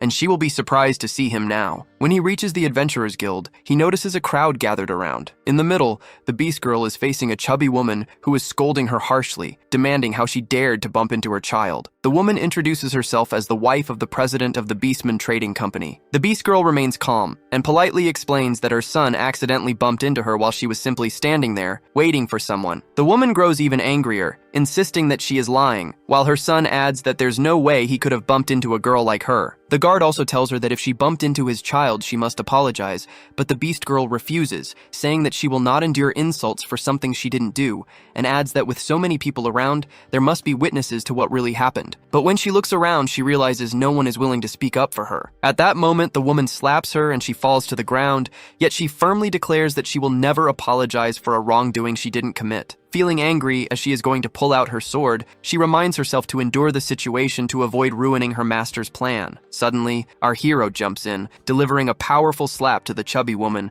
to which her son gets shocked, but our hero also pushes him aside. By looking at them angrily, he asks how they dare lay a hand on Sakura, warning that no matter who they are, they will face the consequences. Meanwhile, the cat guy arrives at the Assassin's Guild, feeling that even in daylight the place is as dark and cold as ever. Suddenly, two human assassins, the guild's leaders, one level 30 and the other level 27, stop him by putting a knife to his neck. The cat guy quickly explains that he used to belong to the guild and has come to share critical information. One of the humans points out that he is no longer part of the guild, while the other mocks him, saying this is the assassin who embezzled a target's money, got caught, lost an arm, and was expelled. The cat guy ignores him and states that he has discovered a warrior in the city who has stolen a skill from the Assassin's Guild, which is why he came here. The humans get focused and demand all the details, to which the cat guy explains that he fought this warrior alone and wants to relay the information. He adds that if his intel proves accurate and he helps eliminate the skill thief, he hopes for a chance to return to the guild. One of the humans responds that his proposal is reasonable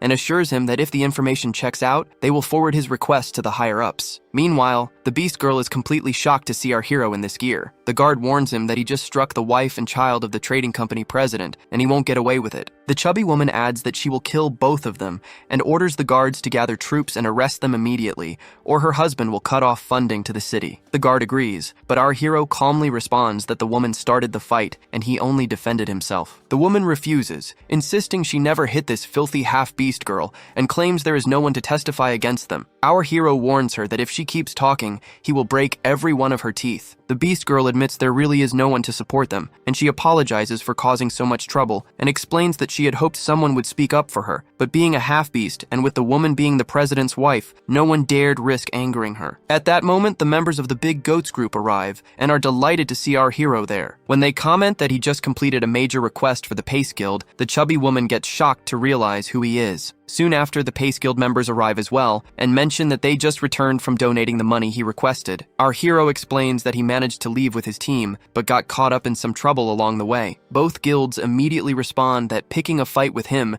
is like picking a fight with all of them, and ask for details about the issue. The city guard explains that the human boy and the half-beast girl are in trouble with the trading company president's wife and need someone to testify on their behalf. He adds that if no one can prove that the wife struck first, the law requires both of them to be taken into custody. Hearing this, everyone gets stunned about how they could arrest this boy, who has donated so much to the poor of the city and even deserves recognition. They all agree to testify for him, including the guild's receptionist girl. She states that she saw the chubby woman strike first and emphasizes that this beast girl is a gold badge ranked adventurer and completely innocent. Seeing this, the others also testify that the chubby woman struck the beast girl first. The guard tells the woman she must be arrested, but our hero steps in and says she must first apologize to his companion. Everyone orders her to comply, and the chubby woman apologizes to the beast girl for causing trouble, and then the guard leads her away. Our boy thanks the guild members for their help, and they assure him that if he ever runs into trouble in Northern, he only needs to mention it. Then he and the beast girl leave the town together happily. Along the way, she comments that he looks so different as she almost didn't recognize him. He explains that he got some special equipment that slightly changed his appearance, and that the clothes she made for him were torn during a quest. She notes that he seems more mature now, and by noticing the aura around him, asks if he has leveled up. He confirms, explaining that he helped resolve a dispute between a party and a guild, the same people he had met earlier, and shows her a small bag, mentioning that he leveled up and earned an extra 250 gold coins. Hearing this, she gets amazed and remarks that he could buy some excellent gear at an auction with that amount. He adds that he had planned to get her some new equipment, but now they'll have to check the auction in the next town. She mentions that the next town has a medium-sized auction hall and that the genius shaman Kevin lives there. At that moment, our hero remembers he needs to meet the genius. After the recent battles, he feels a stagnant sensation in his blood, like a stone buried inside him. Realizing it is a side effect of the sacrifice skill, he knows he needs the genius's healing. As they walk, leaves suddenly begin falling around them from the trees. She quickly draws her sword by sensing the danger. When she commands the thugs to show themselves, 2 human assassins from the Assassin's Guild suddenly appear. They demand to know if he is the one who stole their skill and warn that they have come to claim his head for it. They explain that this boy doesn't seem to belong to the Assassin's Guild. The senior adds that if the cat guy's story is true, this boy is a skill thief who stole their guild's ambush technique. The junior notices the girl with him and remarks that both are hiding their levels. Based on the cat guy's account, the boy doesn't seem very high level, but the girl appears stronger, around level 20. Hearing this, the beast girl prepares to fight, and our hero notices that this is the first time he has sensed such strong killing intent from her. She warns him to be careful, explaining that these 2 humans are stronger than any opponents they've faced before. She can sense a murderous intent that only comes from someone who has killed many, and if they truly are from the Assassin's Guild, they will be extremely dangerous. She adds that the Assassin's Guild is a fearsome underground organization with roots in the East, composed entirely of powerful assassins, and they are famous for taking the heads or body parts of their targets as trophies. Hearing this, our hero recalls the cat guy warrior who said he was expelled from the guild, but feels confused as he has no connection to any such organization. Then it hits him that these assassins are calling him a skill thief. The ambush attack skill he copied must be unique to the Assassin's Guild, which is why they are targeting him. At this moment, the senior assassin tells the junior that he'll take the boy, while the junior can handle the half-beast girl, but warns him to be careful since she seems skilled. Both activate their first skill, combo skill, Absolute Darkness. The girl warns our hero that this is a unique guild skill and urges him to stay close so they don't get separated. However, our hero suggests splitting up, reasoning that fighting one-on-one will be more effective. The assassins leap forward to attack where the senior assassin moves behind our hero,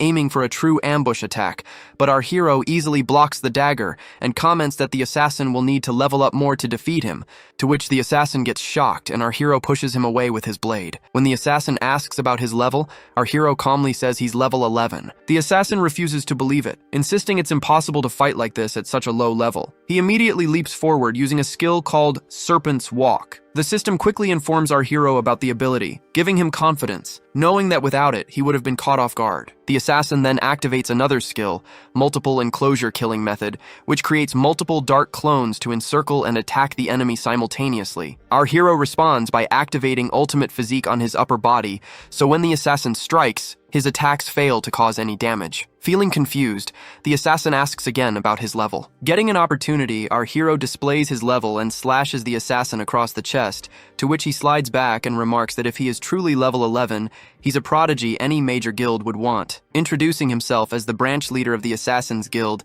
he offers our hero a chance to join, saying the higher-ups will notice him and train him with the utmost care. But our hero rejects the offer, saying the guild does not suit him. In response, the assassin unleashes his true power. A strange and ominous aura flows from his body as he comments that he hasn't used this technique in a long time. Feeling surprised, our hero activates Ultimate Physique to defend himself, but the sheer force of the assassin's attack severely injures his arm. He realizes that if this power hits his heart, he would be instantly killed. The assassin states that he is level 31, and that anyone below level 30 stands no chance against this technique. As he leaps at our hero again, our boy understands that ordinary weapons and Ultimate Physique won't be enough. Thinking fast, he pulls the Divine King's hammer from his inventory, to which the assassin surprises, noticing the strange aura surrounding the weapon, while our hero taunts him, asking if he can block it now. He rises into the air, lightning crackling around him, and he knows that to defeat an opponent of this caliber, he must seize the perfect moment to deliver a decisive strike. The assassin mocks him, saying a mere level 11 warrior dares to challenge him and lunges with his deadliest skill. Our hero is fully prepared, ready to unleash the 1-second power of the Divine King's hammer. Watching from a distance, the Beast Girl, who has already defeated the other assassin, comments that her master is using that power again, signaling that the outcome of the battle is already decided. Our hero strikes with immense force, slamming the assassin into the ground. The assassin gets stunned, realizing there's no way this boy could truly be level 11. Before dying, he summons a spirit with 2 fingers, warning that if he kills him, he will also become a target of the Assassin's Guild. Meanwhile, our hero lands as the Divine King's hammer's power fades. He feels the weapon's energy was stronger than before, but his body is completely exhausted. At that moment, the Beast Girl scoops him up in her arms, tends to his wounds, and comments that taking down a one-eyed assassin in a single strike was far too much for anyone to handle. She gives him a potion and tells him the attack he used was incredibly powerful, but orders him not to rely on it too often, warning that it could cause trouble if she isn't around to support him. He explains that the opponent was exceptionally strong, which is why he had to use that power. The girl agrees, noting that the man was likely a high-ranking member of the Assassin's Guild, and says that finishing the fight quickly was a wise decision. As they talk, he realizes how long it has been since he arrived in this world. He is nearing level 12 and starts thinking that it might be time to return to his own world soon. He reflects that he needs to handle everything quickly for his sister's sake, and remembers the last time he confronted the bully girl's group to deal with those who had tormented his sister. He recalls that the bully girl's boyfriend's father is the underboss of the Blue Snake Gang, which makes the situation potentially dangerous. While he is thinking this, the Beast Girl hands him some high-grade potions that the assassins had been carrying. When he examines them, the system identifies them as A-grade experience potions, and he realizes that with these potions, he might even reach level 12 before they arrive at the genius Kevin's town. He decides that he will return to his own world once he reaches level 12, eager to see his sister Karina. Fully recovered, he and the Beast Girl continue their journey. Along the way, they face a horde of minor monsters and even run into a field boss. They also encounter a party struggling to complete a quest, so our hero joins them and almost single-handedly finishes it, leveling up to 12 with a combat power of 16,000. After completing the quest, they reach the town where the genius lives. The Beast Girl suggests they rest for the night. At the inn, the innkeeper informs them that only a premium room is available. When they ask for 2 rooms, he apologizes and explains that only 1 room remains, asking if they are adventurers heading to the refining tournament hosted by the genius Incarnio. Our hero curiously asks what the refining tournament is, to which the innkeeper looks surprised, asking if they are truly adventurers who haven't heard of it, as the tournament is well known and has been held many times. The Beast Girl then explains that it is a large-scale alchemical refining event hosted by a renowned shaman, and mentions that the tournament features competitions, exhibitions, and the creation of many excellent potions, making it extremely popular among adventurers. She adds that she checked the schedule, and they will arrive on the first day of the tournament, giving them time to explore or shop for any necessary potions. The innkeeper then asks if they want to take the room, to which our boy feels a bit embarrassed at the thought of sharing a room with the Beast Girl, but she tells him that if he's okay with it, she is too. Suddenly, another blue shaman, the fox named Vincent, arrives with his girlfriend and claims the room. The innkeeper immediately greets him and agrees to give him the room, to which our hero feels frustrated and asks the fox if there isn't some order to who gets rooms first. The fox asks if the boy knows who he is, clearly stating that the last premium room is his. The Beast Girl protests that they arrived first and deserve the room, but the innkeeper interrupts, explaining that the fox is one of Genius's disciples and it's better not to cause any trouble. Hearing this, our hero still refuses to back down and orders the innkeeper to show them the way to the room, insisting that it belongs to them. The fox laughs and warns that if they keep acting this way, they won't be welcome in Carnio. Without hesitation, our boy throws him hard to the floor, to which his girlfriend and the innkeeper get stunned. He strides toward the room, and the beast girl hesitates, asking if he's sure about this, since this fix is the genius's disciple. Our hero calmly replies that he treats people the way they treat him, as there's no reason to respect someone who disrespects him, even if they are the genius's disciple or not. Later, as they rest in the room and the beast girl falls asleep, our hero activates the power of the ring to return to his original world. When he teleports back, he finds himself lying on his bed and notices that his sister is still sleeping peacefully. He recalls the moments when she looked sad before, and when he sees her canes, he realizes that she has repaired them by herself. He realizes that she is incredibly strong and thinks that now he has become stronger too, and he will never let anyone bully her again. He vows that she will never have to suffer or feel unloved so miserably ever again. He adds that he will heal her legs properly and restore that joyful smile she once had. Then, he carefully stores the black armor disguise set into his inventory and notes that his gear from this world is still intact. He realizes that he needs to find opportunities to level it up, and now that he is back, he plans to tackle everything step by step. The next morning, as he and his sister head to school, she feels surprised by looking at him, noticing that he seems like a completely different person after just one night. He explains that he got a haircut and exercised a bit, to which she responds that he looks so grown up and even taller. Our hero assures her to take care of herself and stay in her classroom after school, making sure not to go anywhere else. As they talk, the bully girl Mina and her friend notice them, and they can't help but think that he looks surprisingly cool now. His sister feels a little scared around them, but our boy reassures her that nobody will bully her anymore, to which she thinks that maybe her brother has truly become a hero. As they move forward, the bully girl decides she will use her boyfriend's family connections to teach them a lesson. Meanwhile, in the classroom, two guys talk to Rayleigh, who had previously started a fight with our hero, asking if he plans to play nice with him now since he had almost killed them before. The bully angrily orders them to shut their mouths, commenting that they only got into trouble because they underestimated that boy, and states that he himself is not afraid of him at all. His friends argue that they were waiting for that boy to beat him up, but he ended up defeating them instead, to which the bully dismisses it as carelessness. While they're talking, they suddenly notice our hero entering the classroom, and everyone realizes how completely different he looks now. Shortly after, the teacher addresses the class, announcing that the Future Star Tournament is coming soon, and asking if anyone wants to participate. She explains that this year, the tournament is a joint event with several nearby schools, and their school encourages everyone to participate as it's a chance for both the students and the school to shine. However, Rayleigh says the Future Star Tournament is meant for hero class students, and it's pointless for regular students to enter. He adds that ordinary students compete every year, but none ever win as the top spots always go to hero class students, so it's just a waste of time and an embarrassment. The other students also agree, but the teacher comments that this year's prizes are incredible. Even teachers would want to participate. Since the event is hosted by the Hero School Association, famous hero guilds are watching, and the association leaders themselves will attend, and the winner will receive a prize of 10 million yen. Hearing this, the students get stunned, and our hero's mind immediately goes to his own situation. He recalls borrowing 600,000 yen at high interest from the Blue Snake Gang, and if he wins, he can pay off the debt and move his sister to a better apartment with an elevator. He also considers the school's Hero Association, realizing he doesn't know much about the hero system, but if they notice him, he could even gain additional support. He realizes that money here is more useful than the gold coins from the other world, and both he and his sister need it to live a better life. While everyone else argues that it's pointless for regular students to enter,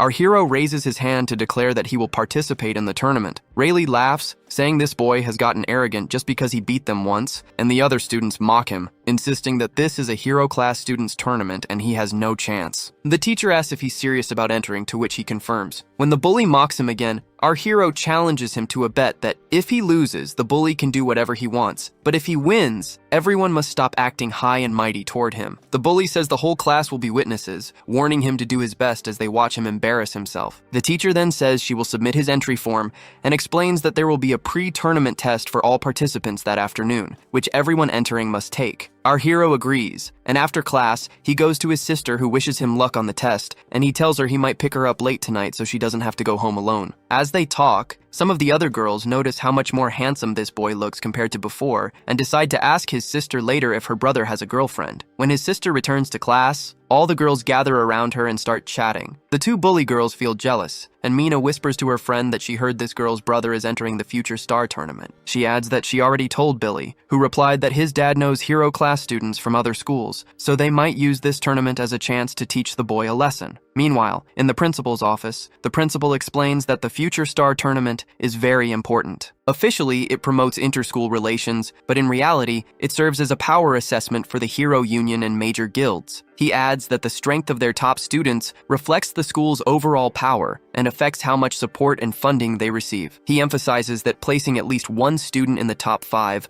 will guarantee the school receives full backing. Then the vice headmaster explains that all hero class students are automatically entered, while participation for regular students is optional. As expected, almost no regular students have signed up, which pleases the principal. He instructs the vice headmaster to ensure thorough preparations for this afternoon's test, as a Hero Association representative will be attending. The vice headmaster assures him everything will be ready. However, when he mentions that a regular class student named Tsuyoshi has applied to join the tournament, the principal gets surprised. At the pre-competition test area, many hero class students gather, and they talk among themselves about a regular class student participating this time. One girl asks if he really thinks he can compete with them, while a boy remarks that the student has no chance of passing anyway, calling the test just a simulation for semi-heroes. As they discuss, our hero arrives, and the teacher feels confused as to why a regular class student would even bother taking this test, considering it a waste of his time. On the second floor of the building, Suzuki, the chairman of the School Hero Association, arrives. The principal points out the hero class students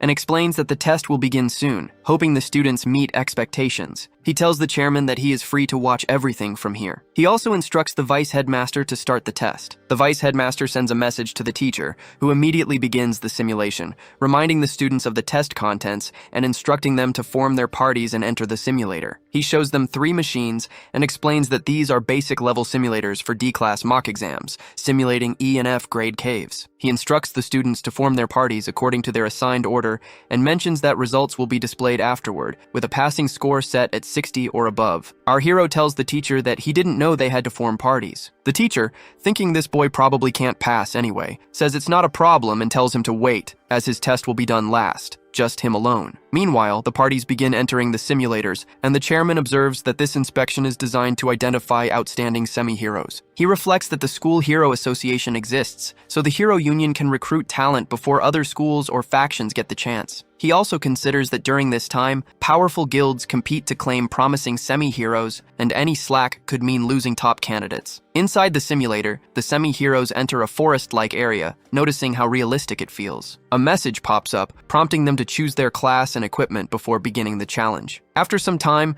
the students emerge from the simulators, and the machines display their results where many guys scored 72 and passed the test. Observing this, the chairman notes that the difficulty was F-class with a maximum score of 100. Most parties scored between 70 and 80, and no one scored above 90. He concludes that there are no exceptional semi-heroes in this school's hero class. He recalls that in recent years, the highest score in a 2-person E-class mock exam was 93 points. He thinks that if students can pass an E-class test, they can enter any hero school and high scores will attract the attention of major guilds, but true geniuses like that are extremely rare. He tells the principal that with just a bit of training, these students could have bright futures. When he asks if the test is over, the vice master mentions that one last student remains, the one from the regular class, to which the chairman gets surprised and insists they watch him carefully. At that moment, the teacher tells our hero to get ready while the other students mock him, suggesting that the simulator's dark forces might scare him. Our hero steps into the machine and finds himself in the forest. The system prompts him to select his class and equipment, but he comments that he already has everything he needs, so he just begins. As he draws his sword, a group of level 1 rabbits leaps at him, but he slices through them effortlessly. He reminds himself that his sister is waiting, so he needs to finish quickly. Within 6 minutes, he defeats the level 3 rabbit boss. The system notifies him that his abilities far exceed this test, and that he must now attempt the D-class mock exam. A new portal opens in front of him, and he steps through, noting that with his current level, there is no real difference between the D-class and F-class exams. Meanwhile, the other students grow restless, commenting that he hasn't emerged yet as maybe he is scared of the monsters. The teacher is confused that 12 minutes have passed, while the chairman remarks that the principal should reward the boy for his bravery, given how much time he has taken inside. Finally, the machine signals the end of the test. Our hero emerges and the machine announces that he has passed with a perfect score of 100 in just 12 minutes. Everyone gets shocked, and the chairman asks if this student might actually be from the hero class. The others protest, saying it must be a mistake as no ordinary student could clear 2 exams in just 12 minutes. The results even show he completed the D-class exam,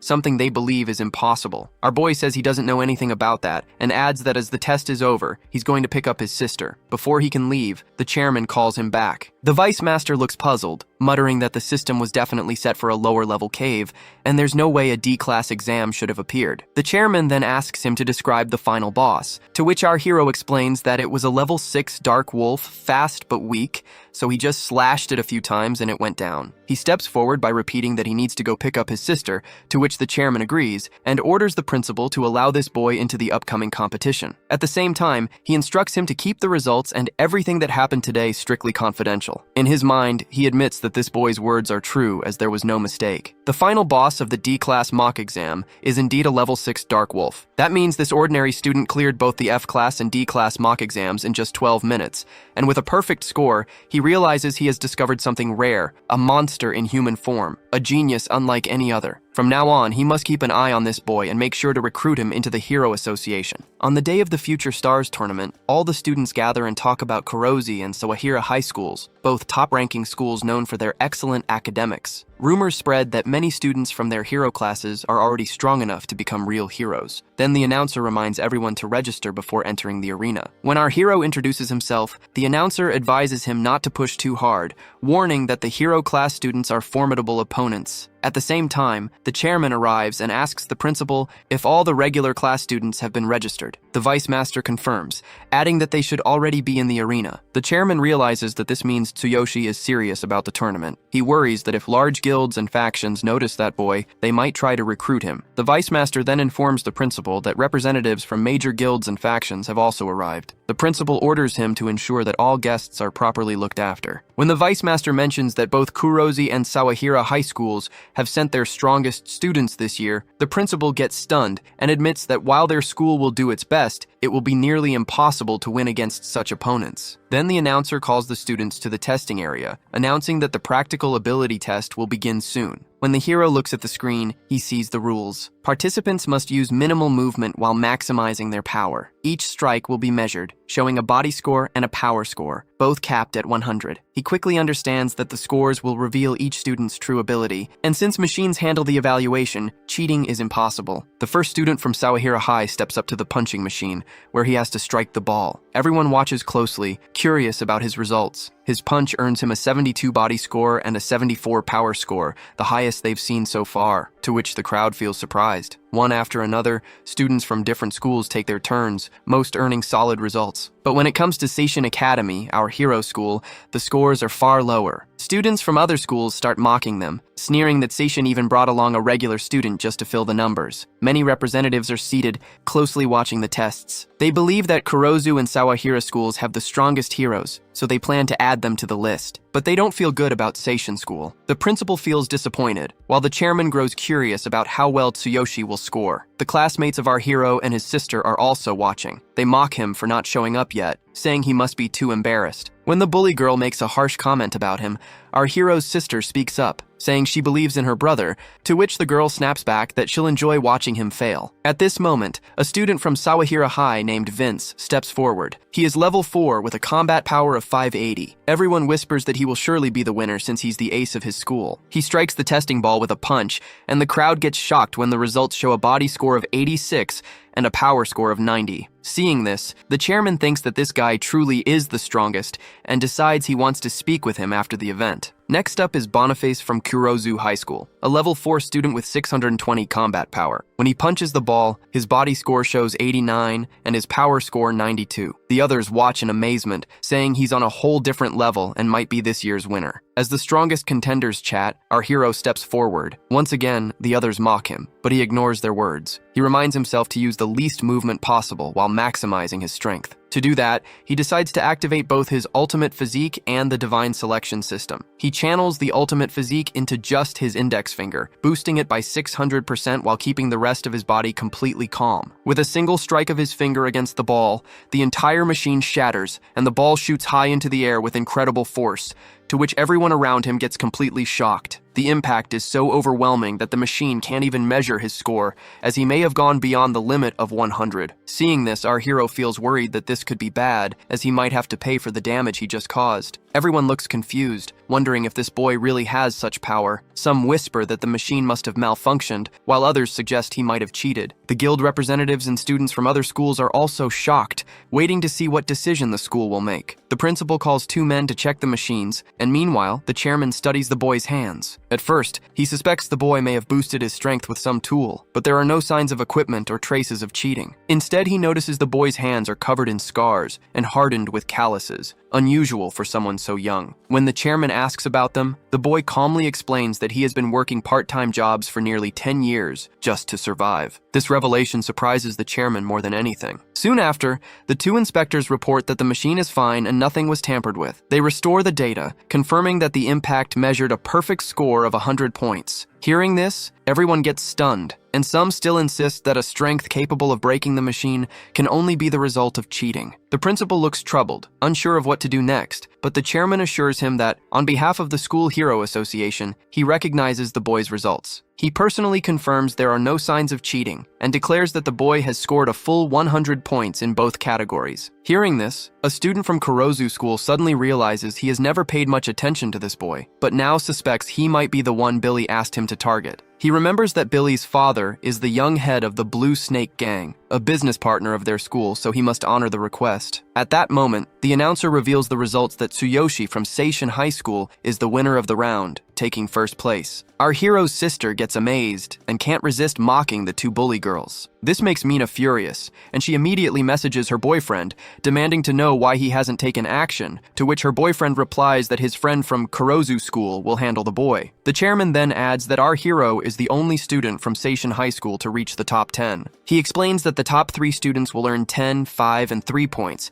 while the rest of the top 10 will each receive 1 point. The announcer calls out to all students, telling them to form parties for the next round. The second match is a team competition, a destruction race where groups will enter a mock dungeon and try to defeat as many darkness creatures as they can within 10 minutes. Excitement spreads through the crowd as everyone prepares. A teacher reminds our hero that according to the rules, he needs at least 3 members to form a team, otherwise he cannot take part in this round. Our boy decides it's fine to sit out since Seishin School is already in first place with 10 points. Meanwhile, the student from Kurozu School rallies his teammates, boasting that they have done this kind of training many times before. He claims they are the strongest team in their school, specially prepared for this exact situation, and that they will surely take the top spot. At the same time, the team from Sawahara School also gathers, determined to give their best. The Seishin School students form their own party as well, though they admit the other schools look powerful. They agree that their goal is to earn as many points as possible and secure a place in the top 10. With all preparations complete, the announcer signals the start of the match and orders the students to enter the simulator machine. Seeing our hero standing alone without a team,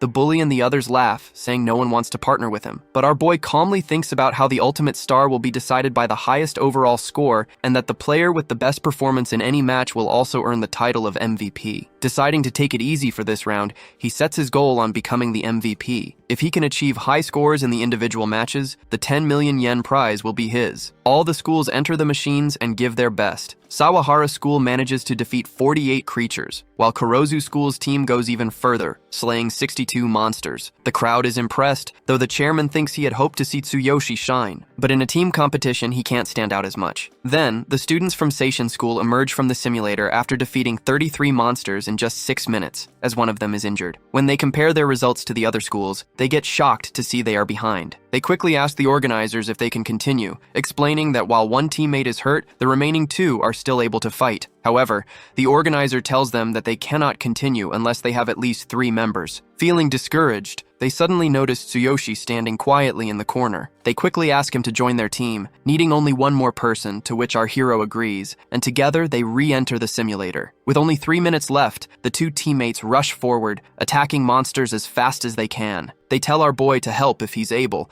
but insist they can manage on their own since they only need to defeat 10 more monsters to secure a spot in the top 10. Our hero studies the monsters by using the Divine Eye skill and tells them to close their eyes, saying it will be better for them. Trusting him, they do as he says, and our hero draws his powerful sword from his inventory and equips the black armor disguise set. In a flash, he activates Ultimate Physique and unleashes his Thunder Chain Fall skill, and with a single devastating strike, 330 monsters get wiped out at once. When his teammates open their eyes, they get stunned that he achieved such destruction with just one blow. Soon after, all the teams exit the machines, and the results are announced that Seishin School claims first place once again with an overwhelming 330 monsters defeated. The chairman surprisingly asks if the boy really managed to defeat 300 monsters. The two teammates admit they have no idea what actually happened. They explain that this boy told them to close their eyes, and all they could sense afterward were flashes of light, thunder, and vibrations. When they opened their eyes, every monster in front of them had been wiped out by a single strike. Hearing this, the chairman realizes the truth that this boy is no ordinary student, but a monster-level genius who will one day shake the entire hero community. Meanwhile, the bullies are also completely surprised,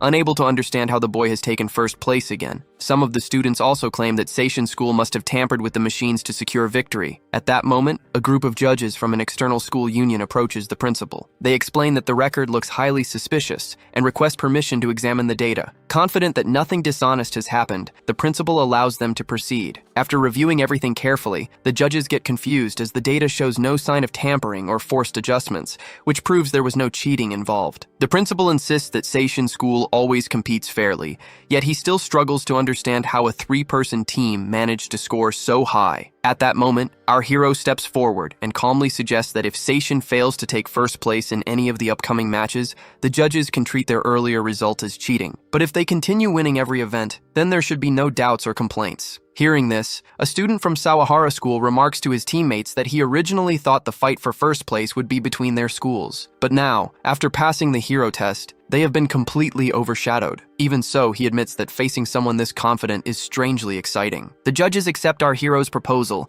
and the next events begin. Long jump, short sprint, and disc throw. In each competition, our boy easily takes first place, relying on his ultimate physique skill. The crowd watches in disbelief as he breaks record after record with overwhelming power. Meanwhile, Mina's boyfriend stands at the entrance, scowling as he watches the results. Getting frustrated, he quickly sends a message to his friend Boniface, warning him that the final event is coming up and urging him to take action. By now, the top students from the other schools are completely exhausted, realizing just how impossible it is to compete against Tsuyoshi. When Boniface reads the message, he grows worried, knowing there isn't much he can do. Then he suddenly remembers the P2P mental interference device that Billy's father secretly gave him. He decides this is the moment to use it against the boy. Actually, the item releases a powerful shockwave into the target's mind, causing unbearable headaches for a short time. It's extremely dangerous and strictly banned from circulation. Meanwhile, the announcer declares the final event of the day, the tug-of-war lift. In this match, 3 players from each school must pull ropes with pure strength to lift a female student to the top. Once she reaches the bell and rings it, she must then lower her school's banner to claim victory. A teacher approaches our hero,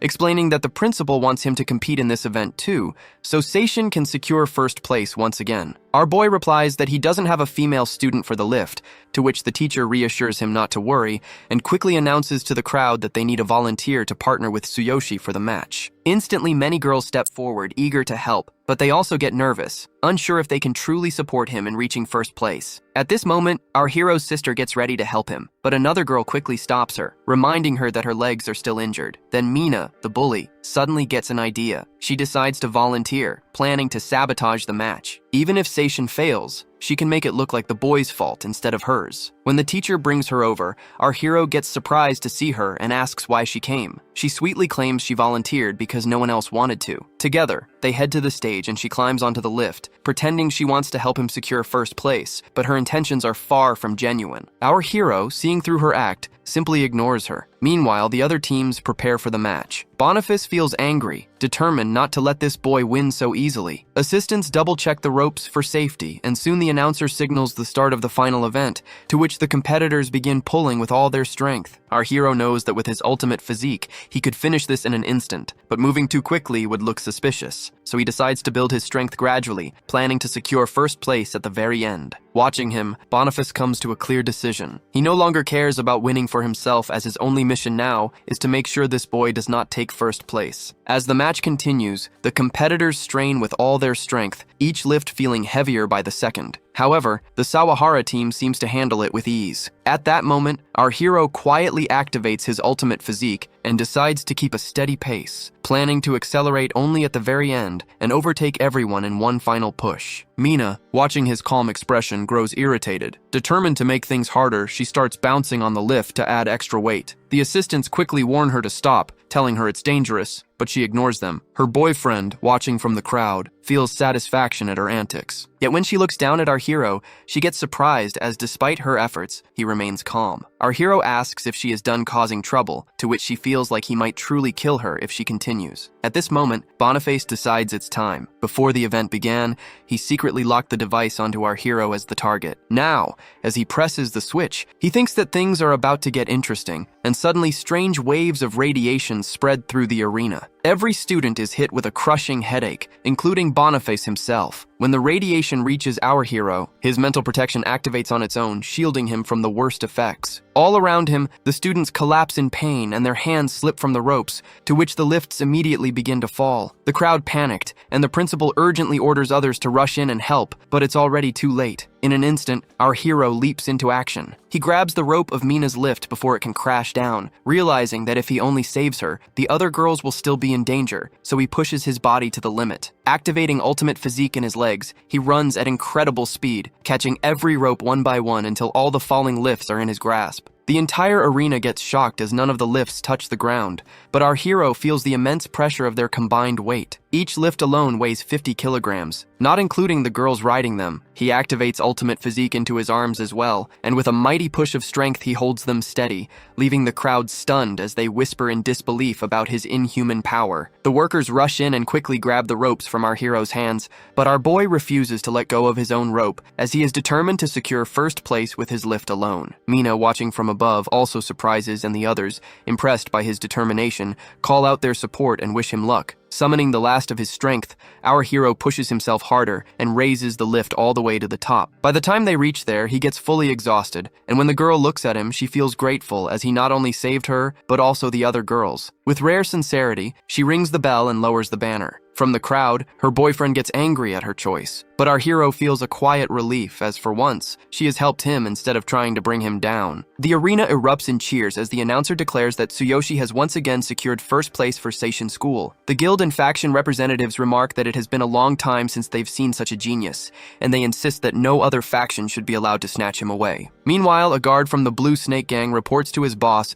that this boy has been troubling the young master, and even the earlier commotion was caused by a tool the young master handed to one of the participants. Hearing this, the boss feels uneasy, realizing how powerful the boy is. He decides to head home, muttering that he must discuss the matter with the young master. At the same time, the chairman congratulates the principal, saying not only has his school won the championship, but he has also produced an extraordinary hero. As they talk with joy, a worker rushes in with a report. He explains that one of the participants was found with a P2P mental interference device, and it seems this was the cause of the earlier disturbance. The revelation shocks both the chairman and the principal, and the worker reveals that it was Boniface from Kurozu School who brought the device. The chairman immediately instructs him to continue the investigation, while he himself will contact Kurozu School directly. Then our hero arrives, and the principal greets him by calling him the star of Seishin School. He praises his incredible performance, and declares that from now on, the school will cover all tuition fees and expenses for him and his sister. Our boy politely thanks him, but insists he doesn't need any special treatment. The chairman then invites him to join the elite hero team. He explains that there has never been a case of a high schooler joining before, but he has the talent and qualifications to make history. As the future star champion, he will also receive prize money and a private unit in the #1 hero mansion. Hearing this, our boy gets amazed that he has even been granted a mansion. Meanwhile, Mina is walking away when her boyfriend suddenly drags her to a secret spot and angrily demands to know why she helped that boy when she was supposed to bring him down. She tells him that the boy saved her and everyone else, and without him, she would likely be lying in a hospital bed. Her boyfriend snaps at her again with disrespectful words, but she pushes him back and orders him to stay away from her, to which he raises his hand to slap her. But then suddenly our hero arrives there and grabs the guy's hand, saying he didn't want to get involved. But now that he knows the truth, he has no choice. He slams the bully to the ground and demands if he realizes what he was about to do, as it was a matter of life and death. The bully comments that he is the son of the young head of the Blue Snake Gang, but our hero responds with a hard punch to his face, sending him back. Taking the chance, the bully quickly runs away. At that moment, Mina's friend comes there and gets shocked to see our hero there. Our boy turns to Mina and tells her that even though she helped him in the final event, she shouldn't expect his thanks as he still hasn't forgiven her for what she did to his sister. As he walks away, she calls out to him and by kneeling down, she apologizes for all the sins she has done. She tells her friend to apologize as well, but our hero says that even if they apologize, it doesn't erase the fact that they bullied his sister and caused her injury. He asks if cutting them and then apologizing would heal their wounds, which makes the girl feel guilty. After that, he tells them to stand up, saying he has heard their apology. He then heads to the locker room to change his clothes, thinking that now he can go home with his sister. In his mind, he's already looking forward to tomorrow, when they'll finally have the prize money and the mansion. He imagines the mansion having an elevator, something his sister would surely love. Just then, the door bursts open, and Rayleigh enters with his allies. Our hero wonders if they're here to fight again, but instead, the guy and the others kneel before him and apologize for treating him like a lackey all this time. Feeling surprised, our hero realizes that today, everyone is apologizing to him. Outside the school gate, everyone walks alongside him with respect, admiring how incredible he is. His sister, watching the scene, proudly remarks that her brother is really popular. Suddenly, Mina rushes over and warns him to run because Billy is coming with his gang. At that moment, Billy pushes her aside and glares at him, declaring that without his father, he now has plenty of allies to rely on. Seeing this, Rayleigh grows worried and asks our hero if he truly has such a powerful enemy. Still, he quickly adds that since he respects Tsuyoshi, he is willing to stand by his side in this fight. But our boy tells him not to get involved. Instead, he asks him to watch over his sister while he handles everything himself. Deciding there is no reason to keep hiding his true identity, he declares that he is a hero and suddenly transforms into his hero form. The bullies get shocked, but Billy shouts at them, promising double payment if they fight. A few of his men charge forward, but our hero swipes them away effortlessly. The bully orders all of his allies to attack at once. One of them strikes our boy with an iron rod, but to everyone's shock, the rod bends while our hero remains completely unharmed. He responds with a powerful punch that sends the attacker crashing into Billy, to which everyone gets stunned. As more bullies gather, he realizes their numbers are growing. He grabs an iron rod himself and summons the lightning strikes from the sky. On top of the building, two men watch the scene. They are heroes as well, and the older one, Dane from the Final Glory Guild, remarks that this boy must be the most gifted D-rank hero they've ever seen, and they should recruit him into their guild. The second man, Sandor from the Dragon Keeper faction, says their faction has not fought over talent in a long time, but this time they will not back down. He adds that during this boy's awakening test, there was a strange data anomaly, as the entire area suffered a blackout, proof that his talent is far beyond ordinary. The old man remarks that this boy has already made waves this year by winning the Future Star event, and even now preventing a major accident. He adds that with the Supernova tournament approaching, this is exactly the kind of talent everyone is looking for. He explains that this year's tournament will be more intense than ever, with rankings directly tied to resource distribution, and even the Hero Alliance is sending their strongest rookies. In other words, every guild and faction with Supernova eligibility is desperately searching for promising talents. Satisfied that they have confirmed the boy's abilities, the old man casts his magic and disappears. The other man comments that he will make sure to meet this boy personally, then flies off as well by using his wings. Meanwhile, when the lightning attack crashes into the bullies, they feel much pain and collapse to the ground. Our hero steps toward Billy, who is trembling in fear. He firmly orders him to leave immediately and never show his face here again, to which the bully agrees and runs away. Turning back, our boy thanks Mina for her help, and the other guys insist that he should team up with them, saying they would be unstoppable together. But our hero tells them to head home for now. After that, he walks home with his sister, who says he has gotten so strong that even his classmates are jealous. He tells her that since their team won, the school's Hero Association president is rewarding them with a bonus of 10 million yen and even an apartment. She gets shocked to hear this, and he adds that if the apartment has an elevator, she won't have to struggle with the stairs every day. She thanks him for always thinking about her, but he simply says that she's his sister, and taking care of her is his responsibility. As they continue talking, the chairman suddenly appears and comments that he wanted to meet him sooner and also discuss the upcoming Supernova tournament. He takes the chairman to his home and offers him tea. When the chairman asks if he lives here with his sister, our boy explains that ever since their parents passed away, it has just been the two of them. He mentions how the stairs are always difficult for his sister because of her legs, then asks if the new mansion has an elevator. The chairman confirms and even suggests they can move in right away since the mansion is already fully equipped. But our hero assures him, saying they should wait until they are fully prepared. When the chairman asks about his sister's condition, the boy explains that years ago, she was attacked by darkness. Their parents died in the same incident, and both of her legs were crushed. With 98% of her nerve cells damaged, the chance of her walking again is almost zero. Still, he adds that his sister is strong and keeps living her life to the fullest. The chairman apologizes for bringing up painful memories, but then tells him that next month, the golden rebirth elixir will be up for auction, and with it, there may be hope for his sister's recovery.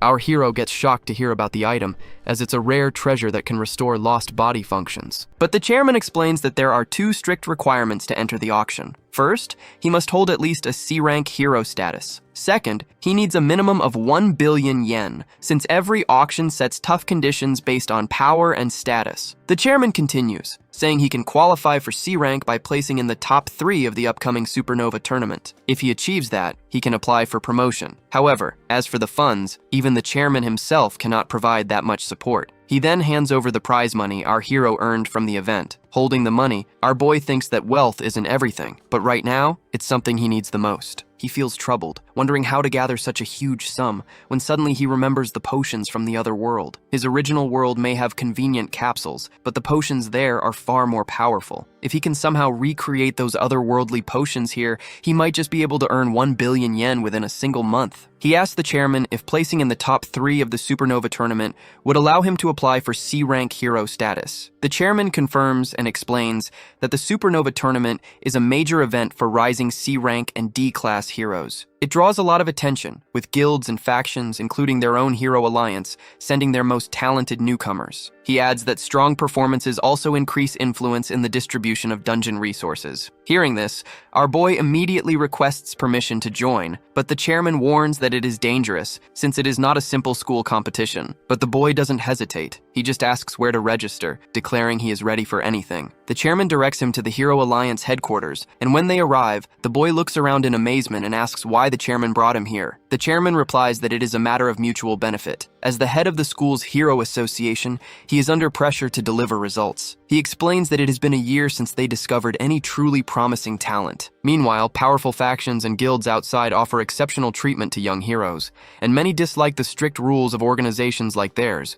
preferring the freedom those groups provide. Hearing this, our boy assures the chairman that he will do his best and won't let him down. They then head to the registration office, where the receptionist informs him clearly that he doesn't currently meet the requirements to enter the Supernova tournament. The chairman mentions that he thought one of the 3 spots was still open. The receptionist confirms that 1 spot remains, but explains that this boy lacks the necessary records in the system to qualify. She adds that to participate, he must have placed in the top 3 in at least 2 public dungeons. After checking earlier, she notes that aside from a single test dungeon, he has no other qualifying records, so he does not meet the conditions. The chairman grows concerned, realizing he had forgotten this detail. He comments that the tournament is only a week away, but the public dungeons are extremely difficult, making it nearly impossible to clear them in time. When our hero asks what they mean, the chairman explains that there are 6 public dungeons, 3 C rank, 2 D rank, and 1 B rank dungeon, which is the toughest. To qualify for the Supernova tournament, he and his party must secure a top 3 placement in any 2 of these public dungeons. He adds that there isn't much time left,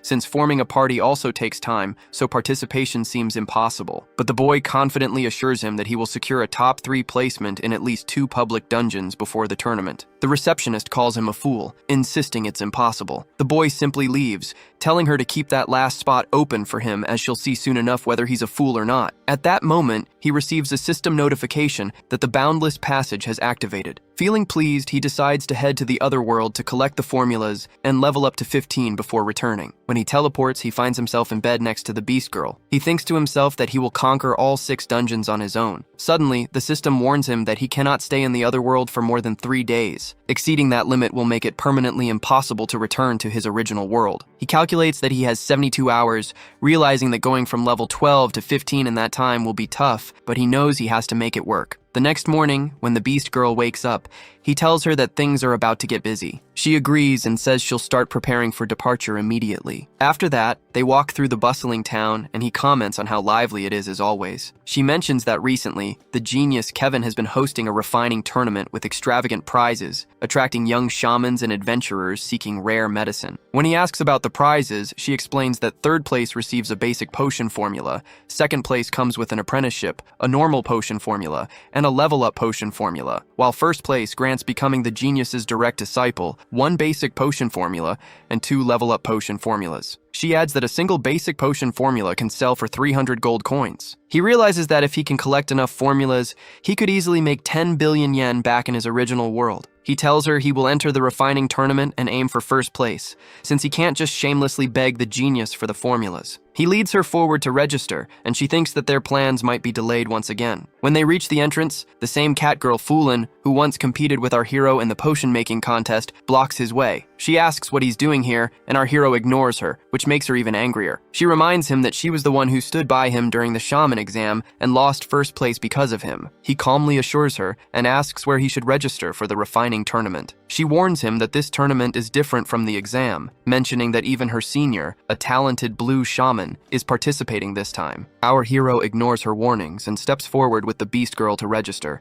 leaving the Cat Girl feeling frustrated. At that moment, the Fox Beastman Vincent appears and immediately gets angry at our hero. The Cat Girl explains that this fox is her senior, who then calls over some allies, preparing to attack our hero. The Cat Girl pleads with him to stop, insisting that this human isn't a villain, but the fox orders her to stay silent and says she disappointed their master during the examination and now takes this human side, so he intends to deal with both of them together. Seeing the situation escalate, our hero also prepares himself for a fight. He tells the Beast Girl to stay out of the fight, warning her that she'll only get her hands dirty facing someone like this. As he pulls his weapon from the system, another figure appears, Gillette, a pig beastman, and a level 18 berserker. He comments that the fox's enemies are his enemies too, so he's joining the fight. The fox agrees, giving him permission, and even joking that he can do whatever he wants with the half-beast girl. But the pig says that he isn't interested in her, but finds the little cat girl amusing to mess with. The cat girl protests that she'll report this to their master, but the fox assures her he'll handle the master later. The pig beastman lunges at them, and our hero reassures the girl that he won't let them escape. He leaps forward as well, striking the pig with a powerful blow from his sword. The pig beastman immediately feels the overwhelming force,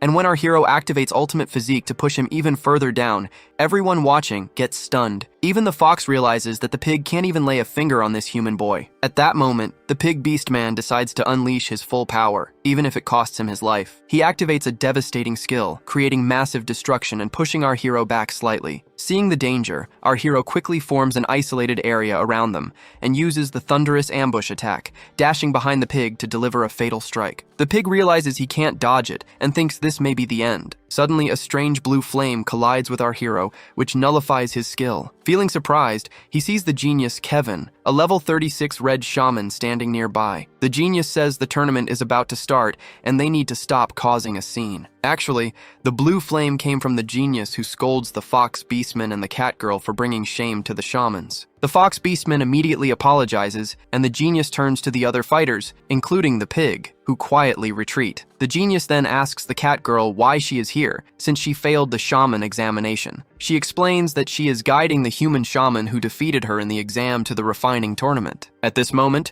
our hero hands the genius the recommendation letter and explains that he came with a recommendation from President Doug. He heard about the refining tournament and thought he'd give it a try. The genius reads the letter and immediately notices that this boy has lingering issues with his body. He comments that since his respected senior Doug recommended him, he will handle him with care. He tells our hero to follow him and orders the fox beastman to prepare the tournament materials. Our hero then notices the beast girl isn't showing up, and the genius points out that the letter mentions the boy was afflicted by darkness and uses forbidden elixirs to manage the symptoms. He asks if he has been refining some special potion to maintain both his mental and physical strength under these conditions. Our hero explains that his body might have been naturally resilient, or maybe he was just lucky not to be fully consumed before taking on the challenge. When he adds that he ventured into the dark area alone, the genius gets surprised. He continues, saying he is a warrior, but at that time he had a request from President Doug. Since the shaman examination was happening, he decided to give it a try. The genius becomes even more stunned, realizing the boy defeated the cat girl so easily. He asks how much the boy has studied potion refining and who his mentor is. Our hero replies that he has no mentor and hasn't formally studied it, to which the genius confuses, suspecting this boy might be a genius even greater than himself. He realizes he cannot allow the existence of someone more talented than him. The genius tells him that perhaps the president mentioned his control over the laws of earth and wind. He adds that the potion he plans to refine can harness those laws and might be able to purge the darkness from his body. He leads him to his refining chamber, filled with countless medicinal herbs. He proudly explains that he loves collecting these items and knows more about herbs than anyone else. When our hero notices the refining platform and asks if it also boosts refining effects, the genius realizes this boy doesn't even recognize premium herbs or understand the value of a high-quality platform. He takes a small bowl and says he needs a drop of his blood to examine his condition. Our hero agrees, and as the genius channels a blue wind magic over the blood, he gets surprised to detect traces of darkness in the boy's body. He notes that if this darkness had entered an ordinary adventurer, they would have long lost their sanity, but this boy remains completely fine. He explains that now, potions alone won't be enough. He must use the power of the laws to purge the darkness from his body. As he channels his magic along the boy's back, he feels a burning pain, and the genius warns him that the aura is extremely stubborn and he'll need to inject even more power. The boy endures the pain, and as the genius intensifies the magic, the agony grows, but the hero activates his ultimate physique, which gives him some relaxation. The genius gets surprised to see a strange power within the boy resisting the laws. Realizing this human could cause trouble later, he discreetly places a magical mark on him, a precaution that would allow the genius to neutralize him if necessary. After finishing, he declares that every trace of darkness has been erased and asks how he feels. Our hero feels much better, but curiosity strikes him. He knows the genius wielded the 12th law of the legendary Ruin Laws and wonders what the first law might be. He offers the genius some gold coins, but the genius refuses, saying that since the president recommended him, he can't accept payments. He then asks if the boy plans to join the refining tournament, and when our boy confirms, the genius says that ranking first in the shaman examination already qualifies him. He adds that the tournament is about to start, so no special preparation is needed, but he won't go easy on him just because of the recommendation. Summoning his uniform with magic, he heads out, telling the boy to show his full talent in the tournament. Afterward, the cat girl guides our boy to the main venue, where the crowd is already gathered. She tells him that his registration is complete and asks if the woman who came with him has abandoned him. The boy explains that she likely has other business to attend to, which is why she isn't here. The cat girl then warns him that the participants are confident young shamans and adventurers, and this tournament won't be as simple as the basic assessments he faced before. Her senior blue shamans are also competing, so it will be a valuable experience for him. When he asks if she is participating, she rejects by saying that her master told her she couldn't enter since she didn't achieve first place in the examination. She then leads him to the refining platform she has prepared for him, explaining that it's hers, so he shouldn't break it and must clean it after the tournament. She also tells him that the tournament is an elimination-style competition, so half the participants will be knocked out in the first round. Some nearby beastmen mock him, but the cat girl reassures him to ignore them, as the presence of a human here is already unusual. As she goes over the final details, he thanks her for her guidance, and just then, the announcer calls for the start of the first match, the herb examination. As all the other participants focus on examining their tables, a blue shaman named Drax, who actually looks kind of red, observes quietly and thinks to himself that this isn't just a simple contest of picking ingredients. It's a test of judgment, and a great shaman must have exceptional discernment. Scanning the competitors, he realizes that only a handful of blue shamans might even come close to challenging him, and the greatest threat is likely the Fox Beastman, the genius Kevin's disciple. Drax considers the Fox Beastman's skill in final refinement. The disciple must have been taught countless secrets by Kevin, making him a formidable opponent. Other than him, no one else poses a real challenge. While he is thinking this, our hero accidentally bumps into him, to which he scowls in anger, but our boy quickly apologizes, explaining that he was distracted while trying to find his place. By looking at him, the blue shaman recognizes that this is the human everyone's been talking about, a warrior rather than a shaman. At that moment, the Fox Beastman steps forward and tells him that this human boy is only here because of his connection with the genius, to which which Drax comments that it's a shame the boy relies on connections to participate. Hearing this, our hero comments that if this weren't a public venue, he would have punched him already, but he simply steps forward. Then the announcer girl begins explaining the rules that they will announce the name of a potion, and the participants must identify the ingredients needed to make it and collect them within the time limit. Failing to gather the ingredients on time results in disqualification, and the participants will be scored based on the quality of the ingredients they choose. As several girls carry buckets filled with ingredients to their tables, the cat girl stands in the corner, worried about our hero. She knows this isn't like the previous shaman exam, as this time, skilled blue shamans are competing as well. Meanwhile, a senior named Conte, a level 33 red shaman, an old beastman, sits beside the genius Kevin. He remarks that he's glad his disciple Drax is participating in the competition. The genius replies that he simply wants to give talented shamans the opportunity to showcase their skills. The old beastman then asks about the fox beastman, and the genius comments that he certainly has talent, but what matters is whether he can demonstrate it in the tournament. The old beastman adds that he's heard a human participant is joining this time, to which the genius confirms, explaining that the boy, Tsuyoshi, comes recommended by the president. He explains that this boy is a warrior who has never trained as a shaman, yet he not only took the shaman exam as a human, but also defeated the cat girl to claim first place. Hearing this, the old beastman grows curious to see what the boy will do in this tournament. Meanwhile, our hero studies the buckets and realizes that half of the participants will be eliminated in the first round, which is the ingredient picking stage. He notes that each potion requires multiple ingredients, so he must select the right ones from several buckets. Rushing to grab random items or wasting time searching will mean disqualification. Thinking this through, he decides it's the perfect moment to use his skill, the Divine Eye. The announcer girl reveals the first potion, the Beginner Cooling Potion. Participants rush to the buckets to collect ingredients, but our hero activates his Divine Eye, instantly identifying the 3 required items: Fire Spirit Grass, Wood Core, and Withered Vine. He also notices the crowd around the buckets, realizing it will be difficult to grab the ingredients, and sees that the Fox, Beastman, and Drax have already collected theirs with ease. He decides to demonstrate the strength of a warrior, so he activates his Thunderous Ambush attack skill, plunging the surroundings into darkness. The other participants are stunned by the sudden display, and our hero quickly moves in front of a participant picking ingredients from a bucket. Canceling the ambush attack,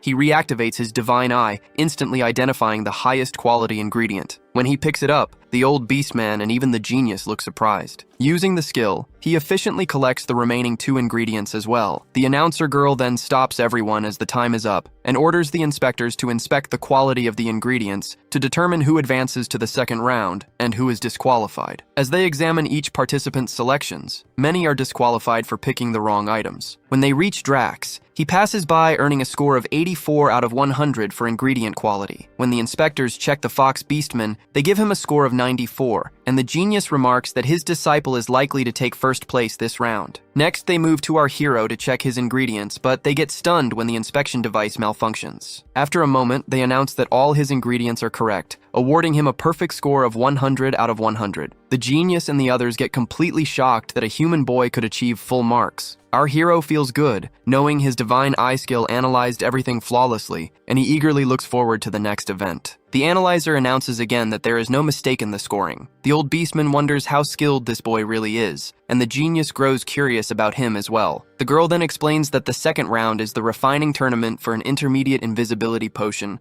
and orders all participants back to their platforms. At that moment, the cat girl approaches the boy and explains that this round tests a shaman's most important skills and qualities. She asks where his staff is for refining the potion, and he admits he forgot it. Feeling angry, she quickly hands him her own staff, and he thanks her for the help. The announcer then states that they have only 30 minutes to crush the ingredients and complete the potion in a single attempt. All participants look worried, knowing the time is tight. The old beastman worries, but the genius remarks that anyone aiming to win a refining tournament should be able to handle this, and he becomes even more curious about how the human boy will manage. The girls hand out the ingredients and the competition begins. Some participants rush angrily and end up ruining their own ingredients. Watching this, Drax mutters that even shamans can be idiots, but he and the Fox Beastman start carefully. Drax knows that crushing the ingredients means grinding them into powder using one's own mana, and the stronger and more precise the mana control, the finer the result. Observing the Fox Beastman, he realizes that his mana must be over 1,000, while Drax's own mana is only 880. The old Beastman is impressed and comments that the genius must have hidden some of his talent, but the genius notes that the Fox's mental fortitude still needs work. As they talk, they suddenly remember the human boy and look for him, only to find him standing on the table, not doing anything. They worry that he won't finish the potion in time. Meanwhile, our hero quietly studies the mana capacities of both the Fox and Drax, figuring out what grade of potion they are likely to create. Then the cat girl orders him to start immediately, reminding him that he can't win by just standing there. Our hero begins the task, but as his mana spreads around him, the others laugh. It barely reaches 600, far below what a shaman would need. Being a warrior, he simply doesn't have much mana. Even the genius realizes he had overestimated this boy's potential because his mana is quite low. Meanwhile, Drax decides to use the special skill his teacher taught him for the tournament. Activating advanced mana amplification, his mana capacity jumps to 1,180. Waves of power ripple around him, drawing gasps from the spectators. They comment that with this, he can produce a B-grade intermediate invisibility potion. As expected, he successfully creates the potion, and the old Beastman mutters that he won't let the genius take first place so easily. However, the genius is already prepared for situations like this. Silently, he signals the Fox Beastman to demonstrate his true ability,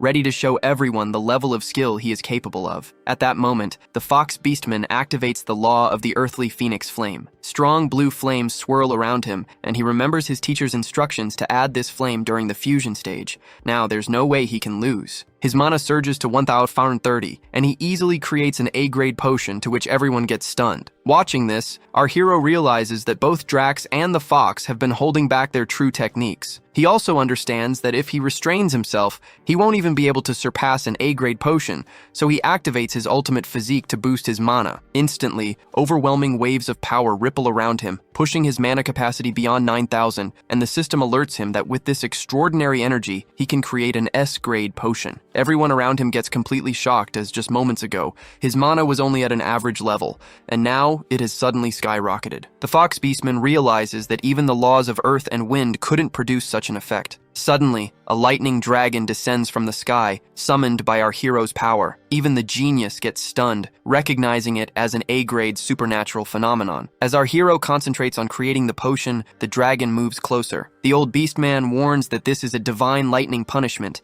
and anyone unprepared would suffer immense damage. The genius adds that the rarity and difficulty of S-grade potion refining come from this challenge, as refiners need extraordinary skill, massive mana, and the ability to endure the divine punishment triggered during the process. At that moment, the system informs our hero that he can use the Divine King's hammer to absorb all the incoming lightning strikes. Feeling confident, he summons the hammer from the system. Instantly, it absorbs every strike, and a powerful aura spreads across the sky. Putting the hammer back into the system, our hero turns his full focus to the potion. Using the staff, he carefully stores the S-grade potion in the bottle. The genius feels strange, thinking that even he could only create such a potion by fully using the laws of earth and wind, and he can't understand how this boy managed it. Suddenly, the old Beastman leaps toward our hero using his flying skill. He tells the genius to come with him, insisting that he must check the boy as he must have cheated. The others agree, but the cat girl protests, saying that he already proved his abilities during the shaman examination, so cheating is impossible. However,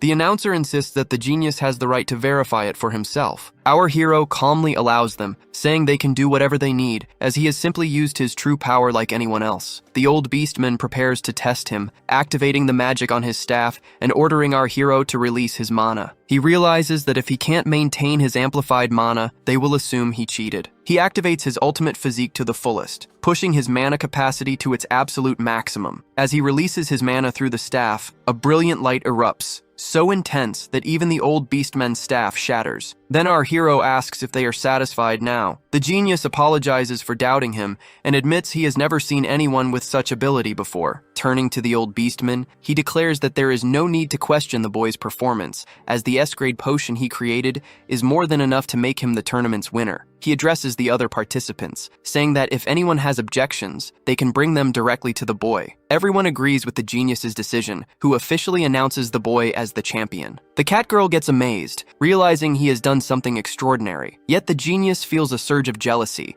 thinking to himself that he will use all his connections and power to ensure this boy cannot leave the city alive. After the tournament, the cat girl hands our hero a box, saying it's the prize for winning. When he opens it, the system informs him that it contains formulas for 3 potions: a basic potion, a level-up potion, and an advanced potion. Feeling excited, he realizes that with these formulas, he could make a fortune in his original world, and even cover the 1 billion yen entrance fee for the auction on his own. The cat girl then asks if he is sure about turning down the chance to become the genius's disciple. She points out that with his talent and mana capacity, studying under the genius could make him an incredible shaman. Our hero replies that he is a warrior and has his own path. When she asks if he is really leaving, he explains that now that his body is healed, he will rest for a while, meet up with the beast girl, and then set off. He also reminds himself that he needs to return to his original world now that he has the potion formulas. The cat girl curiously asks why he keeps mentioning that beast girl and what his relationship with her is, to which he answers that she is his friend and comrade. Hearing this, the cat girl asks him to meet her before he leaves, saying she has something to give him, and then she walks away. Our hero heads to his in-room and examines the Ring of the Infinite. The system warns him that due to unstable debugging, he can't stay in this world for more than 3 days, and he also can't use the boundless passage again until 3 days have passed in his original world, to which he realizes he needs to act carefully. Storing the prize box in his inventory, he activates the boundless passage and returns to his original world to earn the 1 billion yen. Upon arrival, the chairman escorts him and his sister to the luxurious apartment he won in the tournament. The chairman assures them they can live comfortably there, and when he asks about additional arrangements, our hero requests one of the rooms be converted into a small laboratory so he can start experimenting with potions. The chairman feels surprised but agrees, promising it will be ready by the afternoon with all necessary equipment. Afterward, our hero heads to the Blue Snake Gang to return their money, but a group of bodyguards blocks him at the entrance. He tells the guards that he has business with the Blue Snake Gang, but they refuse to let him in. Just then, a few men come out from inside and greet him politely. As he looks at one of them, he realizes it's the same person he had beaten up before, yet now he speaks kindly. The man leads him to the boss's office, and when he enters, he sees 2 others sitting with the boss. He also notes that the boss is level 24 with 14,100 combat power. Our hero shows the boss the money he brought to repay them. The boss tells him he doesn't need to be so formal and could have sent it through someone else. He introduces the 2 others. One is the Blue Snake Gang's underboss, and the other is the chairman of the Crazy Wolf Gang. When our hero activates his Divine Eye skill, he examines their abilities, and when he comments on their combat power,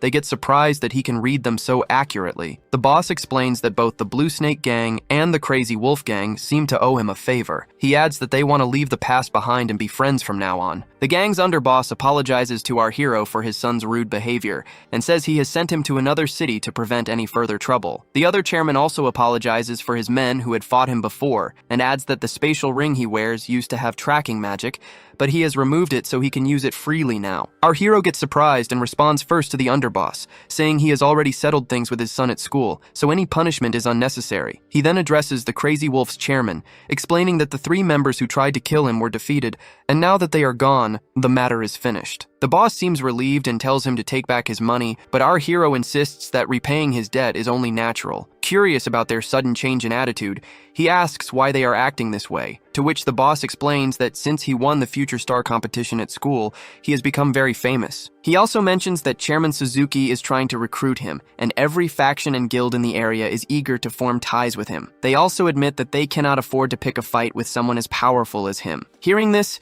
our hero feels relieved, knowing he won't have to face more trouble. After some time, when he prepares to leave, the 3 men see him off politely. On his way out, he thinks about returning to his work and realizes he needs to buy ingredients to begin refining potions. He heads to a store and tells the shopkeeper he wants potion ingredients. The shopkeeper casually tells him to take whatever he needs from the loose stock, but when our hero hands over a list of 15 ingredients and shows 9 million yen, the shopkeeper gets surprised. Realizing that this boy is a VIP customer, the shopkeeper quickly invites him inside and assures him that the necessary potion ingredients will be prepared immediately, wanting to hear more about the deal. He instructs his female assistant to bring out and pack every item from the warehouse, while he offers our hero some tea. Our hero tells him he wants to purchase these 15 types of potion ingredients for the next month as well. The shopkeeper explains that their stock is replenished weekly and asks how he plans to pay. He He also notes that today's cost is about 6.6 million yen. Our hero hands over a bag containing 9 million yen and says that the extra 4 million is this month's deposit, and he will pay the remainder in full at the end of the month. He also gives him a contract stating that for the entire month, the shopkeeper must provide these ingredients at the same price and sell them to no one else. The shopkeeper agrees and reassures him that these 15 ingredients have always remained stable in price, and their shop is well established, so prices are never raised recklessly. Our hero thinks that once he has all the ingredients, he can start experimenting tonight. He also considers that the price of potion ingredients will likely skyrocket in the future, which is why he made a contract with the shopkeeper to lock in the price. After that, he heads to his new home. When he enters the laboratory room that the chairman arranged for him, he feels satisfaction. His sister reminds him that since the chairman personally covered a substantial part of the cost out of his own pocket, they really should thank him. She also asks what he plans to do with the lab. Our hero assures her that he intends to repay the chairman many times over, and explains that the reason he built this lab is to fulfill a promise he made long ago. He remembers the promise he made to his sister to bring back her smile like the old days. Thinking of that, he gently pushes her out of the room so he can begin his work. Using both of his rings, he pulls out the wooden box and the ingredients stored in his system. He starts creating the potions, commenting to himself that he will need 3 essential ingredients for the basic circulatory stimulant, while the other 2 potions each require 6 different ingredients. With the help of his divine eye skill, his work becomes much easier. He mixes several liquids into a jar, places it into the machine to heat, and notes that in this world, the normal refining process ends here. Once the heating is complete, he can check the effects. He also realizes he will use his shamanic techniques to accelerate the fusion and infuse the mixture with mana, which will greatly increase the success rate and enhance its medicinal properties. He summons his staff from his inventory, explaining that he left the Divine King's hammer at the inn in the other world to free up space, but it doesn't matter since time has stopped. Using the staff, he begins the fusion process. When it's finished, he removes the potions from the machine to examine the results. After drinking one, he notices that his HP and stamina recovery speed have increased by 45%. Damage taken is reduced by 12%, and the effect lasts for 10 minutes. Excited by this, he remembers that in this world, capsules are used instead of potions. He then begins transforming the potions into capsules using another machine and his own magic. The next day, many other heroes are gathered at the entrance of the portal, preparing to go on a hunt for the monsters. At that moment, our hero arrives, wearing a masking cloak that conceals his identity. He also carries a small trolley filled with boxes of capsules. When the others notice a traveling merchant with some capsules, they immediately comment that he shouldn't be selling these instead of the shops, as it might be dangerous for them. Our hero addresses everyone, saying that if they are dissatisfied with their current capsules, they should try his brand new capsules. The heroes look confused, wondering if these capsules are from one of the big 3 companies. Another guy remarks that he visits shops frequently, but hasn't seen any new products. One of the heroes approaches our boy and asks what kind of capsules these are and what effects they have. He explains that they are basic circulatory stimulant capsules, which help recover HP and energy while also reducing damage taken during attacks. He adds that each box contains 6 capsules and costs 24,000 yen. The guy gets surprised and points out that blood circulatory stimulants from the big 3 companies cost only 20,000 yen for 10 capsules. The others also mock him, insisting that this must be a scam and telling him to leave. Our boy calmly responds that he has samples available, as if they aren't satisfied with the effects. They can flip his stall, but if they are impressed, they will need to buy a full box. One of the heroes steps forward to try a capsule. As soon as he takes it, he immediately notices that it works exactly as our hero said. Getting excited, he hands over his card and asks for 10 boxes, to which our boy deducts 240,000 yen from the card. Seeing this, the others are still skeptical, but come closer to try the remaining samples. Our hero tells them that only 5 samples are left, so each of them can try one. When the 5 heroes take the capsules, they also feel their abilities improve. Instantly, a rush begins as all of them try to buy as many boxes as possible. Our hero tells them to stay in line, reminding them that each person can buy a maximum of 10 boxes. Some of the heroes even start calling their guilds, asking them to send more people to buy the capsules so they can resell them at higher prices. Watching all this, our hero thinks that everything is going according to plan, but he also realizes that there's no way he can earn the 1 billion yen entrance fee with just this business alone. He reflects that the capsules have served their purpose for the first phase of his plan. With their incredible effects and limited availability, a devoted following will soon form. When that happens, he knows the big three companies will inevitably come looking for him. A few days later at Red Tier Pharmaceuticals, one of the three major companies, a senior staff member reviews the market report with everyone. He explains that this week, the prices of three major products, including their own, have been steadily dropping. He points out that everyone knows this is happening because of the appearance of dark capsules of the same types. Another staff member adds that it's already confirmed these products don't belong to the other two pharmaceutical companies. He shows them the three capsules that are rapidly gaining popularity in the market and remarks that it's hard to imagine these capsules are currently so sought after by heroes. After conducting strict pharmaceutical tests, they found that the capsules could only be created by a group with extremely advanced technology. Even with their machines, they cannot determine the exact composition or ingredients, and they have no idea who the genius behind them is or why no one knew about them until now. As they discuss the situation, the company president, a young woman named Misa, arrives with her assistant Tommy. She comments that if all of these are indeed dark capsules, then the products of the three major companies should be considered a failure. When she asks if they have started investigating the case, the staff members explain that no one knows who is producing these capsules and that the seller changes locations every day. She immediately orders her assistant to prepare the car, saying she will handle this personally. Meanwhile, at a random spot in the dungeon, a crowd of heroes has gathered, and our boy is once again selling his capsules. With only 3 boxes left, everyone wants them at any cost, and some are even willing to pay 30 times the regular price. Watching the rush, our hero thinks that a week has passed and everything is going according to plan. Now all that remains is to wait for the right opportunity. At that moment, the company president suddenly arrives and announces that she is willing to pay 100 times the price. Everyone around her gets shocked, and she also tells our hero that she only needs 10 minutes of his time. Observing her closely, he realizes he has caught a major player. They both get into her car to discuss the matter further, and as she introduces herself, he notes that her voice sounds young, even though she is hiding her identity. She then clearly states that she wants to purchase the formula for the 3 types of capsules he is selling. Our hero responds without hesitation, saying that he will sell them for 10 billion yen. Hearing this,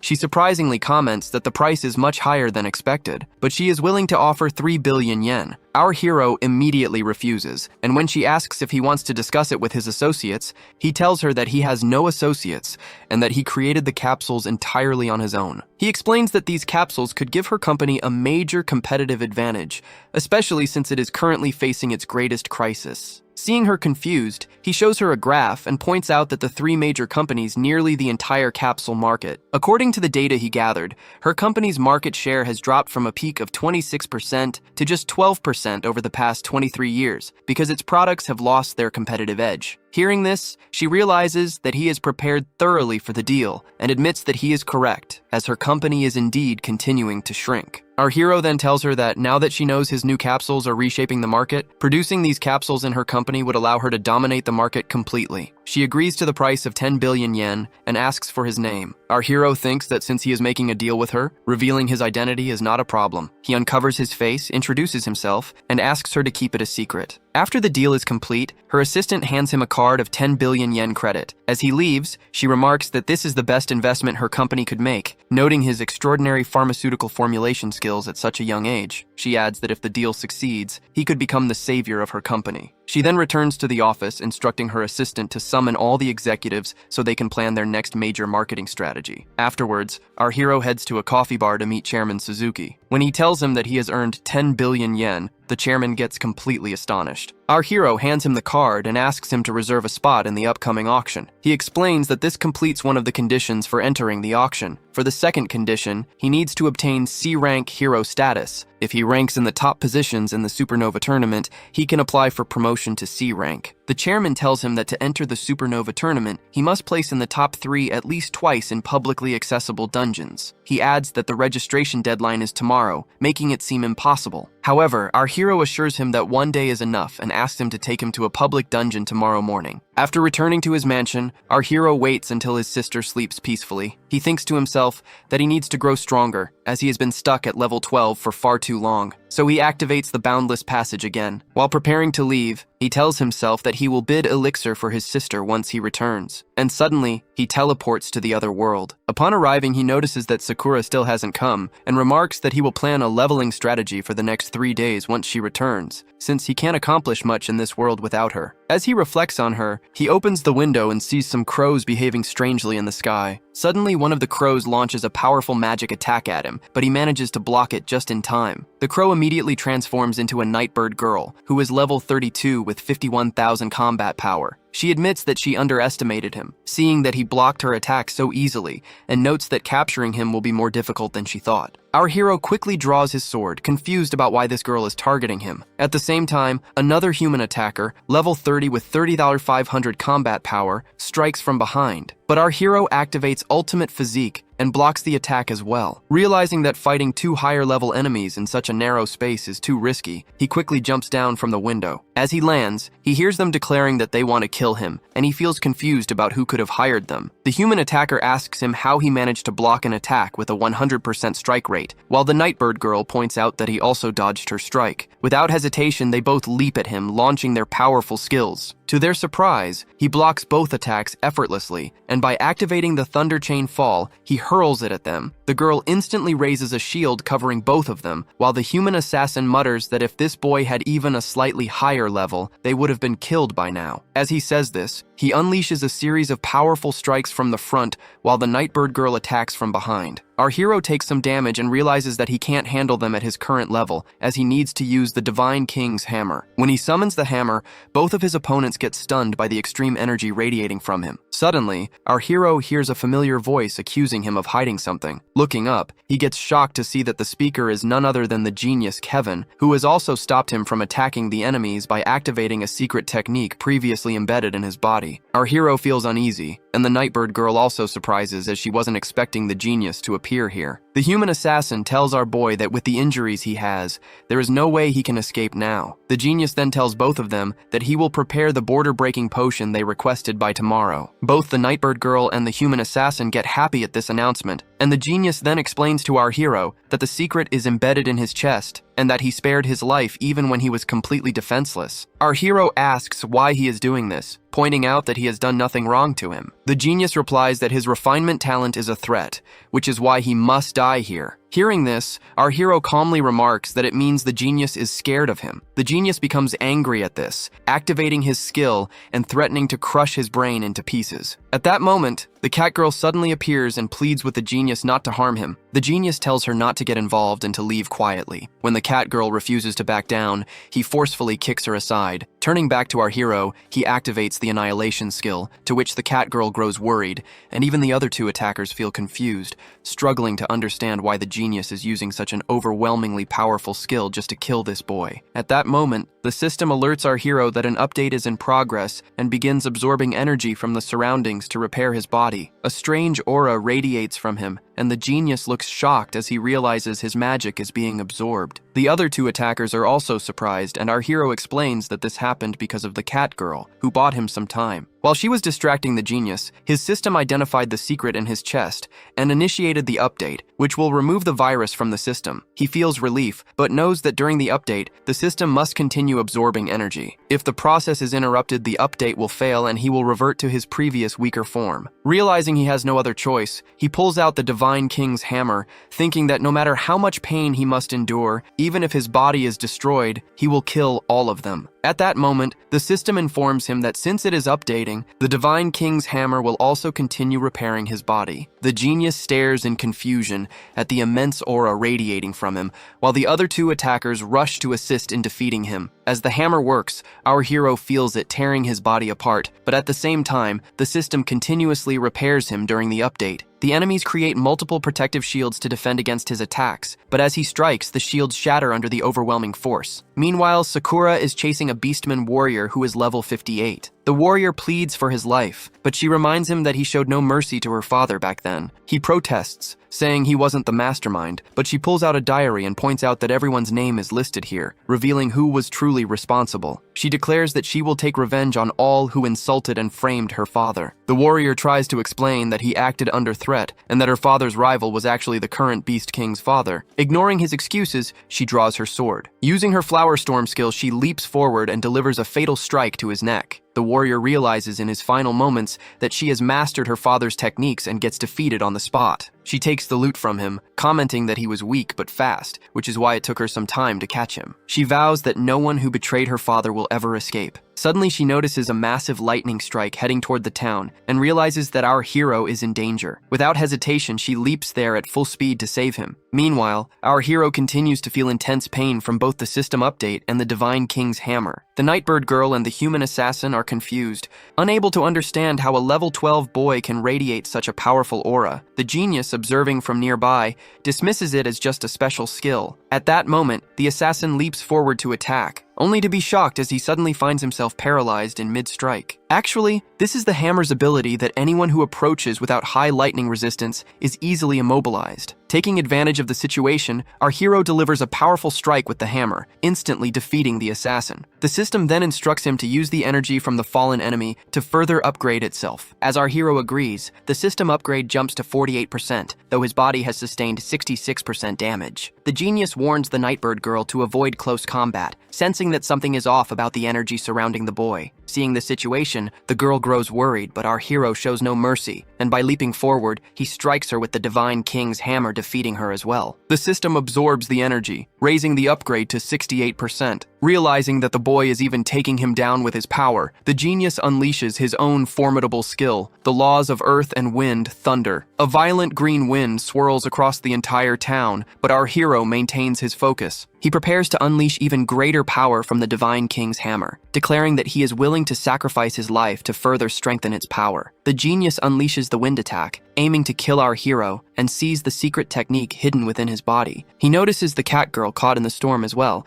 but he doesn't stop blaming her for coming here. Seeing her in danger, our hero leaps forward and grabs her tightly. Suddenly, she spots a massive green dragon behind him, attacking with devastating force. To her shock, he remains unharmed, and even the genius gets stunned to see the boy growing stronger once again. Gathering his power, our hero shatters the genius's law of earth and wind thunder and charges toward him. The genius tries to stop him with a weapon nullification technique, but our hero kicks him hard and sends him to the ground, in which his staff gets nullified. As our hero prepares to strike again, the genius warns him that even without his staff, the law's power still functions independently. He summons two massive green dragons to attack. In response, our hero calls forth his own lightning dragon. Striking with the Divine King's hammer, the lightning dragon tears the two green dragons apart, and the genius gets defeated instantly. At this moment, our hero's body damage reaches 100% and he collapses. The system instructs him to absorb the energy of the defeated enemies to continue the upgrade. He agrees, and the system restarts, unlocking new functions. His level jumps from 12 to 18 and his combat power rises to 25,000. The next morning, the cat girl rests in a shelter in the middle of the forest. When she wakes up, she finds Sakura nearby. She curiously asks about the genius, and the beast girl tells her that he is dead,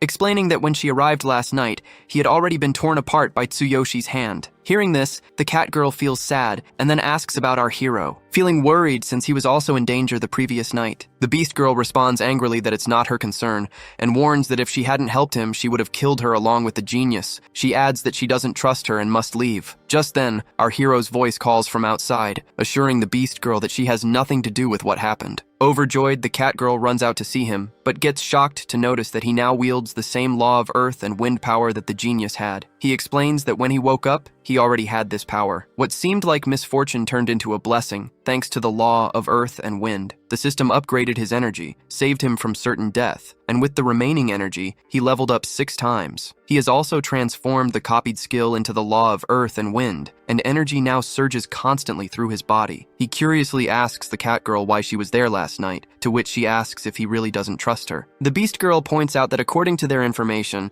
the genius had ordered no one to approach approach that area, so why the cat girl was there. Reacting quickly, the cat girl steps closer and begins to use her magic. The beast girl immediately focuses and aims her sword at her neck, but to everyone's surprise, the cat girl simply pulls out a scarf and explains that she was only there to deliver it to him last night. She assures him that if he doesn't like it, he can throw it away. She adds that she feels sad, unsure whether the genius had misunderstood him, but she can't forget that he raised and trained her as a shaman. Now that he has killed the genius, she will never meet him again. Saying this, the cat girl leaves, and from behind, the beast girl reflects that perhaps the genius attacked her master because she had let her guard down, yet she's also puzzled about how her master defeated the genius while only at level 12. Our hero comments that last night the genius nearly killed him, but she healed him. The lesson he takes from it is not to trust anyone so easily. He adds that when he was under divine punishment and nearly out of hope, she encouraged him to survive, which is why he trusts her the most. He acknowledges that she might have a past she cannot share, but promises that when the time comes, he will listen carefully. With that, they continue on their way, and our hero wraps the scarf around his neck, the one the cat girl gifted him. Later, he returns to his original world, where Chairman Suzuki brings him to the public cave application center. Heroes from all over have gathered there. The chairman asks if he's sure about entering the cave alone, warning that once the application is submitted, there's no turning back. He adds that while there are many people, each has their own party. Our hero simply replies that he will be fine as he's strong enough now. Meanwhile, an S-class hero named Sandor, who has been observing our boy, talks on the phone with an older man named Dan while his team fights behind him. He explains that Chairman Suzuki scouted the boy recently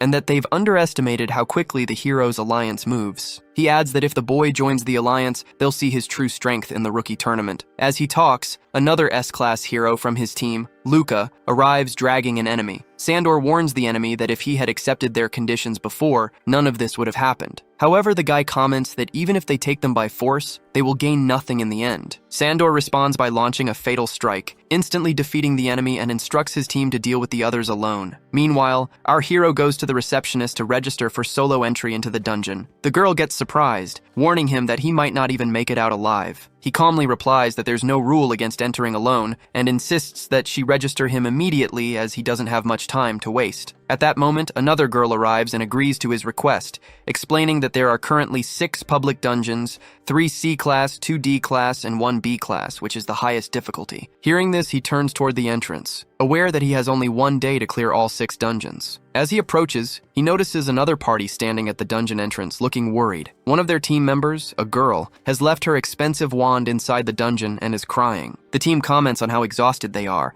and mentions that they cannot enter the dungeon again, so they need to offer a reward to anyone who can retrieve the wand. Seeing this, our hero asks them to step aside so he can enter. They agree, but the girl begins pleading with him to return her wand. The others apologize for her behavior, but assure him that they will reward him if he succeeds. They also ask about his party, and when he mentions that he is going alone, they get surprised and warn him that it is extremely dangerous to enter the dungeon solo. They explain that their party has 5 members, but even a small mistake in a C-class dungeon can be deadly, so he must be careful. Our hero thanks them for the advice and steps into the dungeon, knowing he doesn't have much time. Looking around, he realizes it is a stalactite dungeon, something he has never seen before. He uses his divine eye skill to scan the area and detect the monster's weaknesses, noting that while the system has been upgraded, he doesn't see any major changes. Drawing his sword from the system, he spots a level 22 monster, but notices that this dungeon feels calmer than those in the other world. He activates the copied skill on his sword, the law of earth, wind, and frost,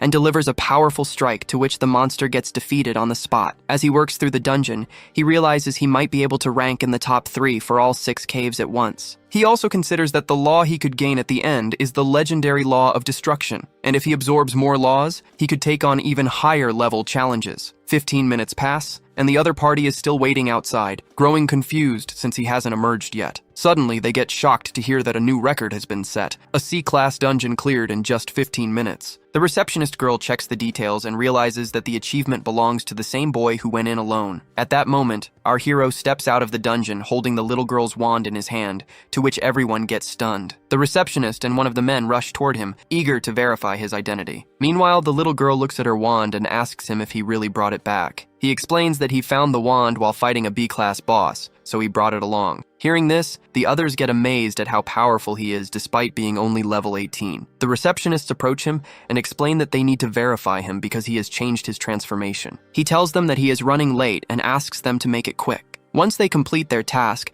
they invite him to visit the Hero Alliance headquarters, saying that since he broke the record, he will receive a special bonus. However, he steps forward toward another dungeon, saying they can save that for later. One of them warns that he needs rest and points out that he doesn't even have a healing priest with him, but he replies that he doesn't need anything to recover since this is all just a warm-up for him. After spending 20 minutes in the second C-class dungeon and defeating several monsters, he comments that he needs to move faster if he wants to visit all the dungeons today. He realizes that after the system update, it seems he will have to discover the new functions on his own. Reaching the boss room, he sees a human-type lady monster, level 25, standing in the center of a pile of skeletons. He feels uneasy because she is not a darkness monster. Suddenly, she launches a radiation attack at him, and the system warns him that this attack often causes opponents to experience brief illusions, during which they are extremely vulnerable and can be killed. He quickly recognizes that it is a mental attack. At that moment, his minor defense skill activates automatically, a feature designed to counter this type of assault. The monster girl becomes confused, unable to understand why her attack is failing on him. Our hero realizes that this is one of the new functions of the updated system. Without hesitation,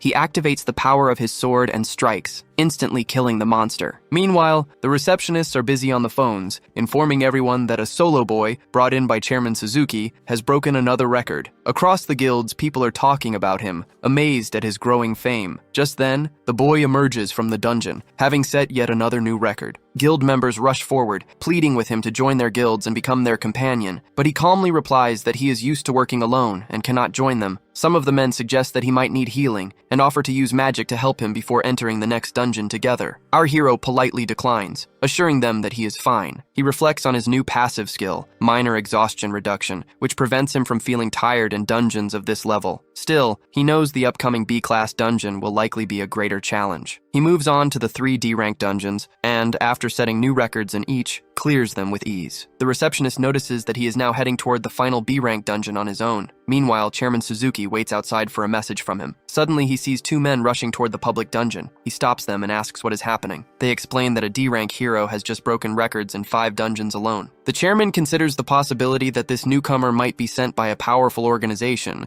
but when the men mention our hero's name, he gets shocked to realize that they are talking about Tsuyoshi. At this moment, our hero steps into the B-class dungeon, to which the others surprisingly comment on how he is only level 18, yet has already cleared 3 C-class dungeons and 2 D-class ones in a row. Some ask if he's trying to get himself killed by attempting the B-class dungeon. They speculate that he might secretly be working for a powerful faction, using illegal items or temporary power-boosting drugs, because there seems no other way he could achieve this. One of them suggests that maybe he won't make it out alive this time, but another points out that he emerged from the C-class dungeons completely unharmed, so he should be able to handle this as well. As they debate, they suddenly notice the Wild Rose Party arriving, led by Vice Captain Edric at level 35 and Lady Captain Roland at level 38. The onlookers are puzzled why the strongest C-class party is here. A little girl notes that this party had set the record for the B-class dungeon last time. The captain remarks that she's heard a boy has entered the dungeon alone, and the vice captain adds that the boy must be using forbidden herbs or items to illegally boost his power, possibly with some powerful backing. The captain adds that if the record-breaking reports are true, the boy is a force not to be underestimated. However, the vice captain insists that they cannot allow a D-rank hero to destroy their record, especially if he is using drugs or other illegal means. The captain notes that entering a B-class dungeon alone is already a remarkable feat. If he survives, she may have to reconsider everything she thought she knew about him. She also says that if his power is genuine, she wants to face him personally to show him what Wild Rose is truly capable of. Meanwhile, inside the dungeon, our hero scans the area and notes that its size is far larger than he expected. He reflects that his record already qualifies him for the rookie tournament, but he's more interested in experiencing what a B-class dungeon is really like. He decides to enjoy the challenge and have some fun along the way. When he activates his Divine Eye skill, the system provides detailed information about the dungeon's terrain, and he hopes that the boss will be a darkness-type monster. Curious to see it, he leaps forward and commands all the monsters to attack him. Immediately, several level 30 ripping wolves emerge, charging at him. He quickly releases a lightning strike at them, but noticing their incredible speed, he focuses and slices one of the wolves instantly. As the second wolf jumps at him, he activates a magic spell, defeating it in an instant as well. Encouraged by his success, he orders even more monsters to appear. This time, a variety of dangerous creatures, including dragons and other formidable presences, step out. Our hero defeats all the monsters monsters with ease, but then he suddenly notices a massive stone rhino, level 32, blocking his path. Without hesitation, he leaps at it, ready to engage in battle. On his first strike, he realizes just how tough its skin is and how quickly it moves. As the rhino charges at him, he activates the Law of Earth, Wind, and Frost skill, aiming a powerful strike at its weak spot, the eyes. The attack hits perfectly, and the rhino gets defeated instantly. After the battle, he reflects that against such a monster, his current equipment is nearly at its limit. Fighting without the divine selection system and relying only on his weapons is extremely taxing. He thinks to himself that he must hurry and upgrade his gear in this other world, or else he will face serious trouble when confronting the boss. Realizing this, he moves toward the dungeon's boss. Meanwhile, outside the dungeon, the onlookers grow increasingly anxious as 20 minutes have already passed, yet the boy has not emerged. Some begin to whisper in concern that perhaps the boy has already died inside the dungeon. The vice captain of the Wild Roses Guild remarks that when they first tackled this B-class dungeon, it took them an entire hour to defeat the level 30 stone rhino, and the final boss is even stronger. Some of the onlookers suggest that maybe the boy will break the record as well, but the vice captain points out that he is only a D-rank hero. If he hasn't emerged in the past 2 minutes, he is likely dead. He adds that if the boy does come out alive, they will demand a full inspection from the Hero Alliance. Another comments that even if the boy is using drugs to boost his power, there's no way he could survive for long in a B-rank dungeon alone. No substance could compensate for facing those monsters solo. While everyone debates the boy's fate, the lady captain stands near the entrance, observing quietly. She watches how he has already cleared 5 dungeons and set new records in each. Meanwhile, our hero reaches the boss room, and as he opens the massive door, he notices the surroundings have changed dramatically. He stands beneath the moon, and the level 45 darkness boss looms before him. Using his divine eye skill, he scans the boss, noting its abilities and the powerful moon sword it wields. The boss looks surprised that the boy has dared to face it alone. Seeing the boy, the boss taunts him that he looks scared, but our hero responds with excitement, saying he is eager to face the dark boss and cannot wait to defeat it. He also declares that he wants the boss's weapon, to which the boss angrily unleashes its ice domain projection, challenging him to see if he can claim its weapon. In response, our boy activates his lightning strikes, shouting that for Karina and for his parents, he will destroy the boss with his own hands. The monster unleashes a powerful attack toward him, but our hero quickly uses his divine eye skill to analyze it. The system informs him that it is an area attack with a 15-meter range. Reacting immediately, he uses wind attributes to lift himself into the air, easily dodging the attack. The monster looks surprised at his agility,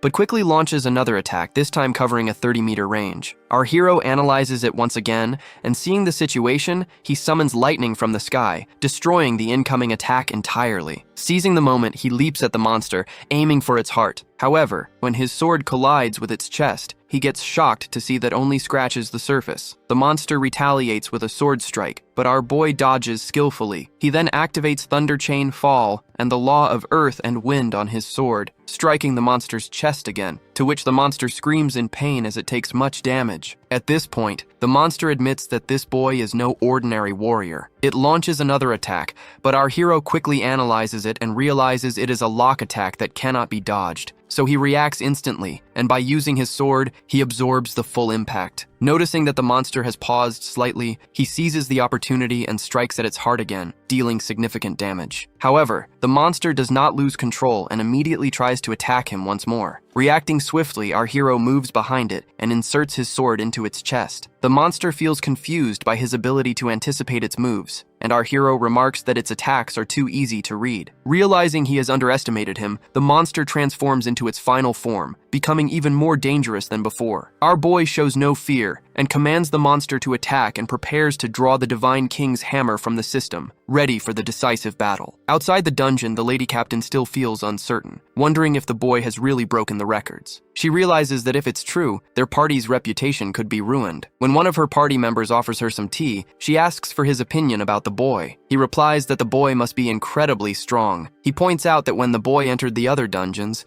people mocked him, but after he emerged having set new records, everyone's perception changed. He adds that if the boy were merely using drugs, he wouldn't be able to perform like that. There must be genuine skill behind it. However, the vice captain doesn't agree, while the other party member remarks that the quietest beasts are often the most terrifying. Inside the dungeon, the monster senses the powerful aura emanating from our hero because of the Divine King's hammer. It recognizes that this presence does not belong to the world and admits that this boy is the strongest hero it has encountered. Our boy comments that the monster will be even more surprised once he attacks. The monster lunges forward, aiming for fatal strikes, but our hero skillfully dodges each blow, using his sword as the system advises, and waits patiently for the perfect moment to strike back with the Divine King's hammer. When the monster launches a powerful strike at him, he dodges it using a magical spell and immediately counterattacks. But the monster takes no damage, and by getting angry, it unleashes its ice prison attack, sending a barrage of ice spikes toward him. The system warns our hero to evacuate the area immediately. He takes some damage from the smaller spikes, but when he notices a massive spike hurtling toward him, he quickly activates Ultimate Physique and leaps into the air, saving himself from getting killed. Seeing this,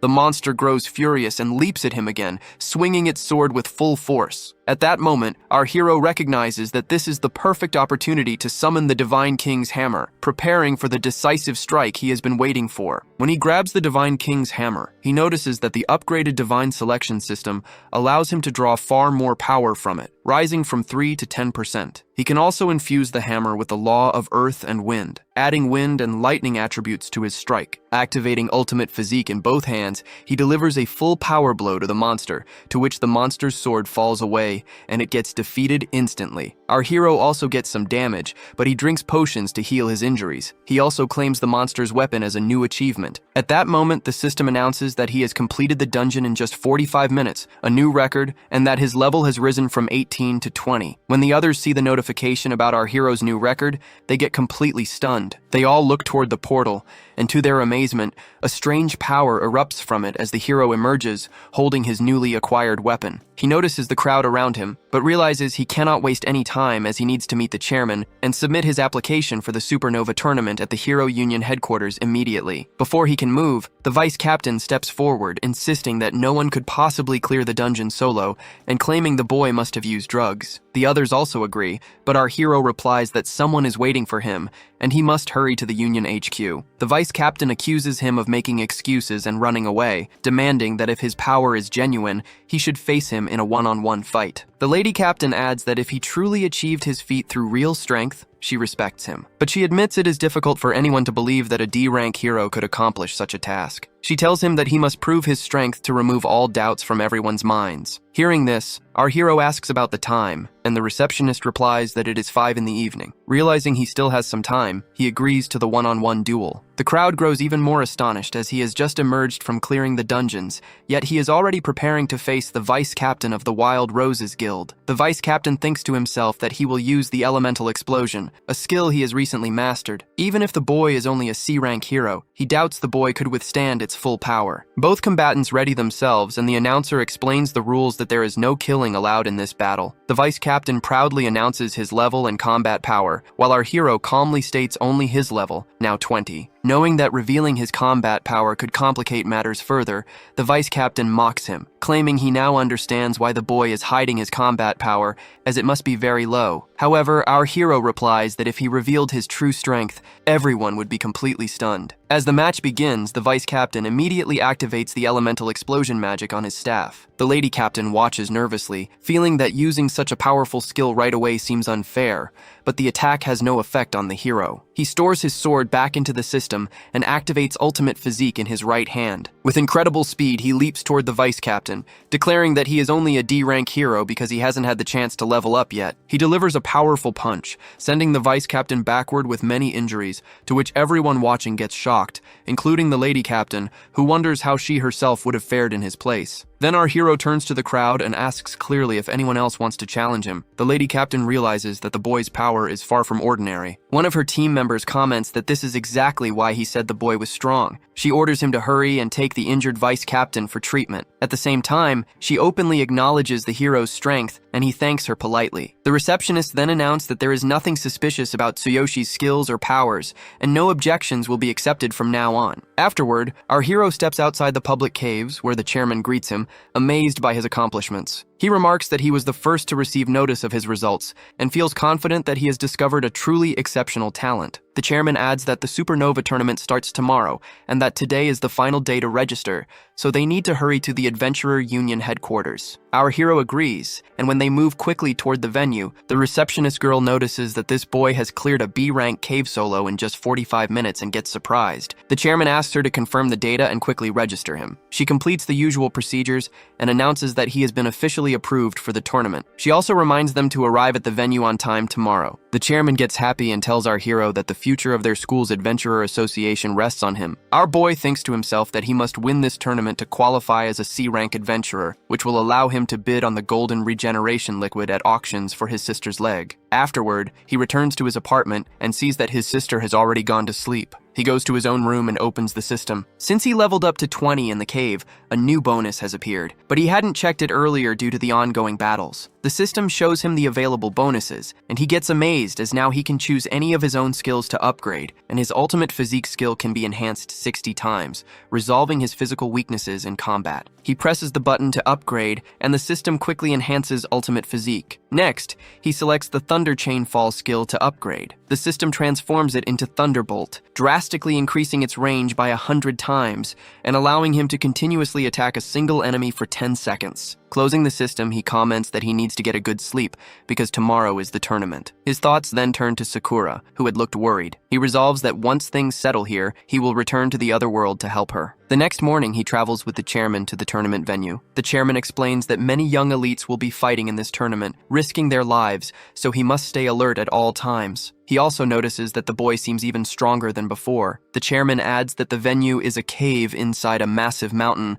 known as One Strike Mountain, because long ago a legendary S-rank adventurer punched through it in a single blow. Our hero curiously asks if there are really S-rank adventurers in this world. The chairman replies that he has only heard about them in stories. When they arrive, our boy gets surprised by the huge size of the venue. The chairman tells him that he will accompany him for the entry process, but once the matches begin, he will have to rely entirely on himself. The organizers welcome him at the entrance, and the chairman reminds him to stay safe, to which our hero assures him that he will handle everything. When he steps into the venue, he sees many heroes gathered there, including the Adventurer Union Party, which will be his team for the tournament. Using his Divine Eye skill, he scans their abilities and notices that 2 men and a woman are all at level 36. When he introduces himself as a substitute for the Adventurer Union, the 2 men immediately mock him, questioning how a low-level hero like him could even participate. The woman comments that he probably got in through connections, and that they will need to work hard so the substitute won't have to step in. Hearing this disrespect, our hero simply sits aside, understanding that the tournament's purpose is straightforward: support the party and secure a smooth victory. He also realizes that performing well here will allow him to apply for C-rank adventurer qualification. While he considers this, the others continue mocking him. Then he notices another party, the Haido group, entering the venue. All their members are level 37, making them clearly stronger than his own party. When the Haido group hears that the boy is only a D-rank hero, they laugh and comment that the Adventurer Union will be defeated soon. Fabian, one of the union's members, feels angry and tells them to watch their words and not get ahead of themselves. Hearing this, the Haido group's senior, Gan, asks if he wants a warm-up sparring match without weapons before the tournament officially starts. The guy agrees and steps forward to fight. As the match begins, he leaps at Gan, aiming to strike with his secret hand blade, but that guy dodges just in time and delivers a powerful kick to his leg, to which his bone gets broken. As Gan moves in for another kick, our hero jumps in between them to stop the attack. He immediately calls for the organizers to take Fabian to the medical room. Then he readies himself to face Gan and take over the sparring match. The bully feels angry at our hero's arrogance and leaps forward to punch him, but our boy quickly activates the law of earth and wind to dodge the attack. He strikes the bully's leg with a precise kick, breaking it instantly. Not stopping there, he grabs the bully by the face and slams him hard to the ground, which causes him to faint. The bully is now unable to participate in the tournament, and everyone watching gets completely shocked. Our hero then asks if anyone else wants to spar with him, but no one steps forward. Afterward, he moves to a separate area with his 2 team members. The girl thanks him for stepping in and asks about his true strength, insisting that no D-rank adventurer could possibly be that powerful. Our boy assures her that he only intervened because he couldn't ignore the situation and that he truly is a D-rank adventurer. She agrees and explains that since their other team member is injured, he can now officially participate. She fastens a communication bracelet on his wrist and briefs him on the tournament rules. The first event is an elimination competition, a basic trial to remove half the participants. She explains that all contestants must defeat monsters in a mock cave, scoring at least 150 points within an hour to pass. Anyone who fails to do so is eliminated. She explains further that there are specific rules because there are currently about 120 participants. Even if more than half meet the passing criteria, only the top 60 based on points will advance and the rest will fail. This means contestants need to defeat as many monsters as possible to maximize their score. The other team member adds that he can choose between 2 difficulty levels, normal mode and dark mode. In normal mode, defeating one monster gives 1 point. In dark mode, only darkness-type monsters appear, and defeating one grants 5 points. He also warns that every 30 seconds, the number of monsters doubles automatically, and cautions him not to choose dark mode at his current level because level 20 monsters will appear. Our hero curiously asks about the highest record, and they tell him that long ago, a contestant from the Adventurer Union chose dark mode, lasted 45 minutes and scored 1,500 points, defeating 300 monsters of the same level. That contestant later became an S-rank adventurer, and is now one of the prideful members of their Adventurer Union. After that, they move to the spot where the real cave has appeared. The girl asks our hero if he's heard that this mountain cave was supposedly created by a legendary S-rank adventurer's single blow. She adds that the cave still contains mysterious energy that even modern science and S-rank adventurers can't fully analyze, which is why it naturally generates the mock caves for the tournament. At this moment, our boy notices his ring start to glow, but he ignores it. His team members advise him to stick with normal mode as long as possible, and to maintain distance when the number of enemies increases, defeating them one by one. Then our hero notices the ring glowing again, as if it is reacting to something. When the selection screen appears in front of him to choose the cave's difficulty, he comments that normal mode would be safer, but instead, he confidently selects dark mode. When he enters, the system gives him the details about the monsters. Since he is level 20 darkness monsters will appear, and every 30 seconds, the same number of surviving darkness monsters will be generated. Our hero realizes why dark mode is called a nightmare. Ordinary contestants have no chance, but he is different, and this is perfect for testing his new skills. He pulls the moon sword from the system, and a huge monster appears before him. Using his divine eye skill, he sees that the monster has 8,000 combat power, and its attacks include mental damage. He also checks his own skill, Thunderbolt, which has a range of 300 meters and allows him to attack a single enemy continuously for 10 seconds within that range. Deciding to test the monster's reactions, he looks at the mountaintop 283 meters away. Using the law of earth and wind, he swiftly flies to the top. At that moment, the darkness monsters double in number, and our hero comments that now he will take them all down together. Using the Thunderbolt skill with the moon sword, he unleashes powerful lightning strikes from the sky, hitting both monsters. Their health drops rapidly, and he notices that from this distance they haven't detected him. He realizes it's safe to defeat all the monsters while keeping his distance. When the 10 seconds of continuous lightning ends, both monsters get defeated, and he earns 10 points. Outside the dungeon, the A-ranked judges sit in a separate room, carefully observing all the heroes' performances. They comment that this basic trial will eliminate half the participants, and if everything goes smoothly, should conclude in about 30 minutes. They also note that only 18 out of 100 participants have chosen dark mode. Suddenly, they realize that 10 minutes have passed, and the eliminations officially begin. At that moment, one of the judges gets shocked to see the data of our hero that this boy has defeated 98 darkness monsters in just 10 minutes, earning 490 points. When the others check, they also get confused. Noticing that he is from the Adventurer Union, they turn to the union's representative, a girl, and ask her to explain. She admits that she hasn't heard of anyone named Tsuyoshi, but when she checks her own tablet, she sees that he applied late and is registered as a substitute member of the Adventurer Union. Hearing this, the judges speculate that he must be using some special high-grade item, and some even suggest that this boy might break the record for the youngest S-rank adventurer. Meanwhile, our hero continues defeating the monsters in the cave using the Thunderbolt skill. After clearing the third wave, he drinks a potion to restore his energy, and notes that during this recovery, he only needs to wait for more darkness monsters to spawn, so it is still relatively easy to manage. He thinks about the Adventurer Union's S-rank adventurer record, which was 300 monsters in 45 minutes for 1,500 points, and decides that he will break that record now. 50 minutes later, another member from the Adventurer Union emerges from the cave after defeating 560 monsters. He considers that if he wins, he might receive better treatment in the Adventurer Union, and possibly even get direct guidance from an S-rank adventurer. He also feels curious about how many monsters Tsuyoshi and the girl have defeated by now. Just then, he notices a large crowd gathered in front of the results screen. When he approaches, he looks at the girl from his team standing nearby. He asks her how many monsters she has defeated, and she replies that she has earned 386 points in 30 minutes. When he asks about our hero, she explains that he chose dark mode, which makes the guy angry since he had told him not to select it, and he wonders if that disqualifies him. The girl reassures him that he is still in the middle of the trial. When the guy looks at the screen by himself, he gets shocked to see that our hero has defeated 588 darkness monsters and earned 2,140 points in just 53 minutes. She remarks that everyone is gathering because this boy has already broken the record for the youngest S-rank adventurer. 7 minutes later, our hero emerges from the cave, and his team members ask if he has seen his results. He confirms, and the guy exclaims that he has broken the highest record, achieving an astonishing 3,240 points by defeating 648 darkness monsters in 60 minutes. Our hero says that if he had more time, he could have defeated even more monsters. The announcer then declares him the winner of the round and the new record holder. The girl tells him he is truly the pride of the Adventurer Union, but warns that he has now become the greatest rival for everyone else. He reassures her that he expected this and can handle it on his own. Suddenly, their communication bracelets light up with messages announcing that the second event is about to begin, where they will enter the caves with their respective parties. Before his defeated enemy stood the warrior Hoshimiya Kenji, an S-rank adventurer affiliated with the Adventurers Union. He sighed as he realized it had taken him only 12 seconds to finish a level 60 battle. As expected of the youngest adventurer of his class,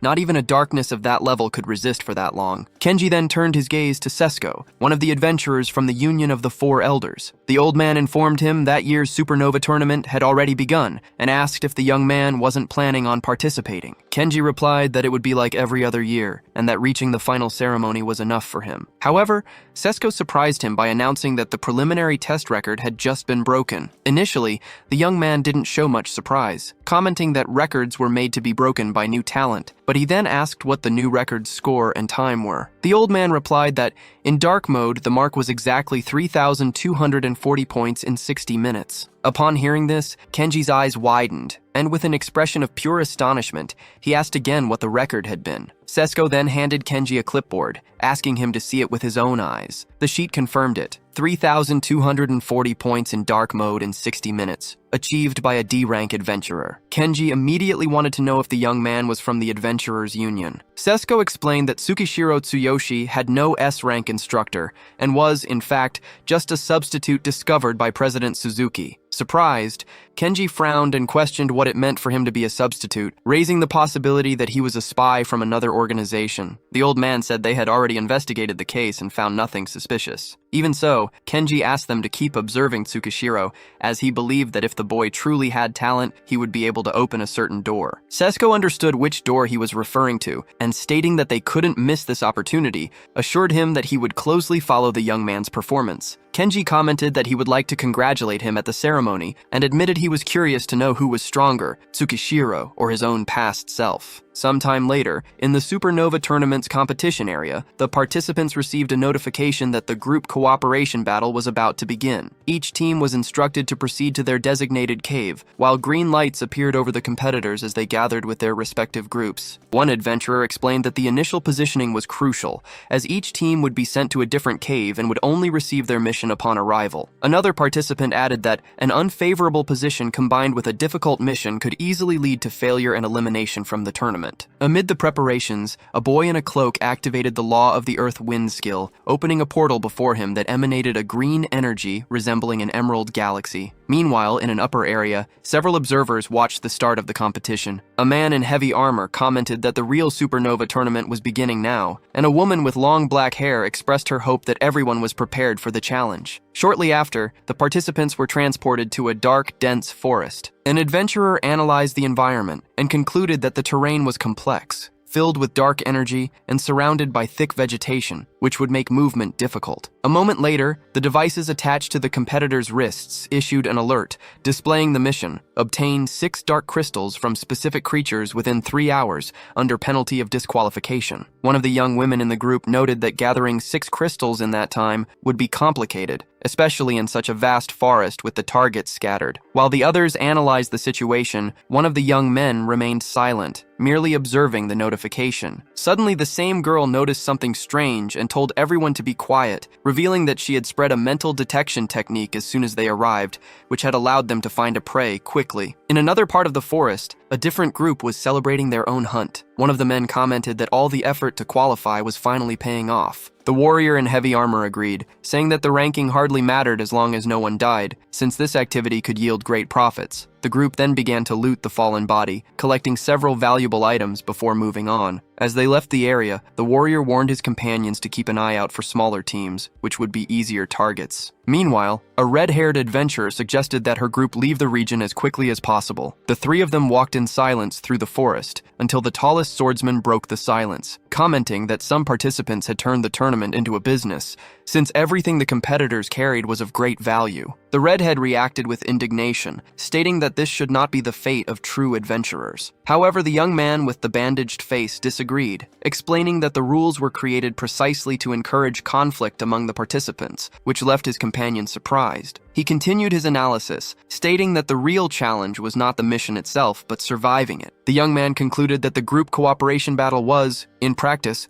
a survival competition, and the others finally understood his reasoning. Even so, he noted that many other factors could influence the course of the competition. Suddenly, several crystals engulfed in flames appeared in the sky and were launched toward the team. The tallest warrior reacted instantly, unsheathing his sword and charging forward to intercept the attack. With a single slash, he shattered all the projectiles before they could hit his companions. Realizing it was an ambush, the swordsman demanded that those responsible show themselves. Soon after, a young man in a large cloak appeared, accompanied by his team, which included a level 36 mage specializing in demonic fire. Observing the invaders, the young man with a bandaged face just smiled, convinced that someone had finally arrived with the intention of eliminating them. The group of adventurers challenges the heroes, stating they had been looking for the adventurers' union team since they entered the area. They question what item the substitute might have used to break the record, as they doubt a level 20 D-rank adventurer could achieve such a high score. Their conclusion is that the young man must be hiding an extremely valuable artifact. The swordsman of the allied team recognizes that all the opponents are combat classes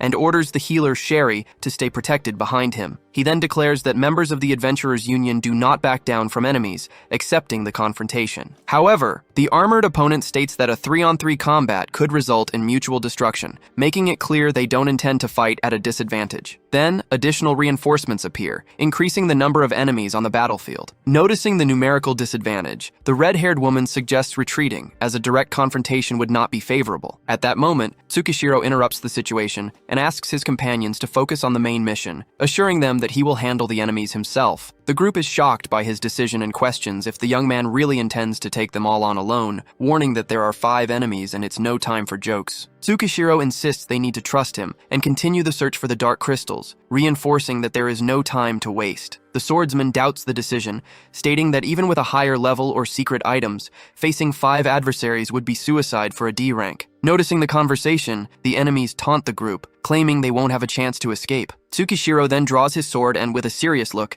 says he doesn't possess any secret items. The opponents are surprised by his confidence and begin to question if he really is just a D-rank adventurer. Sherry, for her part, is left speechless seeing her friend's perseverance. She then takes Rise's hand and asks him to leave quickly, even though the young man is still resistant. The opponents notice the two are trying to flee and decide to focus on them, but Tsukishiro once again uses his earth and wind ability. He materializes like a phantom right in front of the enemy, power surging through his arms, and unleashes an ability to strike all his opponents at once. The stricken enemies are dumbfounded, realizing the young man's absurd speed. With just one strike, the hero repelled 4 enemies and killed 1. The opposing mage says he can't feel his hands, and the fact that it was 1 against 5 no longer seems so relevant. After the display of power, Tsukishiro states that he gave the enemies a chance to retreat earlier. One of the enemies is shaken and questions if it could be a mistake, since the intensity of the young man's fighting spirit doesn't match that of a D rank. Meanwhile, Sherry and Rise continue to flee to complete the main mission. Rise shows concern, feeling that leaving Tsukishiro alone is equivalent to abandoning him to his fate. Sherry recalls that he had broken the record without using any secret items, and the swordsman still shows doubt. The red-haired woman then concludes that his performance level might be beyond their comprehension and decides to trust in his strength, reinforcing that they must complete the mission as quickly as possible. On the battlefield, one of the enemy warriors questions the captain's decision as they all prepare for the final attack. The captain ignores the hesitation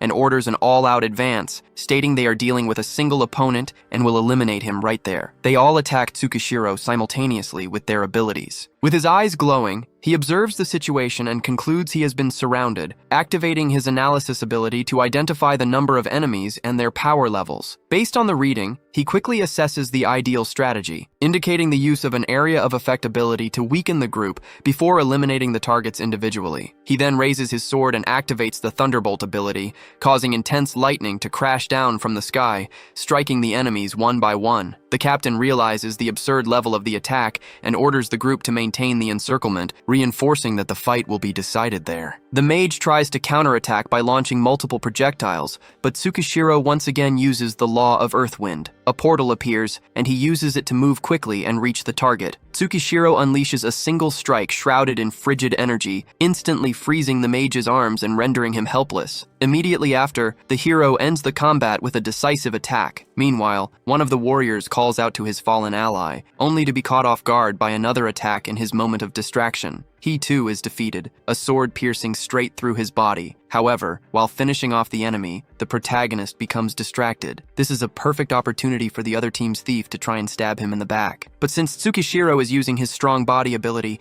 he manages to block the blade with his own arm. The attack doesn't pierce his defense, leaving only a superficial wound. Shocked by this realization, the thief knows that it won't be enough to stop him. Without hesitation, Tsukishiro ends the confrontation with a precise strike of his sword, defeating the thief. The captain, still standing but with his body trembling, silently acknowledges that Tsukishiro is on another level, wondering just how far his power really goes. Turning calmly, the hero declares that the next target is the captain. Overcome with despair, the man kneels and begs for forgiveness, pleading for his life to be spared and asking what Tsukishiro's true power level is. In response, the young man reveals he is a level 20, D-rank adventurer, leaving the captain in complete disbelief. The protagonist's sword glows with a beautiful blue aura. As he raises his weapon, Tsukishiro analyzes and reveals the enemy's status, identifying his class as Black Blades, level 37, with a combat power of 17,500. The captain's eyes widened as he realized the absurd difference between them,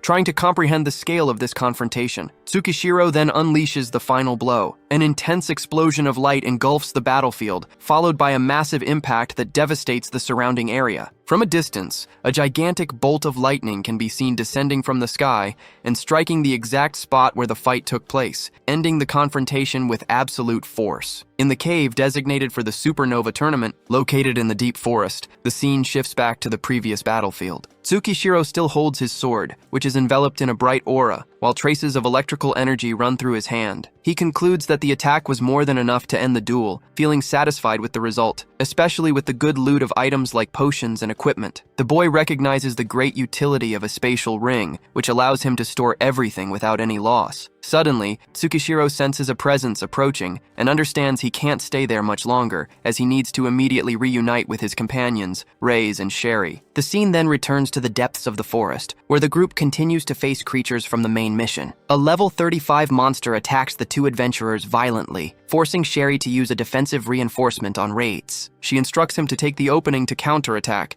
informing him that she has already taken about a third of the creature's health, but warns him about its dangerous horn attacks. Reis uses his sword skill to defend himself and suddenly notices a dark crystal embedded in the monster's abdomen, indicating a rare opportunity to advance in the mission. At that moment, the crystal begins to glow with an intense purple energy, signaling a new ability. Sherry immediately warns of the danger, as the monster activates an even more aggressive attack. With red eyes, the creature charges at Reis, striking him with force and sending him flying. Although the swordsman manages to stay on his feet, he has lost a considerable amount of his health points. Reis recognizes that this creature is different from the common shadows, as a single blow was able to affect his body internally, even with the protection of a magic shield. Next, the monster turns its attention to Sherry. The redhead realizes that her position as a battle priestess leaves her extremely vulnerable. The creature then concentrates violet energy in its claw and fires a sinister purple wave of energy, which begins to drain the girl's life force. Engulfed by this energy, Sherry feels her power being slowly siphoned away. Reis tries to advance to protect her and asks her to create a shield, using his own sword to block the enemy's ability. However, he ends up being hit and wounded in the process,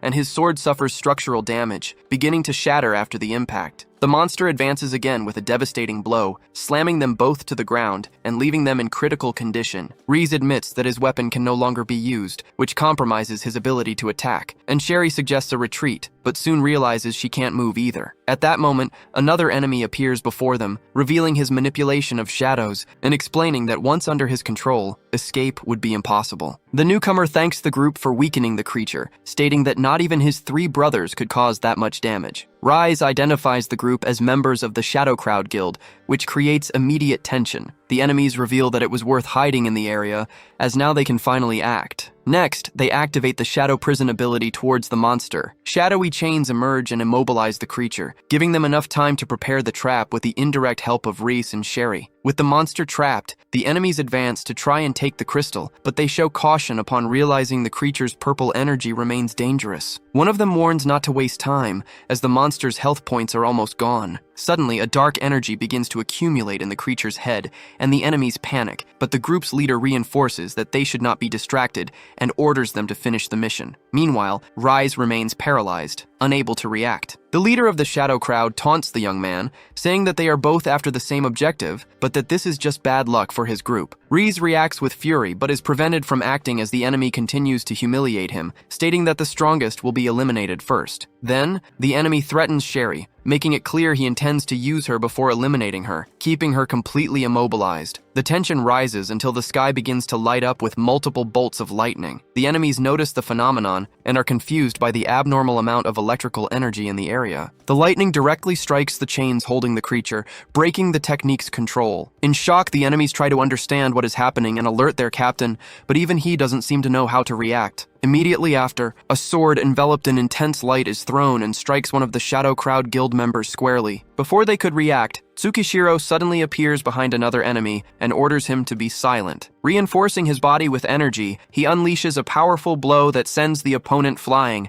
eliminating him instantly. The surviving enemy recognizes Tsukishiro as the adventurer responsible for breaking the record. However, he tries to use the situation to his advantage, holding Sherry hostage and warning Tsukishiro not to get any closer. The boy observes the scene and concludes that this is the worst possible moment for that kind of strategy. He then activates his summoning ability, forming a hammer of pure electricity, and questions the enemy about which of them will be faster. The enemies remained on the ground, their bodies still coursing with the electricity from Tsukishiro's attacks. While observing the scene, the protagonist took the opportunity to check his stats, which showed his level as 20 and his class as warrior. Seeing this, the last bandit holding Sherry hostage was completely shaken by the enormous power difference. Even Rates felt the intensity of Tsukishiro's energy, concluding that he was on a completely different level from other adventurers. In that instant, his Divine Eye analysis skill activated, calculating the enemy's reaction speed, the distance between them, and the risk of a direct attack. Based on this information, Tsukishiro realized that a common strike would not be enough to save the girl safely. He then concluded that his weapon would be much more efficient if it could be reduced in size to be thrown. As soon as he thought of it, the enormous hammer enveloped in electricity began to shrink before his eyes. Tsukishiro immediately understood that the change was possible thanks to the system's evolution, which now allowed him to alter the weapon's size with his will alone. Meanwhile, the enemy held Sherry even tighter, reinforcing the threat that he would attack her if Tsukishiro came any closer. Ignoring the warning, the hero concentrated all his power into a single finger and launched the hammer with an extremely powerful flick. The weapon shot across the battlefield like a comet, catching the enemy completely off guard. The impact was devastating, launching the assassin through several trees and defeating him instantly. That opponent, a level 35 assassin with a combat power of 14,500, was eliminated with a single blow. Reese and Sherry were completely shocked as they witnessed the ease of the victory. Soon after, the hammer, still wreathed in electricity, automatically returned to its owner's hands, and with the victory, Tsukishiro gained another level. Tsukishiro approached to check if his companions were okay. Still unable to believe what they had seen, Sherry and Reis remained silent for a few moments. Reis was the first to speak, asking if Tsukishiro had also defeated the enemies left behind. The protagonist confirmed that he had eliminated them all and had taken the opportunity to collect their weapons since Reitz's sword had been destroyed. Sherry then commented, surprised, how all that display of power came from someone with such a low level. While handing recovery capsules to the two of them, Tsukishiro revealed that he had just reached level 21, which left the girl even more incredulous. Tsukishiro took stock of the mission, explaining that with the dark crystals obtained from the assassins, the group now had 3 in total, with only 3 more needed to complete their objective. Reese noted that they had less than 2 hours before the deadline and warned that they needed to act quickly. Sherry agreed, pointing out that continuing to hunt monsters one by one would take too long and leave them vulnerable to ambushes. Faced with this, the protagonist concluded that the current plan was too risky and decided to change their strategy. Reis immediately accepted Tsukishiro's leadership, stating that he would follow any plan he came up with. Without wasting time, the young man tore off the cloaks of the defeated assassins, adapted them as disguises for the team, and declared that from that moment on, they would be the hunters. Now camouflaged with the new gear, the group set off in search of the remaining crystals. Tsukishiro explained the new plan. They would start looking for teams of 3 to have a numerical advantage and a better chance of finding the crystals. He made it clear that the goal was not to eliminate their opponents, which made Reis ask how that would be put into practice. The leader then turned to Sherry and asked about her ability to use restriction magic. The priestess confirmed that she had a silence ability, capable of preventing mages from casting spells for a few seconds. With that, the plan was set. Sherry would neutralize any enemy mage, while Wrights would use his techniques to immobilize another opponent. After settling all the details, the 3 agreed on the strategy, and Tsukishiro announced that it was time to hunt their prey. Sometime later, a group of bandits commented that the last confrontation had been more difficult than they expected, so they decided to take a brief pause while they looted the spoils of their defeated adversaries. Without them realizing it, Tsukishiro, Sherry, and Reis were observing everything hidden among the trees. In a perfectly synchronized move, the 3 of them leaped out at the same time and began their ambush. Sherry acted first,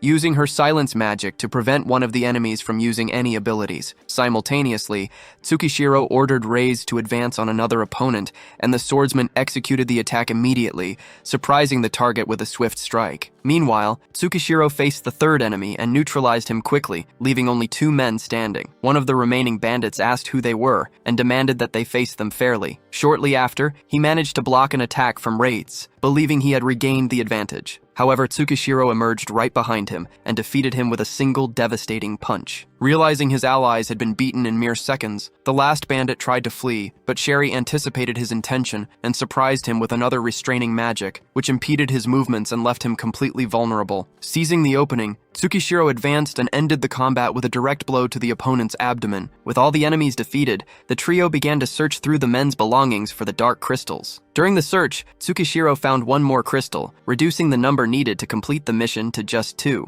He then asked how much time was left until the end of the trial, and Reis replied that they still had 82 minutes, but reminded him that locating suitable teams consumed a lot of time. Even so, Tsukishiro decided to continue with their strategy. As with the passage of time, the weaker teams would be eliminated and the survivors would likely be carrying more spoils. 20 minutes later, the group defeated another team but found no dark crystals. A little later, they faced another group, and Sherry managed to locate just 1 more crystal. 45 minutes later, they defeated another team of adventurers, but again found nothing. Even after completing 60 minutes of the trial, the group faced 1 more team and secured another victory without much difficulty. With the new opponents on the ground, the 3 began to rummage through their belongings, hoping to find the last dark crystal. Reis searched tirelessly, but he was already showing clear signs of exhaustion. Sherry commented that, although they had chosen this strategy, they ended up facing groups that put up more resistance than expected. Tsukishiro agreed, stating that no matter how careful a plan was, there were always unforeseen events, and he acknowledged that they had been lucky to win all their confrontations. After checking his target, Tsukishiro confirmed that he had not found any crystals, and Reis also found nothing. With less than 20 minutes until the end of the mission, the tension mounted. Sherry, however, kept searching, and, to the group's delight, felt something different among the items. Lifting the stone with a smile on her face, the redhead found the last necessary dark crystal. Tsukishiro smiled as well, praising his companion's work and celebrating the completion of the mission. Immediately after,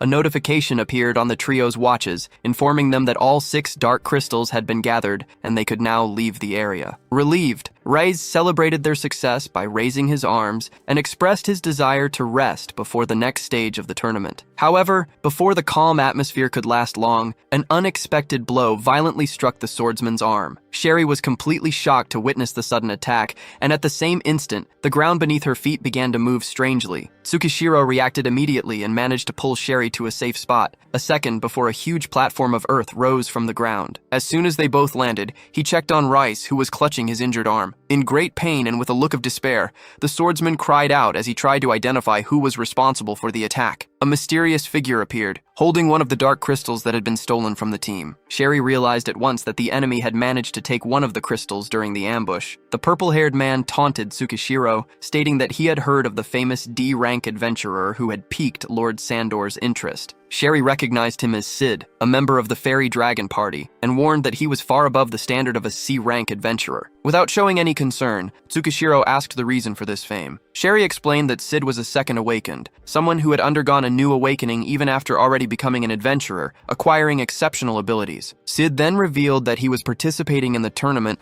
only on his leader's orders, who wished to test Tsukishiro's true capabilities, and declared that he was eager to begin the test. Cornered in a complicated situation, the heroes prepare for the confrontation. Tsukishiro asks Sherry to hurry and treat Rei's injuries, assuring her he will buy time against the new adversary. However, when trying to analyze Sid, the protagonist realizes he cannot obtain any information about him, concluding that the enemy must be using a rare and very expensive item capable of blocking analysis skills. Reis then asks Tsukishiro to find an opportunity to escape, explaining that the Second Awakened are very powerful adversaries. He reveals that even in the Adventurers Union, there are very few Second Awakened so young, and all of them receive special training. Sherry reinforces the warning, adding that adventurers with a Second Awakening possess skills far superior to those of others at the same level. Surprised by the information, Tsukishiro begins to question Sid's true level of strength. Giving them no time for more talk, Sid interrupts the group and reveals he had already observed Tsukishiro's performance in the tournament's first trial. He states that he rested after reaching the necessary score and now intends to personally test the adventurer who sparked his leader's interest. Tsukishiro finds the situation strange, saying he knows of Fury Dragon's fame, but does not know who the organization's leader is, suggesting it could all be a misunderstanding. The response deeply irritates Sid, who cannot accept someone being unaware of his leader. Next, Sid slowly draws his sword. The mere motion of removing the weapon from its sheath unleashes a powerful shockwave toward the three adventurers. Tsukishiro manages to block the attack, impressing Sid with his reaction speed, while Reis and Sherry are stunned by such a destructive blow. Realizing the danger, Tsukishiro orders his companions to fall back, as he is the true target. Sid also prevents his own men from interfering, making it clear he will settle the confrontation alone. Remembering that only 15 minutes remain for the trial to end, Sid decides to finish the test at once. In the next instant, he vanishes at high speed, leaving a trail of purple energy, and reappears before Tsukishiro to strike him with the sword's sheath. Even facing such absurd speed, Tsukishiro reacts in time and blocks the blow, earning praise from Sid for his reflexes. The hero realizes that Sid is an adversary specializing in speed, but notices that his analysis skill can keep up with all of the opponent's movements. Soon after, Sid envelops himself in an intense purple aura and charges forward using his advanced technique, Viper's Tears. Tsukishiro's analysis skill calculates the best response, guiding him to block the strike and counterattack toward the opponent's hand. Following the strategy, Tsukishiro uses his sword to destabilize the enemy, which surprises Sid and causes him to lose his weapon for a moment. Even unarmed, he recovers the sword almost immediately and launches a powerful vertical counterattack. Meanwhile, Reis and Sherry watch the fight impressed, fearing for their companion's safety. Sherry even considers helping him, but is stopped by Sid's subordinates, who appear behind them and warn that any interference will be considered an attack. The men reveal they were ordered only to observe and record the fight. Reis is startled to realize he hadn't sensed the warrior's approach, concluding that they too are far above his level. On the battlefield, Tsukishiro realizes he has a cut on his shoulder and recognizes that, without his body's reinforcement, that blow would have shattered his bones. Sid takes advantage of the opening and prepares his final blow, but the Divine Eye analysis skill detects the danger and recommends interrupting the attack. Sid then uses the Serpent Thrust technique, lunging forward at extreme speed. To counter, Tsukishiro activates the Earth Wind Law skill, creating a massive emerald magic circle in the palm of his hand that generates a powerful whirlwind to collide with Sid's charge. Sid's subordinates are astonished to see Tsukishiro facing their captain on equal footing and begin to question if he too might be a Second Awakened. The clash between the two techniques kicks up a massive cloud of smoke, and when the dust settles, only the silhouettes of the two combatants can be seen, with their swords pointed at each other. At that moment, an announcement states that only 1 minute remains for the trial to end. Sid admits he is impressed that a D-rank adventurer could keep up with him, but states that the combat will have to end due to lack of time. Tsukishiro, however, demonstrates that the situation was already under control. Opening his hand, he reveals he had recovered the dark crystal during the fight, and a notification confirms the objective's completion. Sid, his subordinates, and Tsukishiro's companions are left speechless, as no one had noticed the feat. Finally, the hero makes it clear that his objective was never to win the battle, but to complete the mission, and he challenges Sid to resume their confrontation in the next stage of the tournament. Sometime later, Sid's subordinates inform the leader of Fury Dragon that they have sent the full recording of the fight. After watching the video, the leader orders Sid to return immediately, but he refuses the order, stating that he intends to finish the confrontation in the next stage, which will be individual battles. However, the leader interrupts him and states that he wouldn't be able to defeat Tsukishiro. The response surprises Sid, who points out that he has not yet used his ultimate technique, capable of facing even higher-level creatures. Sandor becomes thoughtful for a moment, as he knows the technique is powerful, and then decides to let his subordinate do as he pleases. When one of the subordinates asks if they will return after the event, Sid reacts with irritation and makes it clear that he has no intention of retreating. Dissatisfied, he decides to fight with everything he has in the next battle, determined to prove his leader wrong. Meanwhile, Sandor communicates with someone else and concludes that the time has come to meet Tsukishiro Tsuyoshi in person. The president of one of the three great guilds speaks with Sandor and shows surprise upon learning that the leader of Fury Dragon has taken an interest in a D-rank adventurer. Sandor comments that it seems the Adventurers Guild has not yet realized the boy's true potential. During the conversation, they speculate that Tsukishiro might be able to open a mysterious door located in the restricted area of the One Strike Mountain. Shortly after, it is revealed that out of the 45 participants, only 12 managed to complete the challenge, as all the others either gave up or died. Tsukishiro observes that only 3 teams finished the trial with all members alive, in addition to 1 duo and a solo participant. He also realizes that his group gathered the minimum amount of dark crystals, finishing the stage in the last position among those who qualified. Analyzing the scoreboard, the trio discovers that first place belongs to the Skull Knight Guild, which acquired an impressive 18 dark crystals. Reese recognizes the guild's fame as one of the 3 greats and is impressed by the result. Faced with this, Tsukishiro concludes that organizations of this caliber do not participate in such tournaments without a reason, and imagines that their representatives have very important objectives. Soon after, an announcement informs them that the final stage will take place in an hour and will consist of individual battles. Although Reis shows determination to participate, Tsukishiro notices that his companions have lost their confidence after nearly dying in the previous stage. Thinking of their safety, he decides to take full responsibility and asks Sherry and Reis to withdraw, stating that he will represent the group alone. Sherry and Reis refuse the idea of letting him fight alone, arguing that they have no intention of abandoning a friend. The protagonist, however, insists that they withdraw, explaining that continuing in their current state would only put their lives at risk for no benefit. Sherry expresses concern and points out that the next opponent could be another Second Awakened, but Tsukishiro remains confident and assures them he can handle any opponent. Noticing the determination and the intense aura emanating from the protagonist, the two decide to trust him. Rise even admits that they might just end up hindering his performance. After thanking them for their support, Tsukishiro says goodbye and heads alone toward the next challenge. At that moment, an S-rank adventurer named Hoshimiya Kenji observes the scene from a distance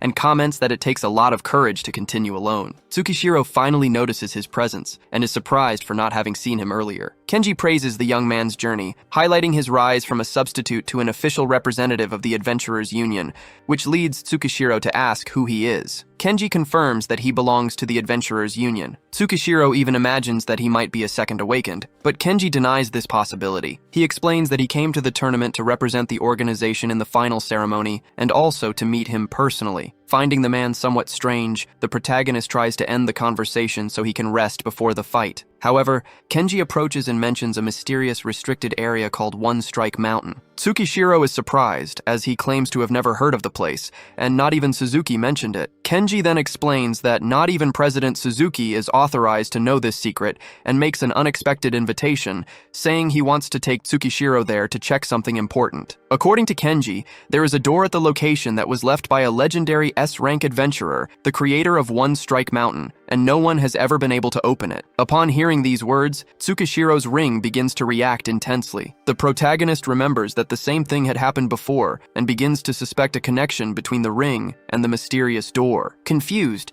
Tsukishiro questions why he was chosen, since there are much more experienced S-rank adventurers and Second Awakened. Kenji explains that all of them have already tried to open the door without success, and the current theory is that it can only be opened by someone with a special connection, not just strength. With a friendly smile, the man renews the invitation. Faced with the possibility and the reaction of his ring, Tsukishiro concludes that he might finally discover the truth about the artifact and, with a firm voice, accepts Kenji's proposal. Far away, Kenji explains that facing cave creatures is only the most superficial part of an adventurer's duties, as there are places that can only be accessed by S-rank adventurers. As they walk down the corridor of the restricted area, he reveals that this location is on a completely different level from common missions, making cave exploration seem like child's play. When they arrive at the entrance, 2 guards greet them. One of the guards, an S-rank adventurer named Hoshimiya, gives a respectful bow. Kenji introduces Tsukishiro as his assistant and informs them that he has already requested authorization to enter, asking for the passage to be opened. The guards, however,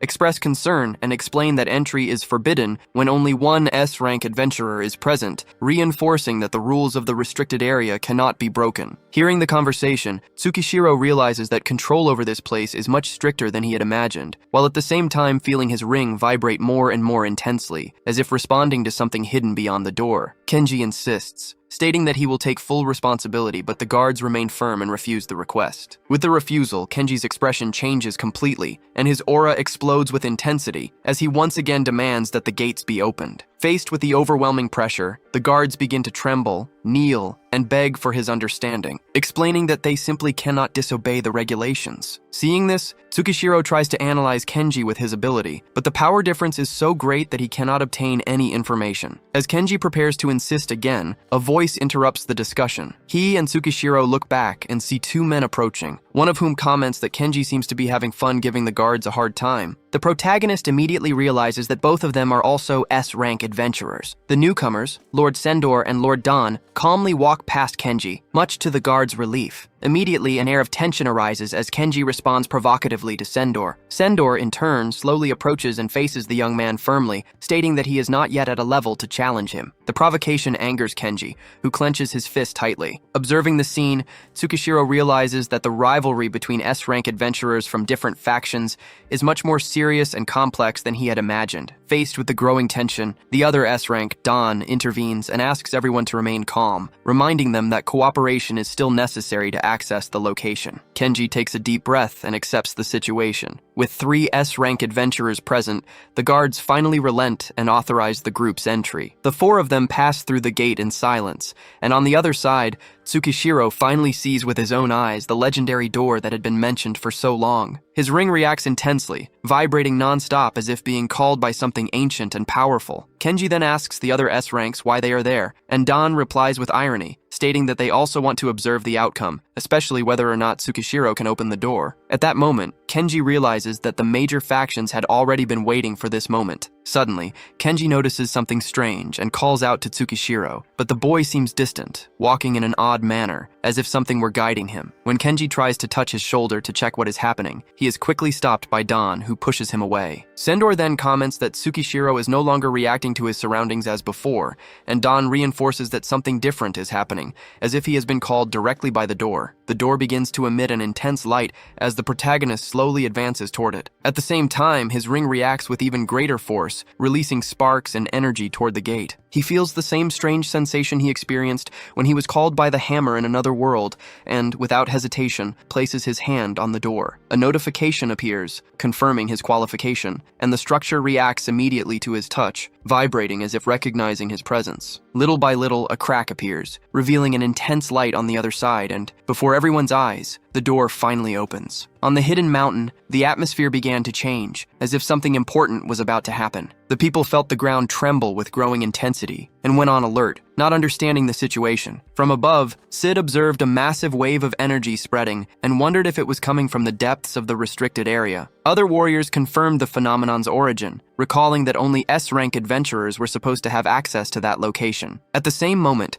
the guards panicked and ordered the supervisor to be contacted immediately, reporting that the entire mountain was shaking. Surprised, Kenji realized the door had finally been opened. Faced with the opportunity, the expedition members decided to advance and charge toward the rift, but their abilities were blocked by an invisible barrier. It seemed that only a specific person could pass through. Observing the scene, Sendor concluded that when Tsukishiro came out, they would need to obtain all possible information about what was on the other side. At that moment, Tsukishiro leaped toward the opening, passing through a portal filled with lights and beams of energy. He crossed the threshold and landed on solid ground. As he slowly got up, he confirmed that he had managed to reach the other side. Looking around, Tsukishiro realized he was in a vast, mountainous plain, surrounded by countless other mountains. He tried to use his analysis skill, but it didn't work in that space, as if it were completely blocked. Before he could get his bearings, a presence caught his attention. A tall man with a long cape had his back turned and said that he had been waiting for him for a long time. The figure, with white hair and purple eyes, observed Tsukishiro in silence and recognized him as the new wielder of the infinite ring. Tsukishiro felt a chill,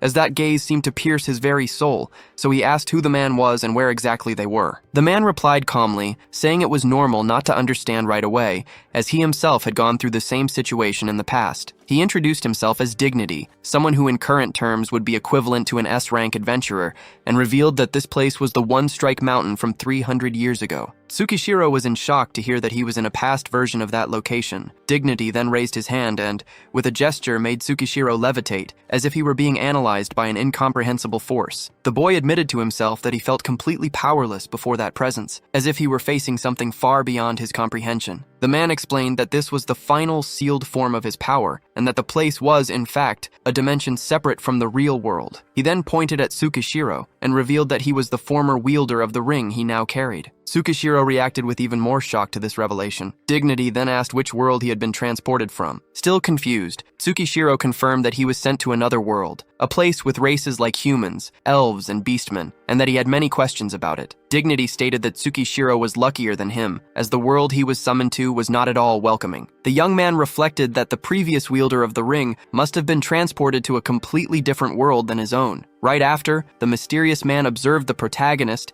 and commented that he already seemed to have obtained the first treasure, questioning how much Tsukishiro could control that power. Tsukishiro replied, referring to the Divine King's hammer, that summoning it consumed almost all of his mana, which prevented him from using it freely before the tournament battles. Dignity reacted calmly and said that, despite that, Tsukishiro should already be able to use about 20% of the weapon's power at his current level. Dignity stated that since Tsukishiro had made it this far, he was willing to answer all his questions, and with a simple motion, commanded the hammer to appear. Tsukishiro realized, in shock, that the man was summoning the very artifact that was linked to his body. A golden light began to emerge, and the form of the Divine King's hammer materialized in the white-haired man's hands. He observed the weapon with familiarity, as if reuniting with an old companion. Dignity then mentioned the three great treasures: the Divine King's hammer, the sacred sword of the bright moon, and the star-shaped ring staff. Tsukishiro, still confused, asked what the connection was between the ring, the other worlds, and these three treasures, insisting that he needed to understand the whole truth. The man then asked him to follow, stating that he would explain everything he knew, although some answers would still need to be discovered on his own. Then, Dignity began to walk on the air as if it were solid ground. Tsukishiro, surprised, tried to keep up and followed him, hearing that this journey was part of his mission as the former wielder of the ring. As they walked through a void that stretched like an endless sky, Tsukishiro called out to Dignity to ask what exactly the darkness was. The young man already understood that this force existed in both his world and the other,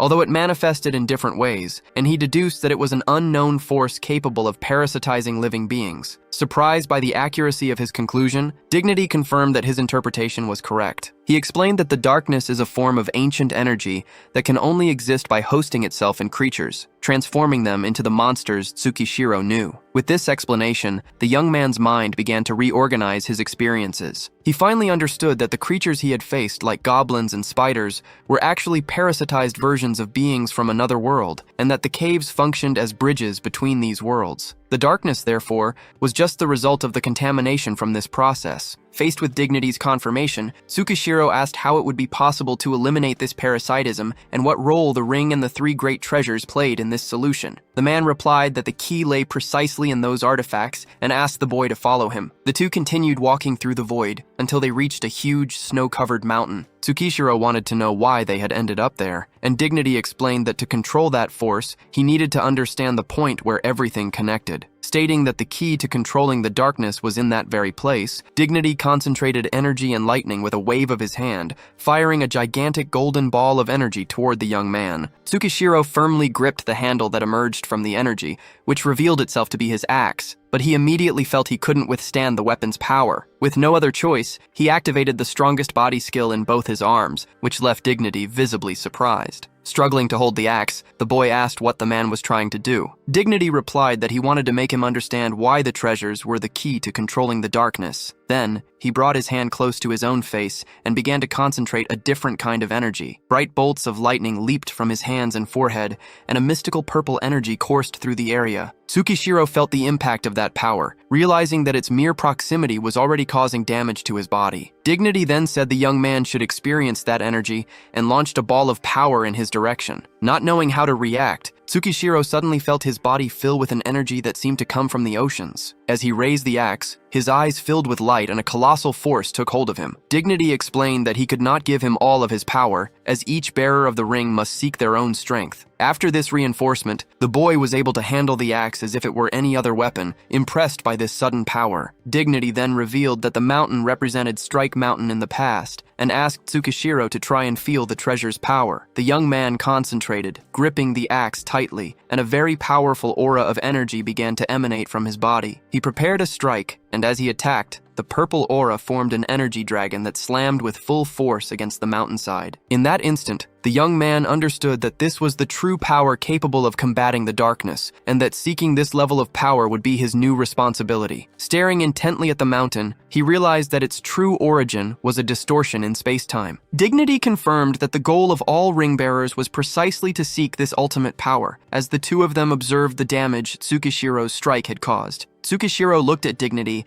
and asked if that was the treasure's true power. The man confirmed, explaining that it was a force capable of completely destroying heaven and earth, transforming any landscape. The protagonist then wanted to know if the Divine King's hammer was one of the three great treasures, and Dignity confirmed again. He explained that Tsukishiro's mission was to seek out the treasures, fuse them, and obtain the power necessary to end the darkness, as this had been his destiny since the ring chose him. Faced with this, Tsukishiro questioned why Dignity himself, who seemed much stronger, hadn't done the same. Dignity remained silent for a moment before replying that he couldn't, as he had been dead for a long time. The revelation brought to Tsukishiro's mind the memory of the skeleton wearing the ring, and he asked if it was Dignity who had been inside the dry well. The man confirmed, explaining that what the young man saw was merely a consciousness left behind 300 years ago, while his true body had already turned to bone. Tsukishiro felt bad and apologized, but Dignity told him not to grieve, as his consciousness was left there precisely to find a successor. Even so, the boy became disheartened, thinking that if someone as powerful as Dignity couldn't resist the darkness, how could he? The man then clarified that he had managed to collect the three treasures, but he didn't discover how to fuse them in time. As Tsukishiro reflected on the true nature of the darkness and the fusion of the treasures, Dignity stated that the boy would have to find his own answers, as he would only be a guide. The only thing Dignity could do was teach him his skill, Heaven Opening. He explained that when the young man summoned his axe,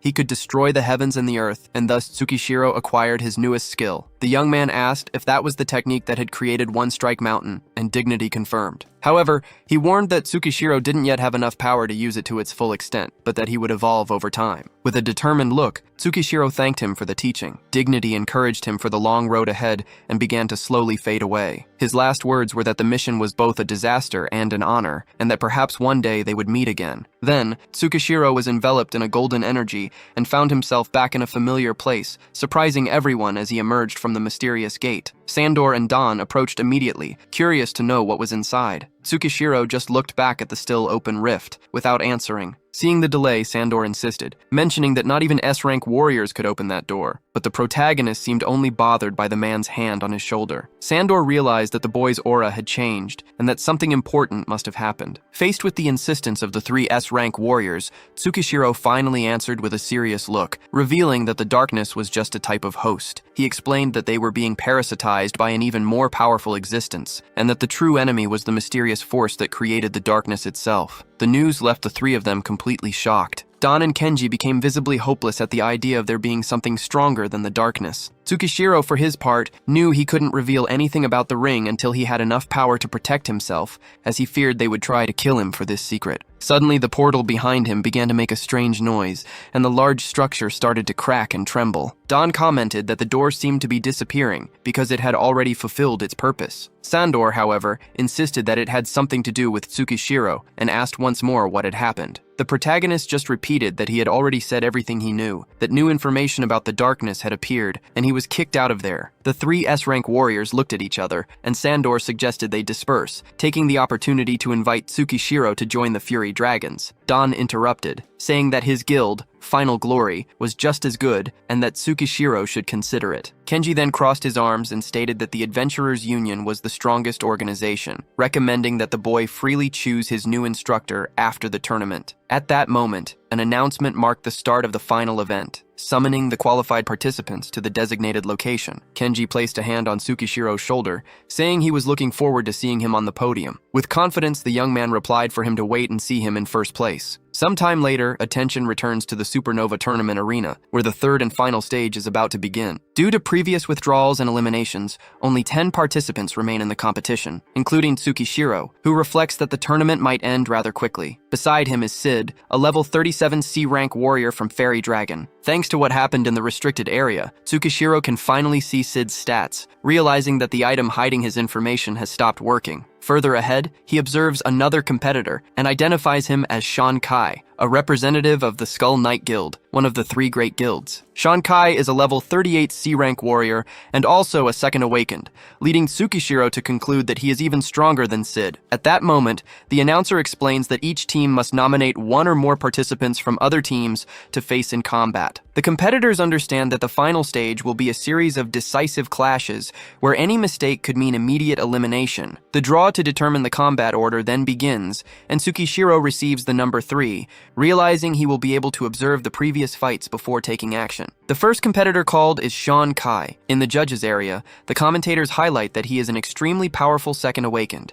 considered the Skull Knight Guild's greatest asset. The arena erupts with excitement as the crowd watches his entrance. Sean Kai then chooses to face the team with the most members and decides to challenge all at once the 3 members of the Venom Guild. The judges explain that the Venom Guild became known for defeating opponents with long-range magic attacks to steal their crystals during the second trial. They acknowledge that the coordination between the 3 mages is extremely dangerous, but in a survival competition, that kind of strategy is part of the game. Sid watches the scene with interest, curious to see Sean Kai's strength, while the members of the Venom Guild believe their numerical advantage will be enough to win. With the announcer's excited call, the combat begins. The 3 mages assume a triangular formation, surrounding Sean Kai to execute a coordinated attack. The guild leader plans to overwhelm the young man with magic, and sarcastically says he will grant his death wish since he insists on fighting alone. But Sean Kai doesn't seem the least bit shaken, and simply utters 2 words to activate his ability. Instantly, a massive skeletal horse wreathed in emerald green flames erupts from the ground,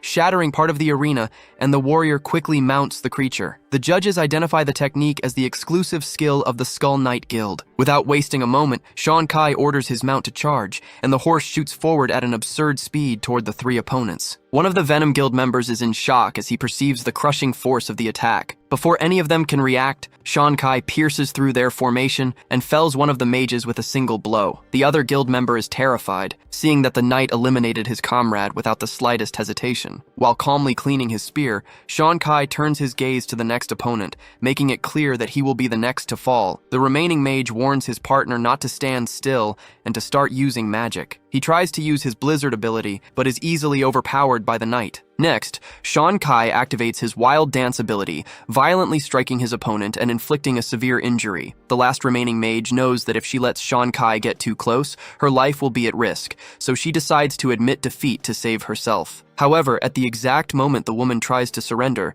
Sean Kai leaps from his horse in a battle stance. Even after her plea, the woman's life is not spared. With a cold, calculating voice, the warrior scoffs at her for begging, stating that humans without courage or pride do not deserve to be called adventurers. The announcer then declares that the first combat has ended and shouts the winner's name. After the first fight ends, Sid observes Sean Kai and concludes that he has made him even more interested than Tsukishiro himself. While leaving the arena, Sean Kai passes by Tsukishiro, who also feels the immense pressure emanating from the warrior and acknowledges his strength. The announcer officially declares the end of the first combat and calls the second team to the arena. Two competitors get into position, a heavy-armored warrior and a rogue. As they prepare, they talk and decide to challenge Tsukishiro, believing that facing a D-rank adventurer will be much easier. The announcer declares that the second team must choose their opponent, and without hesitation, they select Tsukishiro Tsuyoshi. The commentators consider the decision logical, while the representative from the Adventure Union watches with concern, hoping Tsukishiro puts up a good fight. The heavy-armored warrior proposes that Tsukishiro choose only one of them to face. However, the hero surprises everyone by replying that since he was challenged by both, he will face both at the same time. The decision causes astonishment among the judges, who claim it is pure recklessness, recalling that warriors usually have a disadvantage against rogues. They also comment that Tsukishiro seems to be trying to imitate Shounen, but they emphasize that there is a huge difference between a second awakened and a D-rank adventurer. Without wasting time, the heavy-armored warrior charges forward, believing he will defeat Tsukishiro quickly. Meanwhile, the young man wields his weapon, which becomes enveloped in an intense emerald aura. Keeping his gaze steady, he shows his determination to fight, resolved to defend the honor of the Adventure Union. In the Supernova Tournament arena, Tsukishiro faces his two opponents and provokes them, inviting them to attack all at once. The heavily armored warrior hesitates for a moment at the protagonist's confidence, while his partner, a rogue, is surprised by the pressure Tsukishiro exudes, doubting that it's the presence of a mere D-rank adventurer. Even so, the warrior regains his confidence, remembering that they have already defeated many enemies and still have the advantage of being 2 against 1. With this in mind, the two decide to surround Tsukishiro from the sides to prevent him from breathing or using his skills. The warrior advances from the front with his sword raised. At the same time, the rogue activates a technique that creates several images of himself to confuse the opponent. Thus, they both launch their attacks simultaneously. In the spectators' area, the representative from the Adventure Union shows concern, as being cornered by a warrior and a rogue is extremely dangerous. The commentators explain that the strategy is to pin the target with the warrior's strength, so the rogue can deliver the final blow. Tsukishiro, however, remains completely calm, observing the two as they approach. When their weapons finally reach him, something unexpected happens. The attacks are instantly repelled, and the rogue's dagger is sent flying. Perplexed, the two opponents even suspect that Tsukishiro is using some kind of special item. In reality, he had just activated the strongest body skill, and, after blocking both attacks without taking any damage, he prepared for his counterattack. The entire arena falls silent for a moment, and the commentators are in shock as they realize the protagonist withstood it without a single scratch. They remind the audience that the warrior's strike had defeated powerful monsters before, and that the rogue was one of the fastest in the competition. Faced with this, the crowd begins to call Tsukishiro a true monster. Sid watches the scene with growing interest in his future adversary, while Shounen also observes the fight attentively, showing respect for the adventurer's strength. Back in the arena, Tsukishiro disappears from sight using the Law of Wind and Earth skill, reappearing an instant later behind the rogue. Surprised, the opponent uses a movement technique to escape, convinced that his speed was enough to shake Tsukishiro off, and that he would never be caught. However, the next moment Tsukishiro appears right behind him again. Before the rogue could react, the protagonist unleashes a powerful sword strike, the impact of which hurls him far away, defeating him almost instantly. Without even celebrating, Tsukishiro turns his attention to the last opponent and walks slowly toward him, making it clear that the fight is not over yet. The heavily armored warrior falls into despair, realizing the enormous power gap, and understands he can no longer wait. His armor begins to shatter, his body increases in size, veins bulge from his skin, and his presence becomes much more menacing. Tsukishiro watches the transformation with curiosity, but remains completely calm, wielding his sword with both hands and simply inviting his opponent to attack. The protagonist's stance impresses the entire audience, and one of the commentators praises the opposing captain, noting that he made it this far thanks to his courage and willingness to fight without fear of death. The other commentator states that this would be a true life-or-death battle. The transformed warrior then charges forward at high speed, launching a devastating frontal assault. Tsukishiro perceives the opponent's intention and prepares to face him head-on, standing firm as the giant kicks up a cloud of dust. When the dust settles, everyone expects to see a monumental clash, but the scene is completely different. The warrior is kneeling, leaning on his sword, and officially acknowledges his defeat. He lowers his head and says that no matter what he does, he cannot change the outcome. The entire audience, as well as Tsukishiro, Sid, and Shounen, is stunned by the decision. Tsukishiro closes his eyes for a moment, thinking that it all ended easier than he had imagined, and then looks at the announcer, waiting for him to do something. Still surprised, the young man announces that, due to the surrender, the victory belongs to Tsukishiro Tsuyoshi of the Adventure Union. The crowd reacts with frustration as they were expecting a great showdown. Sid crosses his arms, considering the warrior's actions a disgrace, while Shounen just sighs in silence. Tsukishiro then asks if there is one more match left. The announcer confirms that there is, but after looking at his clipboard says that he can fight after a short rest. Tsukishiro, however, replies that he doesn't need to rest, stating that his warm-up has just ended. Immediately after, he walks directly towards Sid and challenges him to fight right away, making it clear that he doesn't care about the format of the match. The other members of Dragon's Fury consider the act arrogant and try to interfere, but Sid tells them all to shut up and stay seated. His companions obey at once. Then, Sid leaps into the arena and lands right in front of Tsukishiro. Staring at the protagonist with hostility, he declares that he will make Tsukishiro regret his arrogance. Sid states that he needs to prove to his leader that he is stronger, and, with his eyes full of fury and veins popping on his face, he swears he will win this battle no matter what. Sid slowly walks towards Tsukishiro in the arena, facing his opponent with a confident smile. In the audience, the spectators comment that the Second Awoken possess growth and combat power far beyond ordinary adventurers, also noting that Fury Dragon invested enormous resources in Sid's training. Meanwhile, Sean Kai watches everything in silence, interested in finding out which of the two is stronger. The announcer then officially declares the fourth match of the third stage: Sid, a C-rank adventurer, versus Tsukishiro Tsuyoshi, a D-rank adventurer. Right after the starting signal, Sid lunges into attack without any hesitation. With a single motion,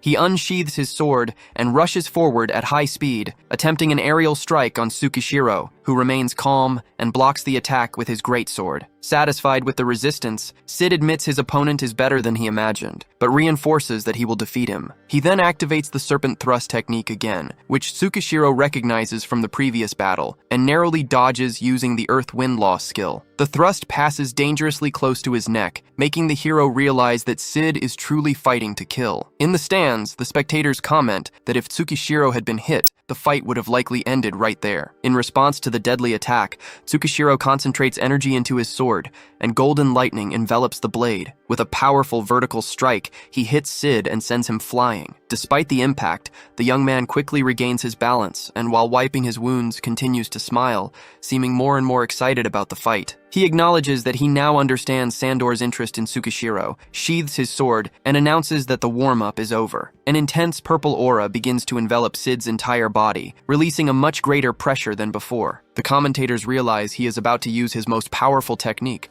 the same one capable of defeating a high-level darkness, and even Sean Kai watches the scene with greater attention. In that instant, Tsukishiro's Divine Eye skill detects the danger and recommends that he envelop his body with the strongest body skill to withstand the impact. On the other side, Sid remains motionless as the purple aura intensifies, until he activates his ultimate technique and unleashes his final form. A single sword strike generates violent blasts of energy that surge towards Tsukishiro, leaving the audience stunned. Without hesitation, Tsukishiro also concentrates all his energy, emitting an intense golden aura. He gathers the power of earth, ice, and lightning into his sword, and the amount of power is so immense that the blade begins to crack. Even so, he raises the weapon and unleashes a powerful vertical blow. The two techniques collide in the center of the arena, triggering a gigantic explosion. The shockwave tears through the entire grandstand, hurling spectators backward while others use shields to protect themselves from the debris. Sid's eyes widen as he realizes the scale of the collision,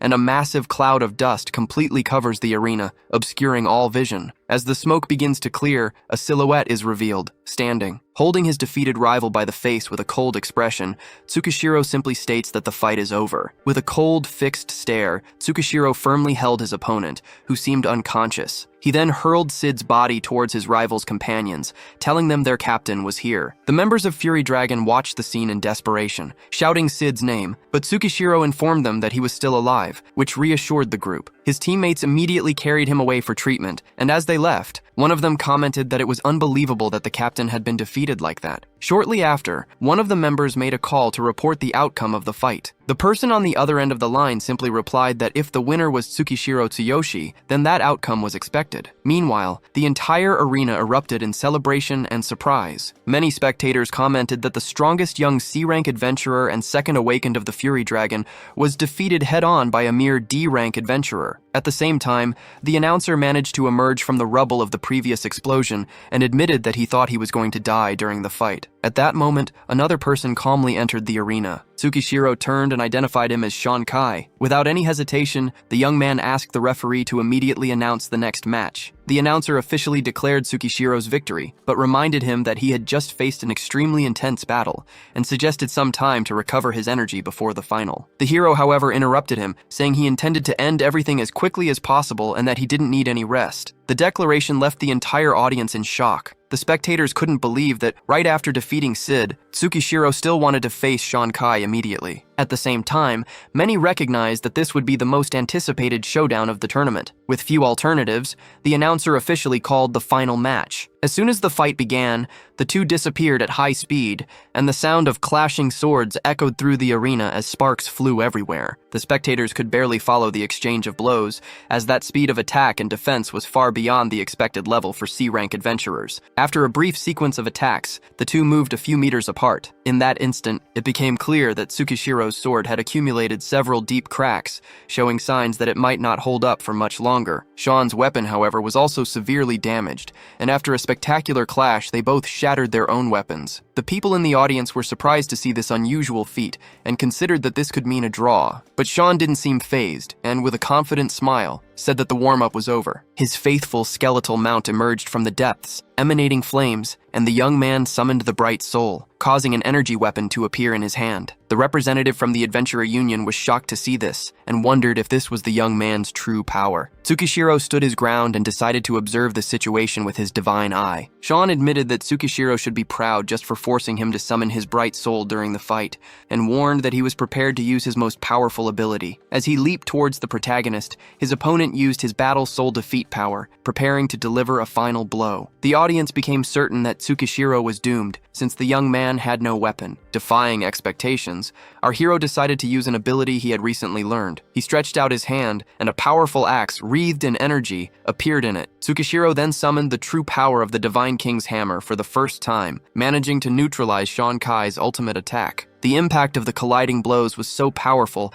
that the people in the audience had to protect themselves with magic shields, and the sheer force of the energy destroyed part of the arena. The dust from the destruction rose, severely impairing visibility. Sean was alive, but badly injured, and thought he must have finished his opponent. With a confident smile, he was already convinced of his victory. But as the dust began to settle, the silhouette of someone standing on the other side became visible. It was Tsukishiro, who, despite being injured and with his clothes torn, was still standing. Sean was dumbfounded, realizing he hadn't defeated his enemy even with his most powerful blow. He looked around, noticing that everything around them had been destroyed. But as he looked behind him, something shocked him even more. A huge hole had been blown through the structure of the venue, and the young man realized that if the blow had hit him squarely, he would have died. Remembering all the training he had done, he understood that he had finally found someone who represented the ideal he had always pursued. The referee, who was buried under the rubble, began to get up and tried to announce the winner, but soon realized that both were still standing. Sean then began to walk slowly towards Tsukishiro, leaving the audience even more shocked, believing the fight was about to restart. Instead, he stopped in front of the protagonist, knelt down, and declared that he had lost the duel, stating that his opponent was incredible. He then made a request that surprised everyone, asking Tsukishiro to accept him as his disciple from that moment on. The protagonist was speechless at the request, and the tournament ended not only with his victory, but also with the recognition of one of the greatest talents. Outside One Strike Mountain, a man named Suzuki stood leaning against a black car. While observing the tournament results on a device, he noticed the name Tsukishiro Tsuyoshi and a report of unexpected damage to the structure during the championship. Shortly after, a person approached, apologizing for the delay, and Suzuki turned, surprised to see it was Tsukishiro himself, now dressed in an elegant suit and carrying the champion's trophy with ease. Out of sheer surprise, Suzuki dropped his cigarette on the ground and immediately ran to hug Tsukishiro, completely emotional. Overcome with tears, he expressed his immense gratitude, acknowledging that the young man's victory had saved his position as president. Visibly embarrassed,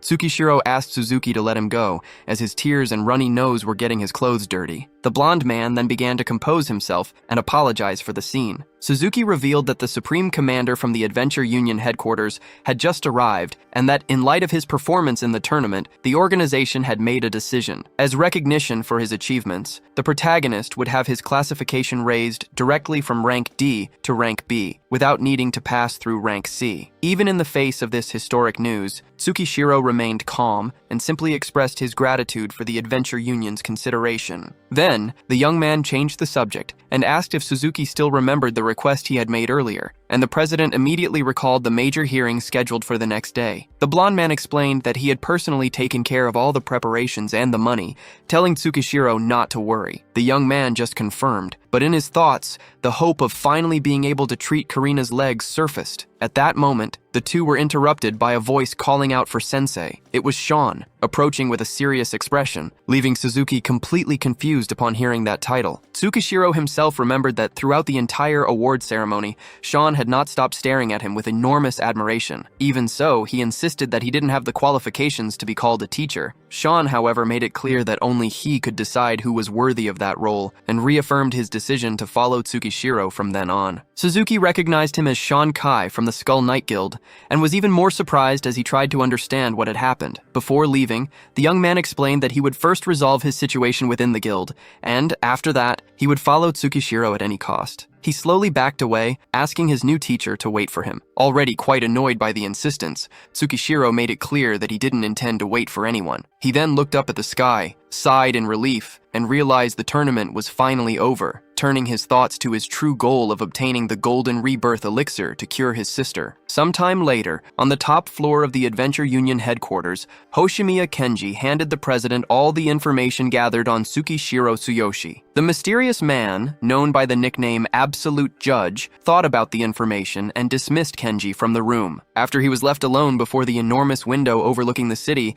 the man began to reflect on the fact that Tsukishiro had managed to open the door to the restricted area and had demonstrated a power incompatible with his rank D. Furthermore, he showed great curiosity about the secrets the young man was hiding and about the mysterious phenomenon that occurred at One Strike Mountain, showing great interest in the name Tsukishiro. Meanwhile, the sunset painted the city with an intense orange hue. Our protagonist walked peacefully through the streets, thinking that it was hard to refuse the ride offered by Suzuki, but that he had finally managed to be alone. He also realized it had been a long time since he had last walked without a rush, just appreciating the city, as his routine had become nothing but entering caves, fighting, and getting stronger, without even finding time to rest. It was then that a person nearby caught his attention. A young woman dressed as a maid was handing out flyers to pedestrians, announcing the grand opening of an establishment. The girl's headband with small ears immediately reminded Tsukishiro of a blonde girl with a striking gaze named Sakura, and he realized the time to meet her again was approaching. Shortly after, as he neared some stairs, a female voice began to speak to her older brother. It was his sister Karina, who was staring at him with a surprised expression, seeking confirmation that she would really walk again. Tsukishiro caressed the girl's hair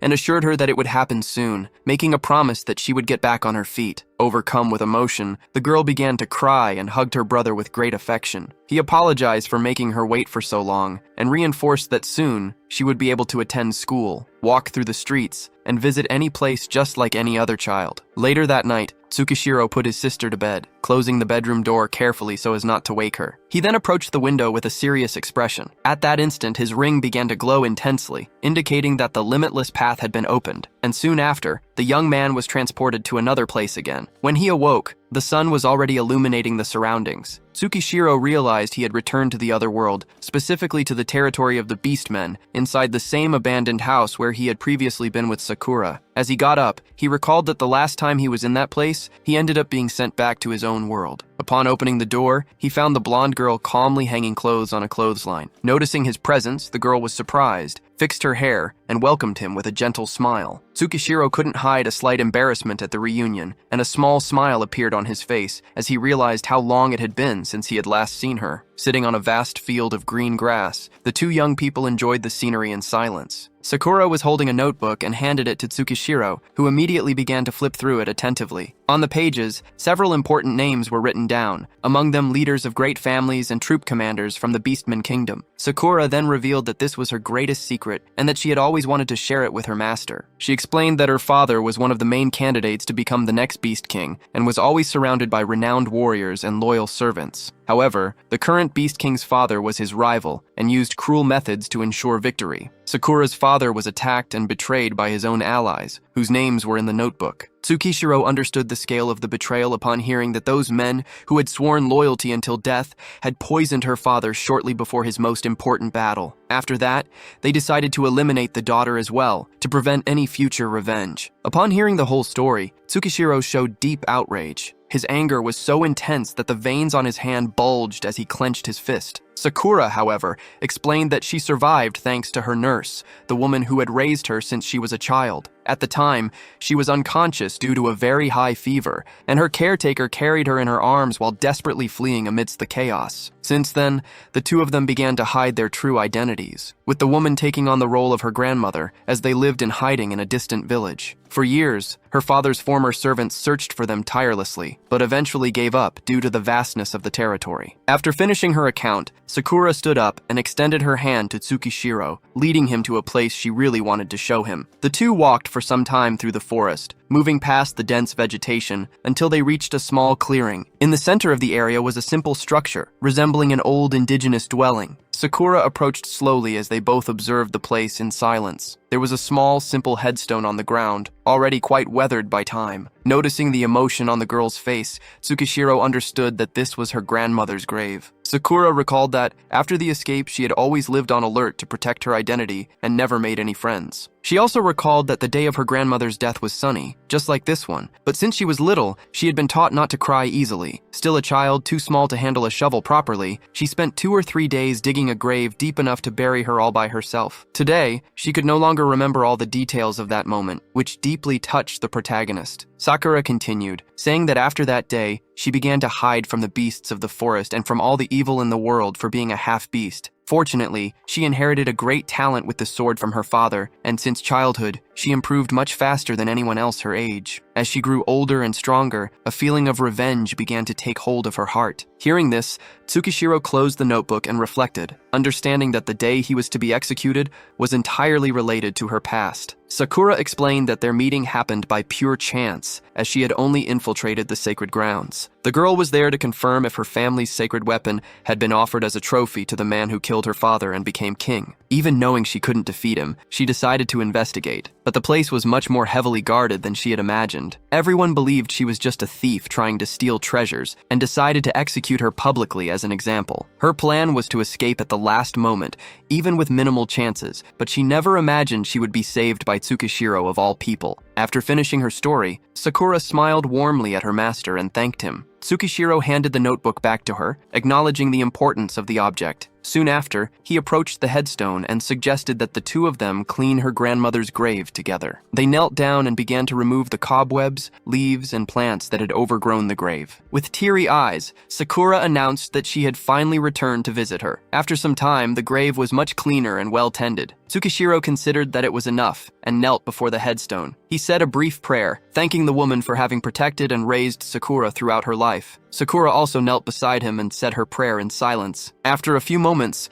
the protagonist promised that from that moment on, he would be the one to protect her, wishing that her grandmother could finally rest in peace. In that instant, they both felt as if a gentle and welcoming presence was watching over them. After they stood up, Sakura showed concern upon learning that Tsukishiro intended to go to her family's old fortress. She explained that the place had been taken over by the former minister, who served her father, whose name was on the first page of the notebook. Furthermore, she warned that the fortress was heavily guarded by men loyal to the traitor, and her true identity would be discovered immediately. Even so, Tsukishiro believed that the weapon Sakura's father intended to give him might still be hidden there. Finally, he made an even greater promise. Besides recovering what belonged to Sakura, he would help her erase, one by one, all the names written in that notebook. Sometime later, the two arrived before a huge fortress built atop a mountain. The entrance was protected by several armed beastmen, while archers and spearmen guarded every point on the walls, making the place extremely well protected. Hidden from a distance, Tsukishiro and Sakura carefully observed the movements, and using his divine eye, Tsukishiro concluded that even the common guards were quite powerful. Apprehensively, Sakura explained that there were more than 10 armed soldiers in the fortress, in addition to at least 6 or 7 of the generals who had betrayed her father. She said that, despite the betrayal, the current Beast King never gave them the recognition they expected and simply sent them to protect that place. Sakura assessed that defeating a few of them would be possible, but warned that any commotion would make all the generals act together. Tsukishiro understood the enormous risk of the mission and knew that Sakura could lose her life. Even so, an idea formed in his mind. He considered the possibility of eliminating all the soldiers in the fortress at once, leaving only the generals as survivors. The proposal left Sakura completely surprised, as she couldn't even imagine how it would be possible to face generals above level 50. However, he insisted on the question, wanting to know if she thought it was possible. As she thought, Sakura mentally calculated that all the generals were level 50 and could also enter berserk mode if they were seriously injured. Regaining her composure, she faced him seriously, trying to understand what he meant by survivors. Without taking his eyes off the fortress, Tsukishiro made it clear that he intended to leave them only on the brink of death, so that Sakura could deliver the final blow. The girl was even more impressed, realizing that although Tsukishiro's level was lower than hers, it was impossible to comprehend the true extent of his power. Convinced, Sakura finally stated that she could complete the mission. Immediately after, the two began their infiltration with utmost caution. While Tsukishiro observed the situation from afar, Sakura slipped silently along the fortress walls, approaching the guards without making any noise and climbing one of the walls without being noticed. Before they began, Sakura had expressed her concern, questioning if they would really go ahead with the plan. She explained that she possessed the ability Deadside Slash, capable of launching her instantly at the farthest enemy in her field of vision. At the time, Tsukishiro had simply asked her to trust him and follow the plan when she received the signal. Sakura then reflected that her master never acted on impulse and concluded that all she could do was believe in him. As she advanced through the fortress, Sakura realized that her body seemed to naturally remember every path and corridor. Tsukishiro's plan was for her to find a wide open area to lure all the enemies. In addition to 100 soldiers, the strongest generals would also be there. She was sure that upon seeing the reappearance of the former leader's daughter, they would all abandon caution to eliminate her, which made the plan risky but coherent. Meanwhile, Tsukishiro remained on a high vantage point, observing the entire fortress from a distance. He knew that to defeat over 100 soldiers with a single blow and still leave the generals gravely wounded, he would need to use all of his power. With his eyes beginning to glow intensely, he decided he would carry out Sakura's revenge and test the true power of the heaven-opening technique. Running through the inner corridors, Sakura headed towards the chosen location. Along the way, memories of her childhood came back to her, remembering when she was carried on her father's shoulders while watching the soldiers train. Convinced that everything would end there, she finally reached the large training ground located inside the fortress. Sakura observes the great walls of the fortress's outer training grounds. As she stares at the place, she recalls that it was the last setting of her childhood, and that it would also be where all those criminals would meet their end. Suddenly, archers positioned on the walls spot the girl, and Sakura realizes she has found the perfect place to put her plan into action. Without hesitation, she raises her voice and asks if the soldiers still remember her. Then she shouts with all her might that she has returned to see them, and demands that they all show themselves. Sakura's voice echoes through the fortress, alarming soldiers scattered everywhere, from the study area to the watchtower on the top floor. Confusion sets in as everyone wonders who is causing such a commotion. Soon, the alarm sounds, announcing the presence of an intruder and ordering everyone to proceed immediately to the training grounds. Sakura remains standing in the center of the arena, facing the enemies who begin to surround her. A warrior with an eye patch glares at her with contempt, surprised to recognize the half-beast man girl. In a few seconds, a huge number of soldiers completely surrounds the field. Among them, a mage in a long robe and holding a staff observes Sakura intently, trying to recognize the invader. Gradually, his expression changes as he remembers the small child who used to sit on the former Beast King's lap. Startled, he orders everyone to look closely at the girl's face, eyes, and ears, making the others realize that the child who was supposed to be dead had returned. The revelation causes a huge uproar, and the soldiers shout that she is still alive, ordering the rallying signal to be sounded to summon all troops. The great summoning horns begin to sound as some soldiers advance towards Sakura. Suddenly they all stop, puzzled by the signal's abrupt silence. The mage tells them to observe the girl more carefully. Before her, the entire troop remains motionless, surprised by her courage, with some even questioning if she had gone mad or wished to die by showing up alone. Sakura lowers her head, takes a deep breath, and then raises a small smile, showing that she never believed they had forgotten her. At that moment, the mage pushes through the crowd and stops before her. With false cordiality, he recalls that she managed to escape years ago and states that it would have been wiser to remain hidden. According to the mage, by returning, she has put her own life at risk and would receive no mercy. Without showing any fear, Sakura places a hand on her hip and retorts to the provocation. She makes it clear that she never lived in hiding out of cowardice, but that all this time was preparation for the right moment. Now, finally, was the opportunity to eliminate the traitors who murdered her father and enact her revenge. The soldiers in front are confused and soon burst into laughter, mocking how she intended to get her revenge alone. One of them recalls that they had insisted Sakura's father take power by force, but the former leader remained bound by his honor, something they considered unacceptable. Another soldier agrees, saying they tried to convince him respectfully, but he refused all their proposals. Faced with his refusal, they had no alternative but to support the revolt of the current Beast King. Listening to everything with a blank expression, Sakura concludes that they poisoned and betrayed her father simply out of greed. The mage immediately retorts, arguing that following a leader like her father would never bring them any reward. He believed that after risking their lives so many times, they had the right to seek personal benefits, and betrayal was the correct choice. The other soldiers agree in unison, stating that fighting without receiving anything in return made no sense. After a brief silence, Sakura states that her father always fought for the future of all the Beastman people, while they chose wealth and status. Her gaze turns cold, and she concludes that her father's greatest mistake was not eliminating such cowardly men with his own hands. Consumed by fury, the mage insults her, saying she inherited her father's arrogance and her mother's inferior blood. He then orders all soldiers to attack and end the girl's life. At that exact moment, the sky darkens rapidly. Dense clouds cover the fortress and lightning streaks across the horizon, unsettling the soldiers, as the weather had been clear just moments before. Soon after, a colossal bolt of lightning begins to form above them, gathering a terrifying amount of energy. The scene shifts to a mountain about 30 meters from the fortress, where Tsukishiro raises his enormous axe to the sky. Countless lightning bolts converge on his weapon, as his thunderbolt ability concentrates an overwhelming energy. With his eyes glowing, Tsukishiro acknowledges that Sakura has fulfilled her part of the plan perfectly, and that from this point on, the battle was his responsibility. A gigantic lightning storm takes over the skies above the fortress. As she watches the phenomenon, Sakura recalls Tsukishiro's instructions to use her ability to get away as soon as she saw the first bolts. Knowing exactly what she needed to do, she looks for a soldier at the edge of the enemy formation and, upon finding the perfect target, uses her ability to reach him. The warrior, completely distracted by the storm, is struck by surprise and immediately realizes it was an ambush. The mage then orders everyone to keep their eyes on Sakura and prevent her escape. However, before anyone could react, countless lightning bolts begin to fall upon the fortress, striking the ground and causing explosions everywhere. The soldiers start to suspect that the girl had a powerful ally hidden nearby. While several enemies are struck by the lightning, Sakura takes advantage of the confusion to cross the field at high speed. She remembered that her master had insisted she get as far away as possible before the real attack began. High on the mountain, Tsukishiro continues to concentrate the lightning into his axe, directing all that energy toward the fortress. He recognizes that the Thunderbolt ability would only serve as an initial distraction for what was about to happen. Holding the axe with both hands, Tsukishiro gathers all the energy he can control. Pushing past his own limits, he combines several abilities simultaneously, and the overload is so intense that his own body is at risk of suffering severe damage. Meanwhile,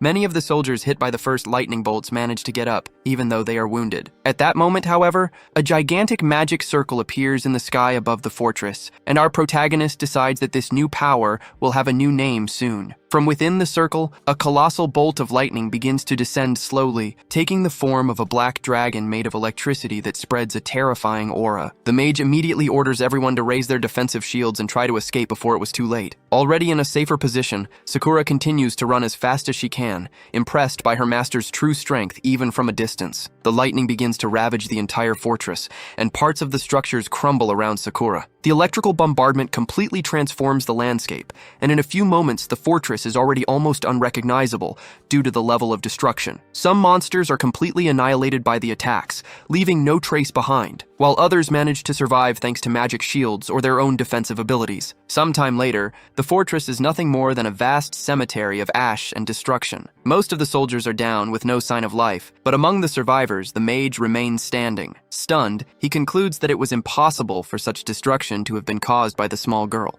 Another soldier is also alive and tries to get up, but something catches the mage's attention, and he looks forward. As the dust still covers the battlefield, a silhouette begins to emerge slowly through the smoke. As the figure gets closer, it becomes clear that Sakura was walking in his direction. However, her expression was no longer the same, as the fear had vanished, replaced by a cold gaze, heavy with the weight of a vengeance about to be completed. Before her, the mage falls to his knees and begs for forgiveness. Desperate, he tries to justify the past betrayal, claiming that everyone had been threatened. Sakura firmly grips her sword and replies that she did indeed wish to hear an apology, but that it shouldn't be directed at her. In a panic, The mage points to other survivors and tries to save his own life, begging her to kill anyone else in his place. Before the mage could finish his sentence, his hand is instantly severed by the Flower Hell ability. Showing no mercy, Sakura decides that none of those traitors would leave there alive. After slowly sheathing her sword in silence, she dedicates that victory to her father, convinced that she had finally managed to avenge him and wishing he could rest in peace. Far away on top of the mountain, Tsukishiro remains seated, completely exhausted. The immense power used in the battle takes its toll, leaving his body extremely weakened. Shortly after, Sakura approaches gently and wraps him in a hug, allowing him to finally relax a little after the combat. Even tired, Tsukishiro asks if it was all over. Sakura confirms that all the elite soldiers and the generals responsible for the betrayal against her father have been eliminated. Then,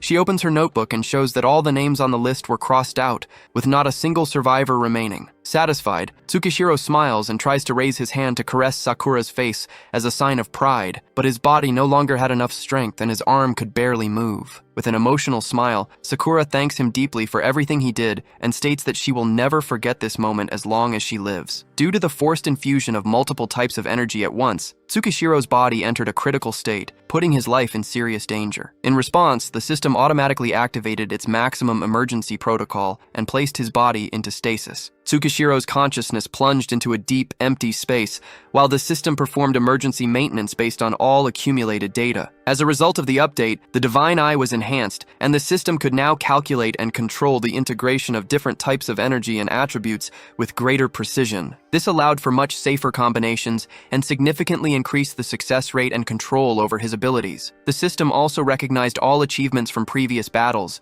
granting various bonuses, increasing his level, and reducing the amount of experience needed to level up. Within that conscious space was also the axe that had granted him so much power. Tsukishiro reached out toward the Divine King's hammer, and upon touching the weapon, he could see all the updated system information. His level was now 20, his class remained as warrior, he was still equipped with the black armor, and he retained skills like Thunderbolt and Deathblow. Around him, there was only an immense ocean under a completely black sky. Suddenly, a brilliant flash of energy appeared before him, shining so brightly that Tsukishiro had to shield his eyes with his arm. Soon after, he woke up in the real world, realizing the system had truly saved his life. His entire body was covered in bandages, and beside him, Sakura slept peacefully, leaning on his shoulder. Gently, Tsukishiro stroked her hair, believing she had stayed there taking care of him the whole time. Feeling the movement, Sakura awoke instantly, and her first reaction was to check on Tsukishiro's condition, asking worriedly if he still felt any pain or if there were any more serious injuries. He smiled and reassured her that he was fine, which made Sakura finally relax and blush slightly in relief. He then thanked her for staying by his side and admitted that he was very happy to wake up and find her there. The words made her even more embarrassed, and she replied that it was only natural since Tsukishiro had risked his own life to help her. For a few moments, the two just looked at each other,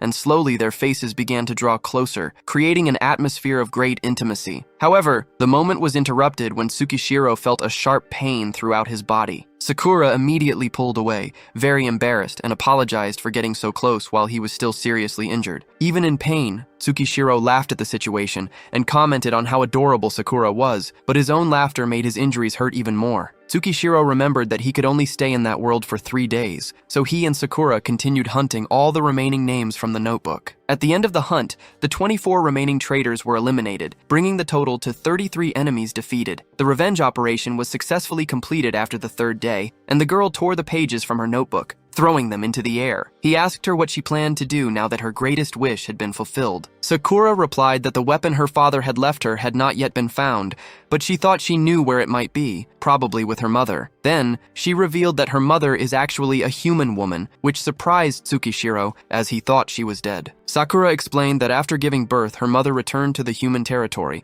and the two had never met. So, to find her, she would need to go there. Tsukishiro interrupted her, saying that she needed to do this and that it would be possible because he was there to help. Even when she reminded him that the territory was very far away, Tsukishiro patted her head and said that everything would be all right, promising that he would soon reveal his secret to her. Besides, he already had a plan for what came next. As the two youths walked along the road leading to the Beastman tribe's border rock, Sakura asked Tsukishiro what he meant earlier about his original world. She confessed she couldn't quite understand, as it sounded like a very mysterious story she had never heard before. Tsukishiro explained that it wasn't a story, but something that had actually happened to him. Pointing to the sky, he stated that it was more real than anything happening now. The young man said that he used to feel like a traveler who had arrived in this world by chance. But after several experiences, especially after holding the sacred axe, he finally understood everything. It was no coincidence that he had resonated with the Divine King's hammer and managed to control it, as this was his mission, a mysterious burden that fate had given him. Sakura moved closer, trying to absorb the story, while Tsukishiro concluded that he now knew clearly what he needed to do. His goal was to keep fighting and raising his level until he reached the limits of this world, as well as to obtain all the sacred treasures of the humans and elves. He recalled that Lord Dignity had mentioned the power of darkness, and he wanted to see it with his own eyes. At that moment, some dark memories flashed through his mind, and with a determined look, Tsukishiro declared that no matter what happened, there was someone he needed to avenge. Sakura watched him in silence for a moment, and then said she understood. She recalled that her master had already helped her greatly with her own revenge, so she asked to help him with his as well. Suddenly, a strong voice apologized for interrupting the moment. A man with angel wings landed beside them, calling Tsukishiro by the name Tsuyoshi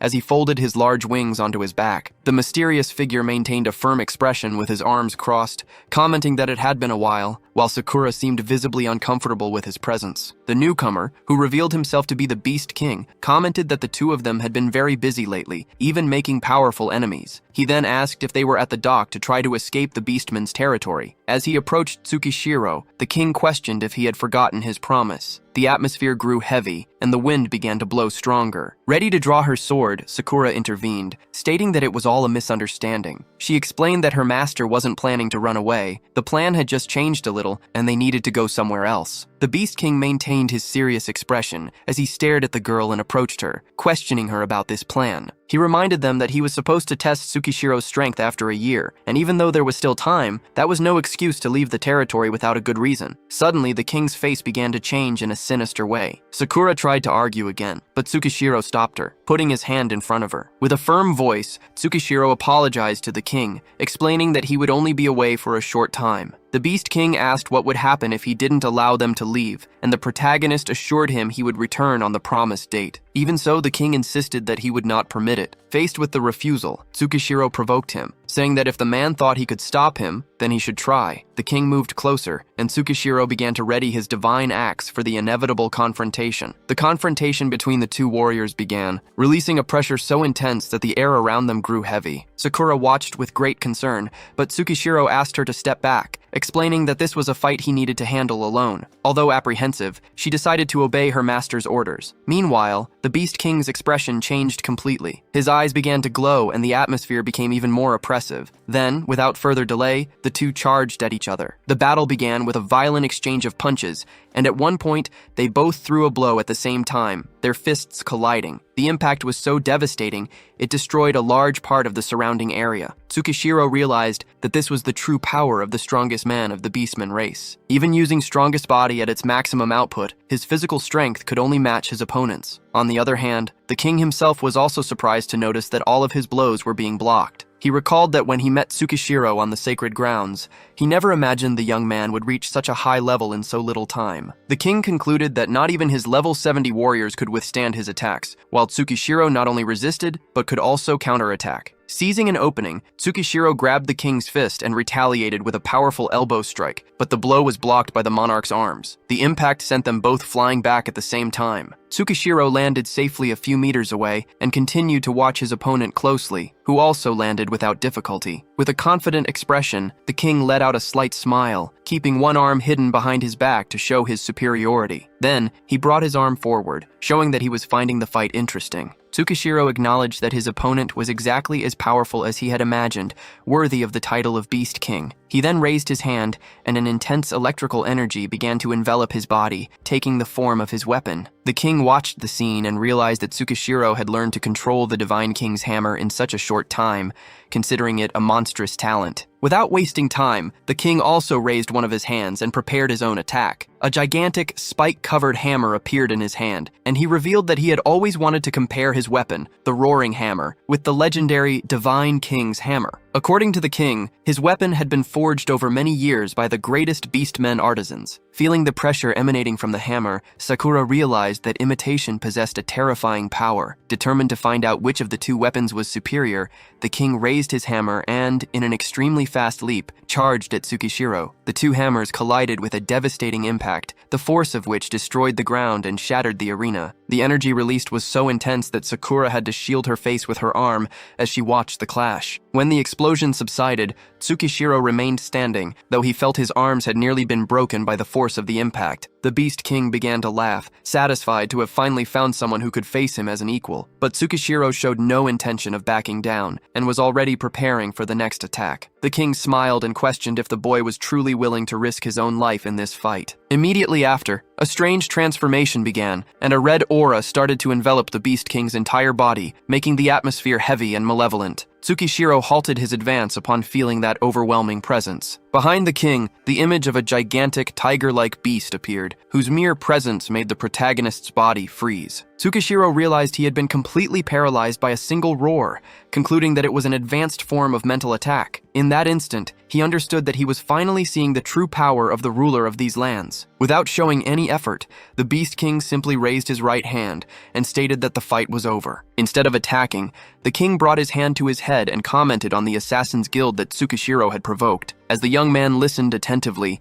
the Divine King's hammer vanished from his hand. The king then placed one of his hands on Tsukishiro's shoulder and revealed that he had disciplined the guild, ensuring that, within his territory, none of those assassins would threaten him again. At the same time, the monarch noted that eliminating the remnants so close to his domain had put his authority in an awkward position. Still shaken by the pressure, Tsukishiro could only manage a brief reply. The Beast King then stated that he would trust Tsukishiro's promise to return, as he knew the young man already possessed enough strength to face the final trial. Next, the king looked at Sakura, who remained completely bewildered by the unexpected turn of events. A few moments later, wings once again sprouted from the Beast King's back and he took flight, disappearing over the horizon with the promise that he would await Tsukishiro's return. As soon as the king left, Sakura ran to her master to check if he was hurt. Under a beautiful sunset, the two remained in silence for a few moments, and Tsukishiro concluded that he was still far from reaching the level he desired, needing to become even stronger. Without hesitation, he called for Sakura to follow, and they resumed their path, beginning a new journey in this other world. A golden energy envelops the protagonist's body, and the limitless path opens once more. With that, his journey through the territory of the Beastmen comes to an end for now, as the next adventure will take place in the human territory where he now returns. The young man goes back to his world of origin, appearing directly in his room. Tsukishiro starts to get ready, first putting on a dress shirt and, soon after,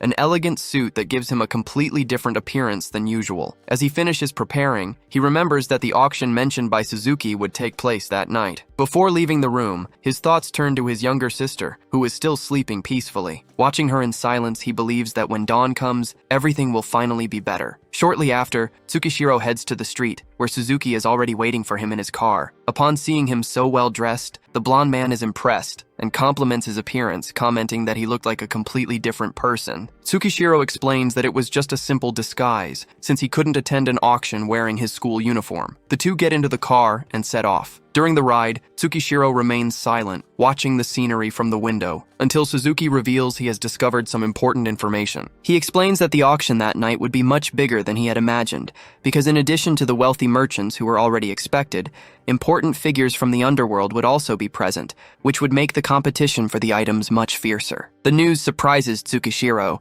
who immediately turns his attention to Suzuki. The president then informs him that he had prepared a large sum of money, but recommends that they give up on bidding for any other item. Tsukishiro understands at once what Suzuki was referring to: the Golden Rebirth Elixir. The young man decides that, regardless of who his opponent was or the amount needed, he would get that item. Sometime later, the two arrive at a huge mansion, where they are greeted by two maids. They offer trays containing masks and explain that all guests must wear them to preserve their identity. Wearing the masks, Tsukishiro and Suzuki enter the luxurious mansion, decorated with large chandeliers and sophisticated furniture. All the guests appear to belong to high society, wearing elegant clothes and hiding their faces. On the upper floor, the host welcomes everyone and announces that before the auction begins, the staff would guide each participant to their respective seats. Guided by the mansion staff, Suzuki and Tsukishiro make their way through the hall until they find their seats. where they wait comfortably for the event to begin. The place seems strangely dark and gloomy until a spotlight shines in the middle of the room and the host appears to officially announce the start of the auction. Immediately after, a staff member approaches, bringing a table covered with a cloth. Upon removing the cloth, she reveals a brilliant violet stone, an extremely rare item known as a rank a darkness core. The host explains that the core is perfect for weapon enhancement magic circles and informs them that the starting bid would be 60 million yen. Observing the stone, Tsukishiro notices the intense glow and the purity of the energy, which indicated it was a specimen of the highest quality. Suzuki notices the boy's reaction and explains that this type of item was relatively common in underworld auctions, and Tsukishiro simply shows his understanding. The auction continues for some time, and several rare items pass across the stage, including ancient books, magic staves, and even homunculi. After several transactions, the host once again calls for everyone's attention, stating that the excitement in the hall had reached its peak. He then announces that the next item was the true main attraction of the evening, a true miracle capable of defying the laws of nature. As he carefully removed the cloth, the host said that the item could make dead trees bloom again and even restore lost limbs. Then, a small vial containing a red liquid is revealed before everyone, the legendary Golden Rebirth Elixir. The revelation sends a stir through the entire hall, and the guests show their surprise upon realizing that such a precious item would actually be auctioned. Excited, Suzuki discreetly calls Tsukishiro's attention to get a good look at the prize. However, the protagonist was already completely focused, with the bidding paddle in his hands and his gaze fixed on the vial. He finally saw before him the object he had been seeking from the very beginning. The liquid inside the vial glows brightly, giving the impression of incalculable value, and the guests watch in awe, commenting that its brilliance confirmed its authenticity. Seeing it before his eyes, Tsukishiro realizes he had finally found the item he had been searching for. Suzuki takes the opportunity to remind him that this was not just a rare object, but a supreme treasure capable of defying the laws of nature. That was why numerous wealthy families and relatives of influential figures had attended, making an extremely fierce bidding war inevitable. While Tsukishiro remains silent, observing the hall attentively, Suzuki discreetly points to the other guests. He reveals that he spoke in advance with important families and renowned adventurers, telling them only that an extremely promising young man desperately needed the golden elixir of rebirth. The idea was that helping him could be an excellent investment for the future. Tsukishiro questions if anyone would really give up such a precious item for that reason alone. Suzuki replies that after so many years in the industry, he had gained considerable influence, but assures him that he did not reveal his name or identity. He explains that everyone there knew how to recognize the value of establishing relations with a brilliant adventurer, especially one who had managed to make even Suzuki himself owe him a favor. Suzuki smiles upon receiving Tsukishiro's thanks and comments that there was no need for such formality, to which the protagonist states that they would continue working together from now on. At that moment, the host announces that bids should increase in increments of 2 million yen, with the starting price set at 160 million. As soon as the auction begins, the hall erupts in successive offers, and the bids quickly climb from 170 million to over 460 million yen. Suzuki observes the speed of the bidding and advises Tsukishiro not to raise the price little by little, but to make one large bid all at once. The strategy was to make it clear to everyone that he had no intention of giving up the item, while Suzuki prepared to signal his presence to the people he had spoken with. Following the advice, the protagonist raises paddle number 18 and makes a bid of 600 million yen, a sum that surprises the entire hall. Shortly after, the participant with paddle number 7 responds with a bid of 700 million yen, but without hesitation, Tsukishiro raises his paddle again and increases the offer to 800 million. The participant with paddle 7 shows irritation, but before he could react, another guest offers 900 million. At that moment, Suzuki discreetly reminds him that all the money they had prepared totaled exactly 1 billion yen. As soon as he hears this, Tsukishiro raises the paddle once more and offers the full amount, 1 billion yen. The entire hall falls silent, and all eyes turn to the mysterious participant who had just made such a high bid. A man sitting in the audience even raises his hand, looking as if he would make a new offer, and for a moment Tsukishiro believes he would lose the item. However, the man gives up before even raising his paddle. Suzuki breathes a sigh of relief, concluding that the people he had spoken with understood that this was the promising young adventurer he had mentioned. The host asks if there are any bids higher than 1 billion yen and prepares to close the bidding. Beside him, Suzuki begins to celebrate discreetly, believing they had won. As he watches the gavel about to fall, Tsukishiro imagines Karina walking again, going back to school, and living a happy life, free from her wheelchair. The gavel is almost touching the table when, unexpectedly, a golden paddle with the number 88 is raised and a new bid is announced. 2 billion yen. The entire hall immediately turns toward the bidder. Seated in a luxurious blue chair, a young man crosses his legs and shows complete composure,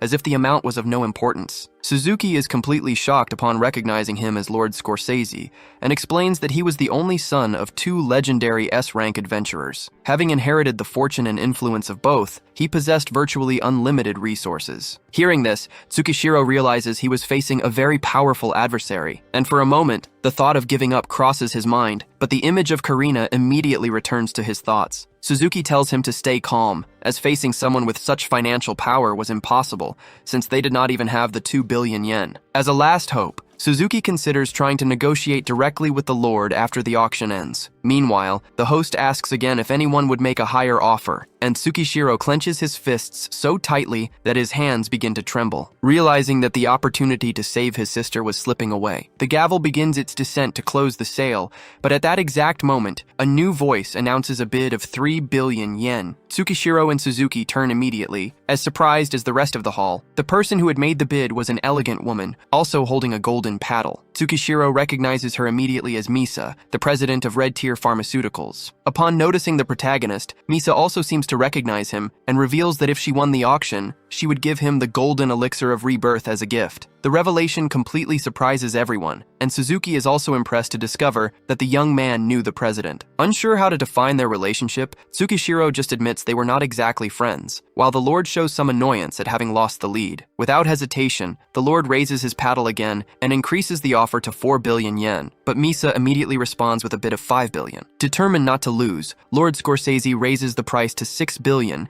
and then stands up, making it clear that whoever was competing against him should know exactly who they were dealing with. Beside Misa, a bald man approaches and reminds her that this was the only son of the legendary S-rank adventurers. She replies that she already knew, but since she had promised to give the elixir as a gift, she had no intention of giving up. With that, she raises her paddle again and offers 7 billion yen. Already impressed by the amounts, the host announces the new bid, but without showing any difficulty, the Lord increases it directly to 10 billion yen. Misa's expression changes completely, and her irritation is so great that the veins on her face become visible. Observing the contest, Tsukishiro realizes the enormous difference in economic power that existed between ordinary people and the heir of two S-rank adventurers. Misa even raises her paddle again, ready to continue, but the man beside her discreetly stops her. He explains that the price had already surpassed any reasonable limit, and that insisting would be a direct affront to the pride of the S-rank adventurer couple. After a few moments, Misa lowers her paddle, accepting her limit, and approaches Tsukishiro to apologize for not being able to go further. Receiving no new offers,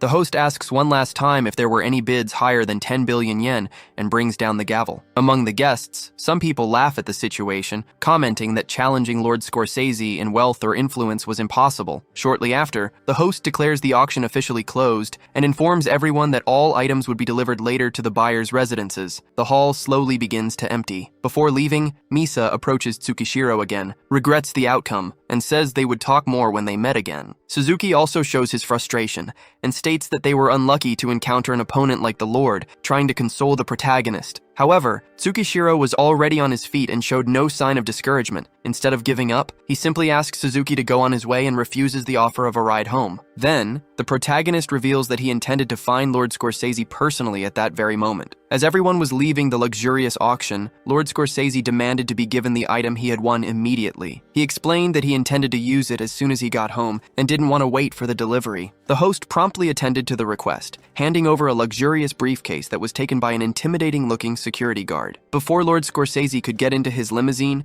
Tsukishiro called out to him, approaching with a serious expression and determined to negotiate, but the security guard immediately placed himself in front of him to protect his boss. Lord Scorsese recognized Tsukishiro as the young man who had been watching the bids during the auction and showed disdain, assuming he was just another person trying to get close because of his fortune. At that moment, Suzuki arrived out of breath and tried to introduce Tsukishiro, but the protagonist interrupted him, saying he would do it himself. He then introduced himself as a new adventurer from the Adventure Union and extended his hand to greet Lord Scorsese respectfully. However, Lord Scorsese arrogantly crossed his arms and made it clear he had no interest in introductions, as countless adventurers, even S-rank ones, tried to win his favor every day. Realizing there was no room for formalities, Tsukishiro got straight to the point. He explained that the golden rebirth elixir was his only hope to restore movement to his sister's legs, as she had been attacked by a darkness. The protagonist acknowledged the item's value, but asked Lord Scorsese to sell it to him, promising to pay double the price in the future, and assuring him he would never forget this favor. Resting his hand on the briefcase, Lord Scorsese began to laugh, finding the proposal amusing. He stated that he already had more than enough wealth and that countless people wished to owe him favors, making Tsukishiro's offer completely worthless. Even so, the nobleman admitted there was one condition for the exchange. Tsukishiro immediately stated he would accept any demand to get the elixir, and then Lord Scorsese imposed his humiliating condition. The young man had to kneel before him, touch his head to the ground, and beg for the item. The request left Tsukishiro in shock, and Suzuki reacted with indignation, considering it an outrageous demand. Despite this, Tsukishiro accepted the condition, asking only if Lord Scorsese would keep his word if he obeyed. Without hesitation, the protagonist knelt before everyone, placed his hands on the ground, and lowered his head, desperately begging for the elixir to save his sister. The scene left everyone around them completely shocked by the display of humiliation. Upon seeing Tsukishiro kneeling, Lord Scorsese couldn't hold back his laughter and burst out laughing. Mockingly, he declared that the protagonist was a complete idiot, revealing that he had never promised to hand over the elixir and had only amused himself by watching him obey like a faithful dog. Then, Lord Scorsese explained that he bought the item because his pet bulldog had injured its leg falling down a flight of stairs, and to him, healing the animal was far more important than saving Tsukishiro's sister. Suzuki could no longer control his outrage and said that this had crossed the line, but Lord Scorsese just gave him a contemptuous look and threatened him, saying a single phone call would be enough to get him kicked out of the Adventure Union. The threat made Suzuki freeze, and even filled with rage, he stood trembling, unable to react. Paying them no more mind, Lord Scorsese got into his car, stating that he couldn't stand people who pretended to be strong without knowing their place. The limousine then departed, leaving Tsukishiro and Suzuki behind. Slowly, Tsukishiro rose from the ground. Suzuki tried to comfort him, saying they would find another solution, but as he placed a hand on his shoulder, he was taken by surprise. Consumed by an uncontrollable fury, Tsukishiro shoved Suzuki away, leaving him shocked by the reaction. The protagonist's rage began to overflow, and the pressure of his aura was so intense that it made small stones levitate as the ground around him began to shatter. With a cold expression, Tsukishiro made a single request to Suzuki, who, still frightened, agreed to listen. The protagonist asked that no matter what happened the next day, Suzuki was to say absolutely nothing. Some time later, the scene shifted to a road on the outskirts of Tokyo, where Lord Scorsese was enjoying a glass of champagne inside his limousine, mentally scorning those who dared to speak of dignity. Suddenly, the security guard noticed an intense light appearing in the night sky. Lord Scorsese initially paid it no mind, but the light approached at an astonishing speed. When they could finally see it clearly, they realized it was Tsukishiro, wielding his gigantic hammer, his eyes glowing intensely, showing that all of his restraint had vanished. Lord Scorsese's eyes widened as he recognized the protagonist, but in the next instant, Tsukishiro unleashed a devastating blow with his hammer against the limousine. The impact completely obliterated the vehicle, sending the briefcase with the elixir flying into the air. Tsukishiro, however, managed to snatch it out of the air. With reddened eyes and an extremely heavy aura enveloping his body, he walked away from the scene carrying the briefcase, without even glancing back at the wrecked car. In a beautiful mansion located in the residential area for S-rank adventurers, in the city center, a woman screams desperately for her son. The screams are so intense that even the maids have to cover their ears. The woman in question is the Snow Queen Celsi, an S-rank adventurer and the mother of Lord Scorsese. She is holding a device called a life sensor and falls into complete despair upon realizing the device shows no sign of her son's life. Unable to accept the situation, Celsi runs to her husband, repeatedly asking why the life sensor isn't responding. She finds him, the great sword Senosai, also an S-rank adventurer, visibly consumed by fury. While looking at his own life sensor, Senosai states that the equipment represents the most advanced technology of the Adventure Union and that there is no possibility of error. As he utters his son's name, his strength is so great that he ends up shattering the device's screen, and the released pressure also crushes the table and cracks the floor around him. Senosai shouts, recalling that he sent several elite bodyguards to accompany Scorsese, which would make it impossible for any ordinary person to dare confront them. Celsi suggests that perhaps their son just lost the device, or that their old enemies sought revenge, but Senosai immediately rejects this hypothesis. He states that everyone who might desire revenge has already been completely exterminated. With tears streaming down his face, he admits that the life sensor has never failed and orders all S-rank adventurers and influential families connected to them to be mobilized immediately. Then, the couple departs at extremely high speed, disappearing like two bolts of lightning. while Celsi is already on the phone demanding to find out everyone who met her son that night. Meanwhile, Suzuki arrives home and starts to take off his coat. He is still worried about Tsukishiro, remembering the immense fury he saw in the young man's eyes. After hanging up his coat, his gaze rests on a picture frame showing him, a woman, and a small child on her lap. Suzuki looks at the picture fondly and promises that they just need to wait a little longer, as he believes that if he can help Tsukishiro and reach a higher position, he can finally offer his family a better life. At that moment, a loud bang interrupts his thoughts as the wall of the house violently explodes. The impact hurls Suzuki against another wall,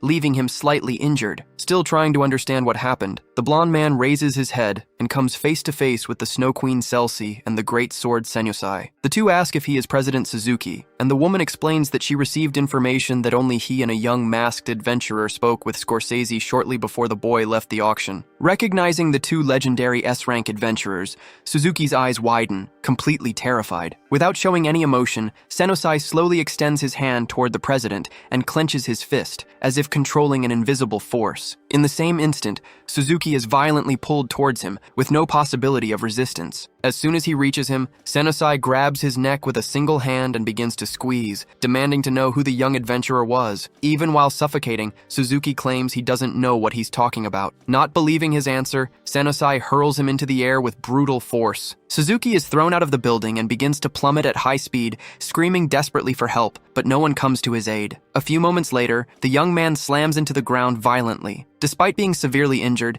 he manages to remain conscious and looks up, trying to understand what was happening. Meanwhile, Celsi continues on the phone, making sure her orders have been understood. As soon as she ends the call, she reports that they have already discovered the young adventurer's identity, and that he had a direct conflict with Scorsese shortly before his disappearance. Upon receiving this information, Senusai's expression changes completely. Consumed by fury, he glares at Suzuki, who is still on the ground, and approaches him, stating that he will not allow the blonde man to die easily before confirming Tsukishiro's identity. Then, Senusai lifts Suzuki up and declares that he will accompany them. Using the president of the Adventure Union as a hostage, the couple quickly disappears from the scene. Far away, the protagonist is walking, carrying the case with the Golden Rebirth elixir, when his phone starts to ring. When he answers, he realizes it's Don, who, in a serious voice, explains that he doesn't know exactly what happened with the Scorsese family yet, but that he unfortunately brings extremely bad news. He informs him that the Senusai couple has just issued a maximum pursuit order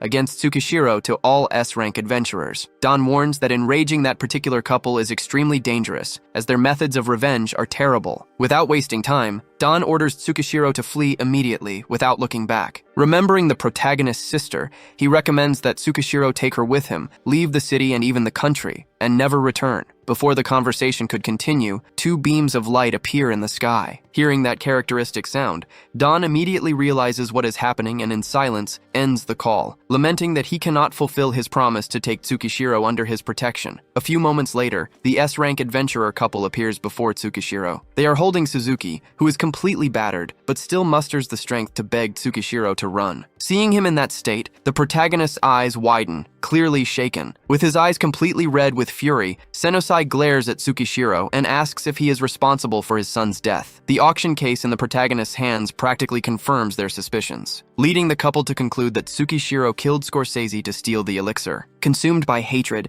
the two begin to release a powerful amount of energy. Then, Senusai violently hurls Suzuki towards Tsukishiro and demands that the protagonist pay with his own life. Realizing Suzuki is being thrown in his direction, Tsukishiro runs as fast as he can and manages to catch him before he hits the ground, holding him safely. At the same instant, the S-rank adventurer couple charges forward at extremely high speed, ordering the protagonist to die. Without wasting time, Tsukishiro throws the case far away and concentrates energy in his hand to summon the divine hammer. As soon as the weapon appears, the hero unleashes an extremely powerful blow towards the couple. The explosion raises a huge cloud of dust, giving the protagonist enough time to lean Suzuki against a tree. With a firm gaze, Tsukishiro promises that if he survives, he will save him. Immediately after, his clothes change, and he once again assumes the form of the powerful warrior. An intense aura pierces through the dust as the couple reappears, stating that Tsukishiro will never be able to face two S-rank adventurers at the same time, and that he will accompany Scorsese in the afterlife. Showing no fear, the protagonist charges directly at the two, and the clash of their attacks generates a gigantic sphere of energy. The force of the explosion is so great that the windows of the nearest building begin to shatter. Tsukishiro is thrown far back by the impact, but manages to stay on his feet, although his injuries are extremely severe. He recognizes that their combined strength is terrifying and that,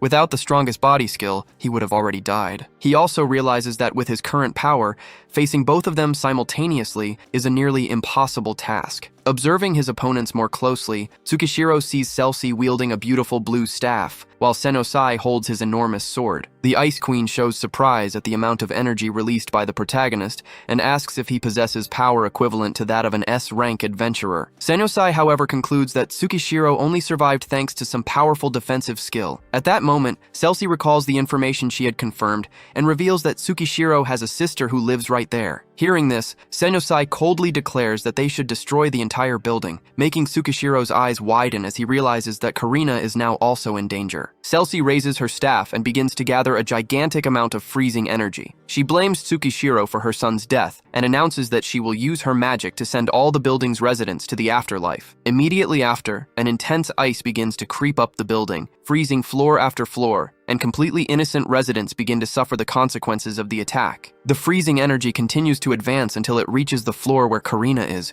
who watches everything, consumed by fear. Seeing that scene, Tsukishiro shouts in outrage, asking how she can do something so cruel. Without hesitation, the young man leaps towards the building at an impressive speed. As Celsi prepares the final blow, Tsukishiro hurls the divine hammer at her, but the adventurer manages to dodge it by a hair's breadth. However, at that instant, the protagonist notices Senosai appearing right below him using the Flame Lion Slash technique. The S-rank adventurer strikes Tsukishiro dead on, opening a huge gash in his body. Soon after, the couple gathers their energies again to launch a joint attack, stating they will destroy Tsukishiro without leaving even his bones behind. Gravely wounded, the protagonist looks at the enormous cut on his body and for the first time begins to wonder if this will truly be his end. As he is thrown back, Tsukishiro remembers President Suzuki and his sister Karina, who had fallen from her wheelchair due to the battle's impact. The image of the girl, consumed by fear, comes to his mind. Even knowing that the cooldown time for his ring's ability had not yet finished, Tsukishiro decides he no longer cares about the price he will have to pay. In his heart,